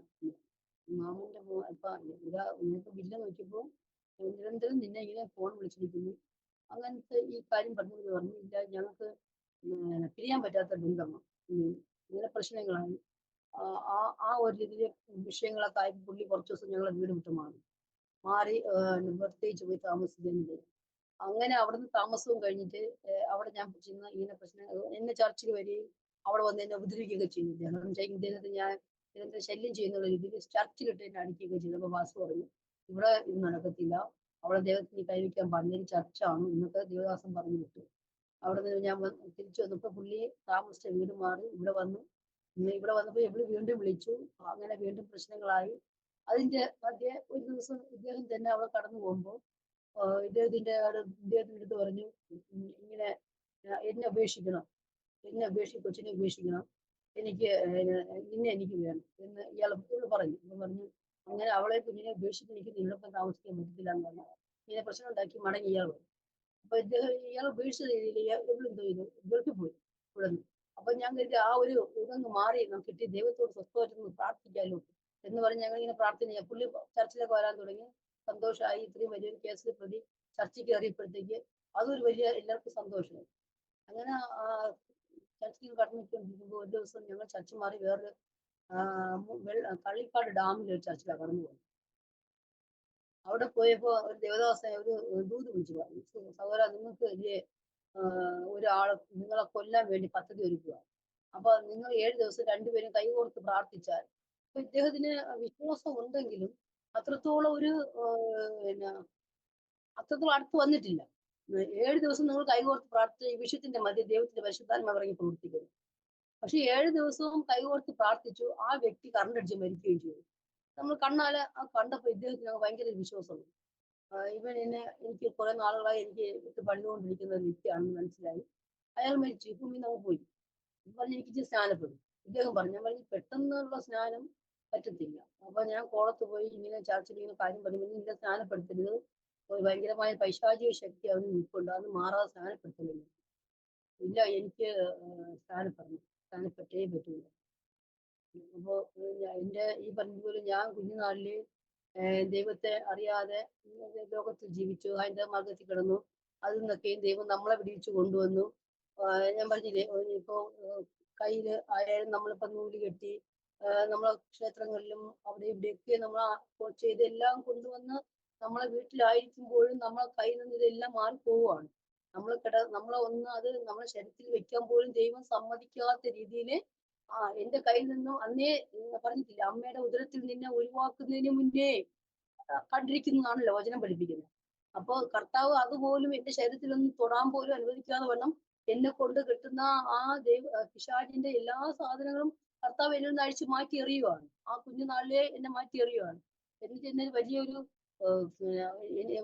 ഒരു ദൗത്യത്തിലേക്ക് ഞാൻ ഇപ്പോൾ ചിന്തിക്കുന്ന ഒരു ദൗത്യം എന്നിൽ ഏൽപ്പിക്കാൻ വേണ്ടിയിട്ടാവണം കർത്താവ് ഈ വലിയൊരു പ്രതികൂലത്തിലൂടെ കഷ്ടത്തിൽ. ഞാൻ ഇപ്പോഴും ചിന്തിക്കുന്ന ഒരു കാര്യമാണ്, എന്റെ സഹോദരങ്ങളൊക്കെ നല്ല രീതിയിൽ അവർക്കൊരു നിന്നയില്ല, പരിഹാസമില്ല, കഷ്ടതയില്ല, പ്രതികൂലങ്ങളില്ല, ഒന്നുമില്ലാതെ അവരൊക്കെ സന്തോഷത്തോടെ ജീവിക്കുമ്പോൾ എനിക്ക് മാത്രമേ എന്നും നിന്ന പരിഹാസം, കഷ്ടത, പൗലോസ് പറഞ്ഞ പോലെ കഷ്ടതയും പട്ടിണിയും നഗ്നതയും വാളും ഈർച്ചയും ഇതൊക്കെയും വന്നാലും നമ്മൾ അതിൽ നിന്നും വിട്ട് കടന്നു പോകാതെ വണ്ണം ദൈവത്തെ മുറുകെ പിടിച്ച് മുന്നോട്ട് പോകുന്നതിന് വേണ്ടി സ്വർഗത്തിലെ ദൈവം മുന്നമേ എന്നെ കണ്ടത് കൊണ്ടാണ് എന്നെ ഈ ആദ്യ ഒരുവനോട് പോയി അവൻ്റെ പ്രതികൂലം അനുഭവിച്ചു, ആ കഷ്ടതയിലായി, അനാഥാലയത്തിലായി.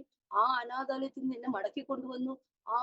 അവിടുത്തെ അവിടെ കിടക്കുന്ന ആ വ്യക്തികളെ തിരിച്ചറിഞ്ഞ് അവർക്ക് വേണ്ടി പ്രാർത്ഥിക്കാൻ, അവരെ കഷ്ടതയിൽ എനിക്കൊന്ന് അവരോട് ചേർന്നിരിക്കാൻ, അവർക്ക് വേണ്ടി ഇടികളിൽ നിന്ന് ഈ ദൈവത്തെ അറിഞ്ഞതിന് ശേഷം ഇപ്പോൾ ഞാൻ അതെല്ലാം അവർക്ക് വേണ്ടിയൊക്കെയും വളരെ പ്രാർത്ഥനയിൽ ഇരിക്കുന്ന ഒരു വ്യക്തിയാണ്. എന്ന് വെച്ചാൽ എന്നെ ദൈവം ആ സ്ഥലത്ത് കൊണ്ടാക്കിയത് അനാഥ മക്കൾക്ക് വേണ്ടി പ്രാർത്ഥിക്കാൻ, കഷ്ടത്തിൽ കിടക്കുന്നവർക്ക് പ്രാർത്ഥിക്കാൻ, അവിടെ കിടക്കുന്ന ജനത്തെ ഒന്ന് നമ്മളോടൊന്ന് ചേർക്കാൻ. ഇങ്ങനെയൊക്കെയാ ദൈവം നമ്മളെ ഈ മാർഗത്തിൽ കൊണ്ടുവരുന്നതിന് വേണ്ടിയാണ് ഈ പ്രതികൂല സന്ധിയിലൂടെ എന്നെ കൊണ്ടുപോയെന്ന് ഇന്നാ എനിക്കത് ബോധ്യമാകുന്നു. അന്ന് എനിക്കറിയത്തില്ല. എന്നെ എന്തിനാ ഈ ശോധനയിലൂടെ ഈ കഷ്ടത്തില് കർത്താവേ, എന്തിനാ ഇത് ഞാൻ എന്നത്തിലൊക്കെ ചോദിച്ചിട്ടുണ്ട്. എന്തിനാ ഇങ്ങനെ കൊണ്ടുപോയെ? ഇവിടെ ഈ കഷ്ടത എനിക്ക് എന്തിന് വന്നു? ഈ പ്രതികൂലം എനിക്ക് എന്തിന് വന്നു? ഈ ബുദ്ധിമുട്ട് എനിക്ക് എന്തിന് വന്നു? എന്തിനാ എന്നെ ഈ രണ്ടുപേരുടെ കയ്യിൽ എന്നെ ഏൽപ്പിച്ചേ? എടുക്കാമായിരുന്നെങ്കിൽ എപ്പോഴും എന്നെ ഈ ഭൂമിയിൽ നിന്ന് അങ്ങ് എടുക്കായിരുന്നില്ലേ? കർത്താവിന് എന്നെക്കൊണ്ട് എന്താ പ്രയോജനം? അപ്പോഴൊക്കെയും ദൈവം എന്നെ തിരുവചനങ്ങൾ തന്ന് എന്നെ നിർത്തുന്ന ഒരു അവസ്ഥയായിരുന്നു. കർത്താവ് ഈ ലോകത്തിൽ കിടന്ന് ഈ ലോകത്തിൽ നശിച്ചു കിടക്കുന്ന എത്രയോ ജനം, എത്രയോ കഷ്ടതയിൽ കിടക്കുന്ന മക്കൾ, അവർക്കൊക്കെ പ്രാർത്ഥിക്കാൻ വേണ്ടി, അവർക്കൊക്കെ വേണ്ടി കണ്ണുനീരൊഴുക്കാനും അവർക്കൊക്കെ വേണ്ടി നിലവിളിക്കാനൊക്കെ വേണ്ടിയാ നമ്മളെ ഈ അഴുക്കി കിടക്കുന്നതും ആർക്കും വേണ്ടാതെ പുറംപോക്കി കിടക്കുന്ന ചപ്പിൽ കിടക്കുന്ന ഒരു പാനപാത്രത്തെ അഴുക്ക് പുരണ്ട് മനുഷ്യന് കൈ തൊടാതെ വണ്ണം ഞാൻ അങ്ങനെ വിശേഷിപ്പിക്കുന്നു. എന്ന് വെച്ചാൽ എന്നെ സഹോദരങ്ങൾ തള്ളി, പ്രസവിച്ച അമ്മ തള്ളി, ബന്ധുമിത്രാദികൾ തള്ളി, ആർക്കും നിന്നെ ഇനി വേണ്ട, നീ ഇനി കൊള്ളരുതാത്തവൻ, നിന്നെ ഞങ്ങൾ കുടുംബത്തിൽ കയറ്റാൻ പോലും കൊള്ളില്ല, നീ ചപ്പാണ്, നീ അഴുക്കാണ്, നിന്നെ ഇനി ഞങ്ങൾ കുടുംബത്തിനകത്ത് കൊണ്ടുവന്നു കഴിഞ്ഞാൽ ആൾക്കാർ ഞങ്ങളെ ഉപേക്ഷിക്കും എന്നൊക്കെ പറഞ്ഞ സ്ഥാനത്ത് ദൈവത്തിന്റെ പരിശുദ്ധാത്മാവ് അന്ന് മുതലേ എന്നെ നയിച്ചുകൊണ്ടിരിക്കുക. അന്ന് മുതലേ എന്നെ ഒരു എന്റെ കൂടെ എന്റെ ഈ ദൈവത്തിന്റെ ആത്മാവ് നമുക്കറിയത്തില്ല. ആത്മാവാ നമ്മളെ കൊണ്ടുപോകുന്നത് ഞങ്ങൾക്കറിയില്ല. പരിശുദ്ധാത്മാവാ നയിക്കുന്നേ. മരണ സ്റ്റേജ് കടന്നുപോയി. മരണത്തിൽ നിന്ന് ദൈവം അവിടെ നിന്നൊക്കെയും ദൈവം രക്ഷിച്ചത് ഈ പരിശുദ്ധാത്മാവാ. എന്തിനാണെന്ന് പലപ്പോഴും ചിന്തിച്ചിട്ടുണ്ട്, ചോദിച്ചിട്ടുണ്ട് കർത്താവിനോട്. ഇന്ന് ഞാൻ അനേകം മക്കൾക്ക് പ്രാർത്ഥിക്കാൻ, അനേകം മരണാവസ്ഥയിൽ കിടക്കുന്നതിനെ പ്രാർത്ഥിച്ച് അവിടെ നിന്ന് വിടുതലെടുക്കാൻ വേണ്ടി വരെ ദൈവത്തിന്റെ പരിശുദ്ധാത്മാവ് നമ്മളെ സഹായിക്കുന്നു. നമ്മളെ കഴിവോ, നമ്മളെ മിടുക്കോ, നമ്മളെ പ്രാഗൽഭ്യമോ ഒന്നുമല്ല.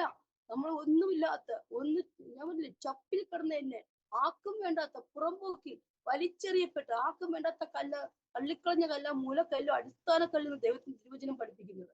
അപ്പൊ ആർക്കും വേണ്ടാതെ വലിച്ച് പുറംപോക്കിൽ എറിഞ്ഞപ്പെട്ട എന്നെ കർത്താവ് പറഞ്ഞ നീതിമാനെ അല്ല ദൈവത്തിന് ആവശ്യം, പാപികളെയാ. ഞാൻ ഇപ്പോഴും ദൈവത്തോട് പറയും, ഞാനൊരു പാപിനിയായ സ്ത്രീയാ കർത്താവ്. അതുകൊണ്ടാ ദൈവം എന്നെ തൊട്ടത്. ഇല്ലെങ്കിൽ എന്നെ ഒരിക്കലും ചേച്ചിമാരെ തൊട്ടില്ലല്ലോ, എന്റെ ബന്ധുക്കൾ കിടക്കുന്ന അവരെ തൊട്ടില്ലല്ലോ. എന്റെ ദേശത്ത് ഞാൻ ചോദിക്കും, എത്രയോ ശ്രേഷ്ഠന്മാരുണ്ട് എന്റെ ദേശത്ത്, അവരാരും എന്റെ കർത്താവ് എന്നെ വിളിച്ചില്ലല്ലോ. എന്നെ വിളിച്ചെങ്കിൽ ദൈവത്തിന്റെ എന്നെ കുറിച്ചൊരു പദ്ധതി എന്നെ കുറിച്ചുണ്ട്. അതുകൊണ്ട് കർത്താവ് ഈ ഇത്രയും പ്രതികൂലങ്ങളിലും പ്രതിസന്ധിയിലും കൂടെ എന്നെ കടത്തി കൊണ്ടുപോയത്. അവിടെ ഞങ്ങള് ആലയത്തിൽ പോകുമ്പോ എന്നെ വണ്ടിയിലിട്ട് അടിക്കുകയും ഉപദ്രവിക്കുകയും അസഭ്യം പറഞ്ഞ് ഞങ്ങൾ പോകുന്ന ചർച്ചില് ആരാധന നടന്നുകൊണ്ടിരിക്കെ എന്റെ പ്രിയപ്പെട്ടവർ കല്ലെടുത്തെറിയും ചർച്ചിനകത്ത്. കല്ലെടുത്തെറിഞ്ഞ് അവിടെ വന്ന് പ്രശ്നങ്ങൾ, അതിനകത്ത് കയറി പ്രശ്നം ഉണ്ടാക്കി. ഒരു ദിവസം എന്റെ മോനെ വളരെ ബുദ്ധിമുട്ടായിട്ട് ശ്വാസം ആ കല്ലെറിഞ്ഞ ദിവസം ശ്വാസം മുട്ടലായി എന്റെ മോന്.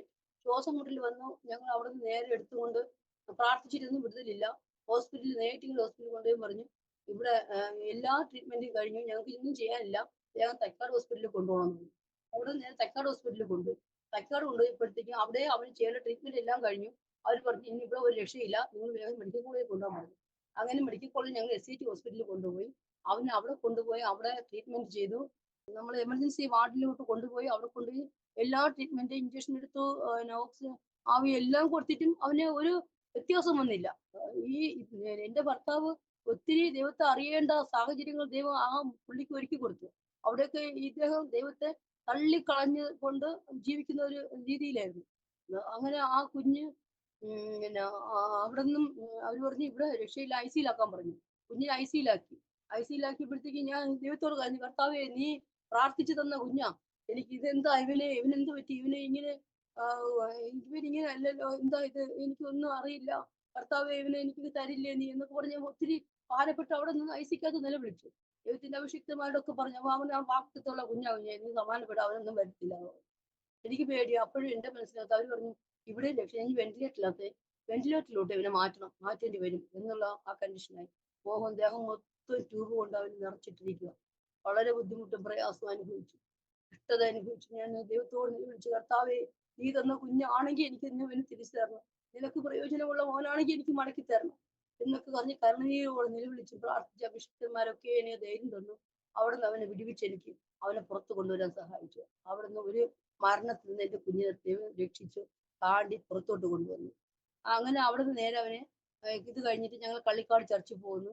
അവിടെ വെച്ച് ഞങ്ങള് ഞങ്ങൾക്ക് ആറ്റിൽ നീന്താനുണ്ട്.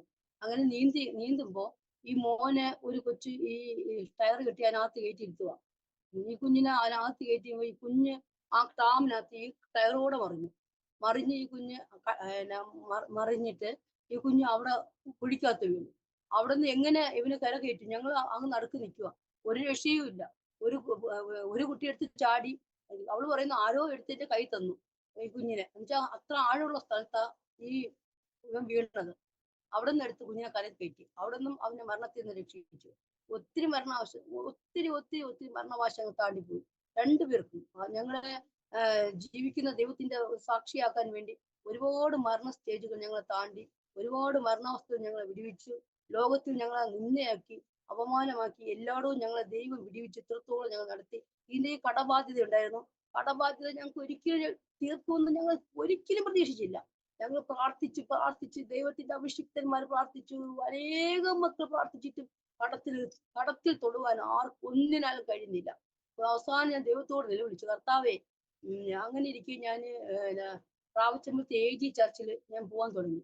അവിടെ അങ്ങനെ ആ ഗ്രൂപ്പുകാർ AGMDC പ്രയർ എന്ന് പറഞ്ഞ് ഒരു ഗ്രൂപ്പ് ഞങ്ങൾക്ക് ഉണ്ട്. ആ ഗ്രൂപ്പിനകത്ത് ഞാൻ കയറിയപ്പോഴത്തേക്ക് ദേവദാസൻ പറഞ്ഞു, ഞാനിങ്ങനെ എനിക്ക് ഒരു അദാലത്ത് വന്നു. അപ്പൊ ഞാൻ കർത്താവിന്റെ ദാസനോട് പറഞ്ഞു, ദാസനെ ഇങ്ങനെ എനിക്ക് അദാലത്ത് വന്നു, പിന്നെ ജപ്തിയാണ് വീട്, എനിക്ക് ഒരു നിവൃത്തിയില്ല. ഞങ്ങൾ ആ സമയത്തൊക്കെ ഭർത്താവ് ഞങ്ങളെ ഉപേക്ഷിച്ച് പോയി.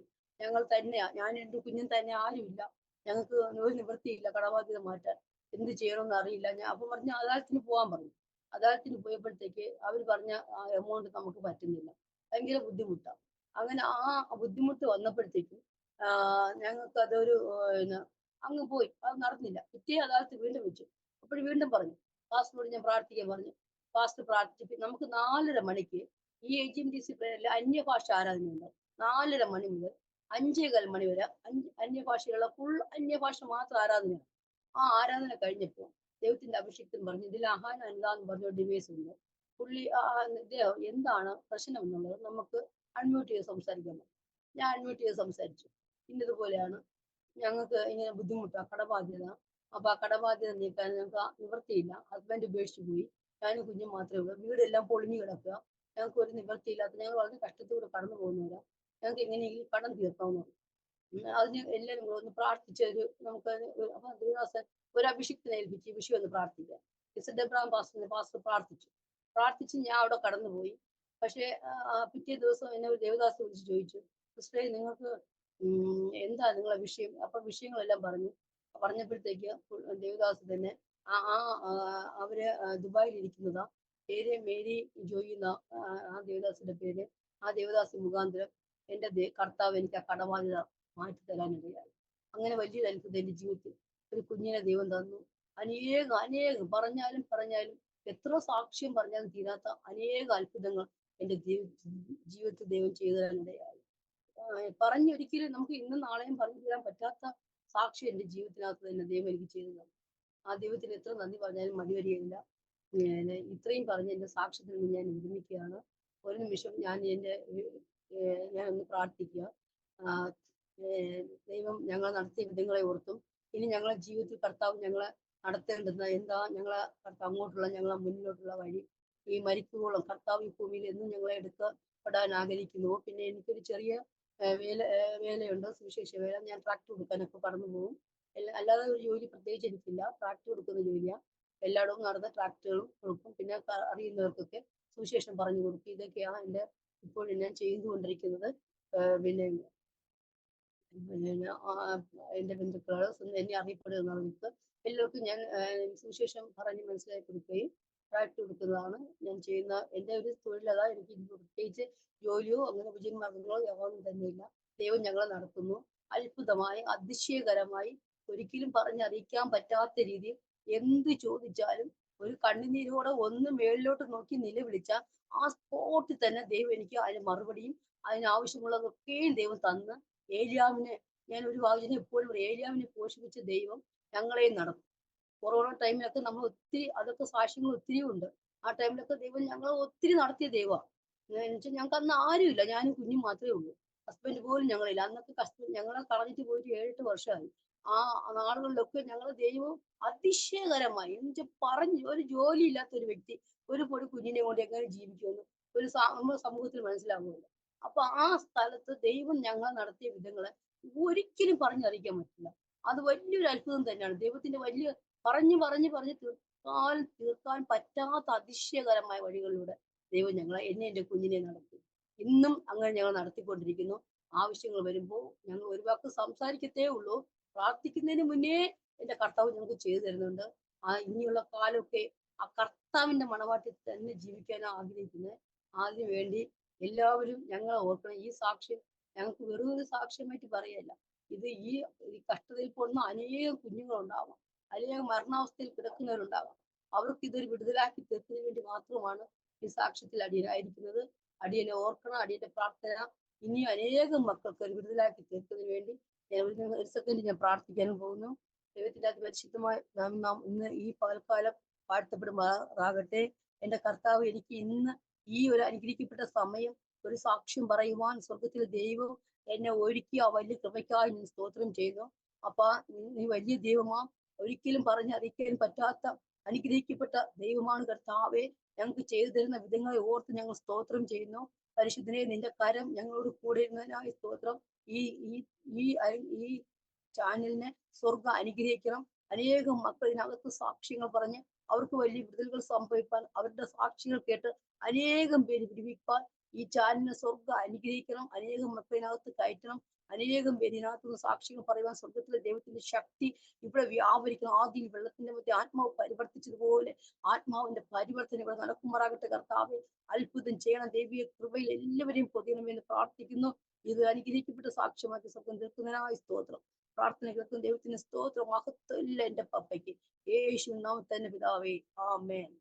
ഇത്രത്തോളം സമയം ദൈവീയ നടത്തിപ്പുകളെ കുറിച്ച്, ദൈവീയ പദ്ധതികളെ കുറിച്ച്, ദൈവനാമ മഹത്വത്തിന് വേണ്ടി അരോമ TV പ്രേക്ഷകരോടൊപ്പം പങ്കുവയ്ക്കുവാൻ സ്വർഗത്തിലെ ദൈവം കൃപ ചെയ്തത് ഓർത്ത് ഞാൻ ദൈവത്തിന് മഹത്വം കരയേറ്റുന്നു. ജീവിതാനുഭവങ്ങൾ, ബാല്യകാലം മുതലിഞ്ഞിട്ടുള്ള ഓർമ്മകൾ ദൈവനാമ മഹത്വത്തിന് വേണ്ടി അരോമ TV പ്രേക്ഷകരോടൊപ്പം പങ്കുവച്ച് അത് ജീവിതത്തില് ദൈവത്തിന്റെ കാര്യപരിപാടികളൊക്കെ അനുഭവിച്ചറിഞ്ഞതിനെ കുറിച്ച് പറയുവാൻ ദൈവം സഹായിച്ചു. പ്രിയ സിസ്നോടായ നന്ദി, സ്നേഹം, കടപ്പാട് അറിയിക്കുന്നു. കർത്താവ് ധാരാളം അനുഗ്രഹിക്കട്ടെ. വളരെ ചെറുപ്പം മുതൽ തന്നെ ഒരുപാട് കഷ്ടതയുടെ അനുഭവങ്ങളിലൂടെ കടന്നുപോയി എന്ന് പറഞ്ഞല്ലോ. ജീവിതത്തിൽ ഒത്തിരി തിക്താനുഭവങ്ങളും നിന്നയുടെയും കഠിന പരിശോധനകളുടെയും രോഗത്തിന്റെയും അതുപോലെ തന്നെ പ്രതീക്ഷിച്ചിറങ്ങിയ ജീവിത പങ്കാളിയുടെ ഒക്കെ ജീവിതത്തിൽ നിന്ന് നേരിട്ടതായ ആ അനുഭവങ്ങള്, സമ്മർദ്ദങ്ങള് ഒക്കെ ജീവിതത്തെ വല്ലാതെ കഷ്ടതയിലൂടെ കൊണ്ടുപോയി. എങ്കിലും അതിൻ്റെയൊക്കെ നടുവിലും ദൈവത്തിന്റെ സ്നേഹത്തിന്റെ കരം, ആശ്വസിപ്പിക്കുന്ന കരം കൂടെയിരുന്നു. അന്ന് മനസ്സിലാക്കുവാൻ കഴിഞ്ഞില്ല എങ്കിലും ഇന്ന് ആ ദൈവത്തിന്റെ സ്നേഹം മനസ്സിലാക്കുവാനും ആ കർത്താവിനോട് ചേർന്നിരിക്കുവാനും ആ കർത്താവിൽ നിന്ന് ആശ്വാസ വചനങ്ങള്, ആ ദൈവത്തിന്റെ ബലമുള്ള കരത്തിന്റെ സ്പർശനങ്ങള് അനുഭവിച്ചറിയുവാനും ദൈവം സഹായിച്ചു കൊണ്ടിരിക്കുന്നല്ലോ.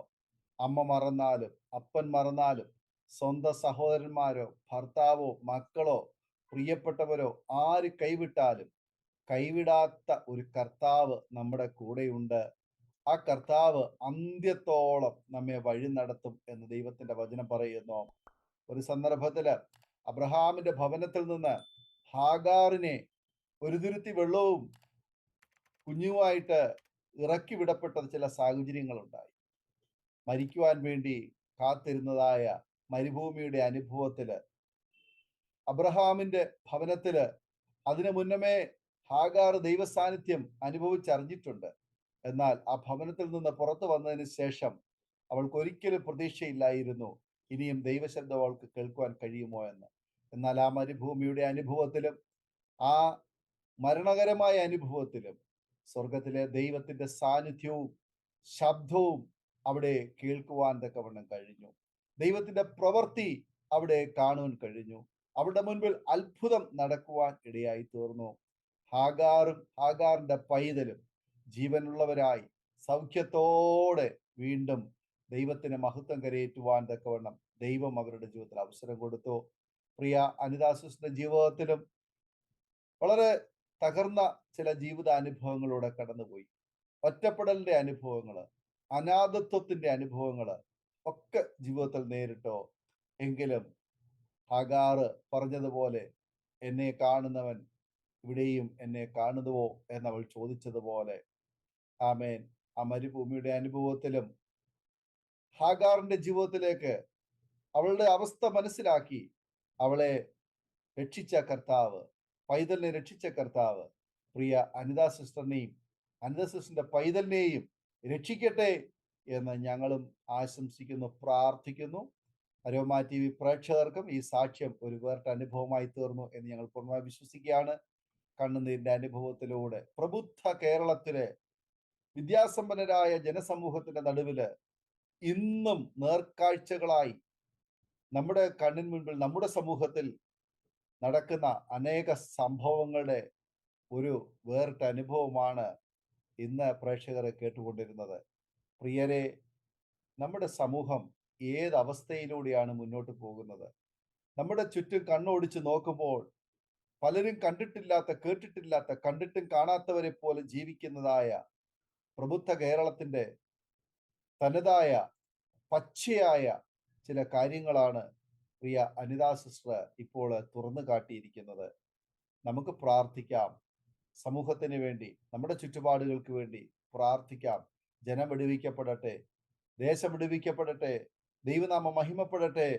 അനേക സമാധാനമില്ലാത്ത കുടുംബങ്ങളിൽ, സ്വസ്ഥതയില്ലാത്ത കുടുംബങ്ങളിൽ മദ്യം, മയക്കുമരുന്ന്, ലഹരി, പാപവഴികൾ, തെറ്റായ തീരുമാനങ്ങൾ, കുടുംബ ഛിദ്രങ്ങൾ, ഭാര്യയെ ഉപേക്ഷിക്കുക, ഭർത്താവിനെ ഉപേക്ഷിക്കുക, ഭാര്യയെയും മക്കളെ ഉപേക്ഷിക്കുക തുടങ്ങിയ പാപവഴികളിലൂടെ ജീവിക്കുന്ന നിരവധി കുടുംബങ്ങൾ തകർന്നുകൊണ്ടിരിക്കുമ്പോൾ അവരുടെ രക്ഷാനായകനായ കർത്താവ് പാപിനിയായ സ്ത്രീയെ ചേർത്ത് നിർത്തിയതുപോലെ അനേക കുടുംബങ്ങളെ ഇന്നും കർത്താവ് ചേർത്ത് നിർത്തുന്നു. അതിൻ്റെ ഒരു വ്യക്തമായ ഒരു ചിത്രമാണ് പ്രിയ അനിതാ സിസ്റ്റർ എന്ന് നമുക്ക് കാണാൻ കഴിയുന്നു. ഈ കുടുംബത്തെ ഓർത്ത് നമുക്ക് പ്രാർത്ഥിക്കാം. ഈ സാക്ഷ്യം നിങ്ങൾക്ക് അനുഗ്രഹമായി തീർന്നുവെങ്കിൽ നിങ്ങളുടെ പ്രിയപ്പെട്ടവർക്ക്, സുഹൃത്തുക്കൾക്ക് നിങ്ങൾ ഷെയർ ചെയ്ത് കൊടുക്കണം. നിങ്ങളുടെ വിലയേറിയ അഭിപ്രായങ്ങളും നിർദ്ദേശങ്ങളും കമന്റ് ബോക്സിൽ രേഖപ്പെടുത്താൻ മറക്കരുത്. ഒരു പ്രാർത്ഥനാ വിഷയമുണ്ട് ഞങ്ങളുമായി പങ്കുവയ്ക്കുവാൻ നിങ്ങൾ ആഗ്രഹിക്കുന്നുവെങ്കിൽ സ്ക്രീനിൽ കാണുന്ന വാട്സപ്പ് നമ്പറിൽ ഞങ്ങളെ അറിയിക്കൂ. ഞങ്ങൾ നിങ്ങൾക്ക് വേണ്ടി പ്രാർത്ഥിക്കാം. സാക്ഷ്യം പറഞ്ഞ പ്രിയപ്പെട്ടവരോടൊപ്പം എല്ലാ തിങ്കളാഴ്ചയും രാത്രി 8:30 മണി മുതൽ ഓൺലൈനിലൂടെ നടക്കുന്ന പ്രാർത്ഥനാ കൂട്ടായ്മയിലും നിങ്ങൾക്കും സംബന്ധിക്കാവുന്നതാണ്. അടുത്ത അനുഗ്രഹിക്കപ്പെട്ടൊരു സാക്ഷ്യവും വചനചിന്തയുമായി നാം വീണ്ടും കൂടി കാണുവരെയും എല്ലാ പ്രിയപ്പെട്ടവർക്കും good bye. God bless you all. Amen, amen. ഓർമ്മയുടെ മനോരഥത്തിൽ മായാത്ത ഓർമ്മയ്ക്കായി അരോമ മാട്രിമോണിയിൽ നിന്നും ജീവിത പങ്കാളിയെ കണ്ടെത്തൂ. നിങ്ങൾ ഒരു ക്രിസ്തീയ ജീവിത പങ്കാളിയെ അന്വേഷിക്കുകയാണോ? അതോ മക്കൾക്ക് അനുയോജ്യമായ ഒരു തക്ക തുണയ്ക്ക് വേണ്ടി പ്രാർത്ഥിക്കുന്ന വ്യക്തിയാണോ? എങ്കിൽ അരോമ മാട്രിമോണി നിങ്ങൾക്ക് വേണ്ടിയാണ്. ഇന്നു തന്നെ സൗജന്യമായി രജിസ്റ്റർ ചെയ്യൂ. അരോമ മാട്രിമോണിയുടെ പ്രത്യേകതകൾ: രജിസ്ട്രേഷൻ തികച്ചും സൗജന്യം. ലോകത്തെവിടെയുമുള്ള അനുയോജ്യമായ ക്രിസ്തീയ ജീവിത പങ്കാളിയെ തിരഞ്ഞെടുക്കാം. വിവാഹം നടക്കുന്നതുവരെ സർവീസ് ലഭിക്കുന്നു. ഏറ്റവും ചെറിയ പാക്കേജുകളും തിരഞ്ഞെടുക്കാം. അരോമ മാട്രിമോണി നിങ്ങൾക്കായി ഒരുക്കുന്നു വിവാഹം പരമാനന്ദം. Email aroma matrimony2020@gmail.com.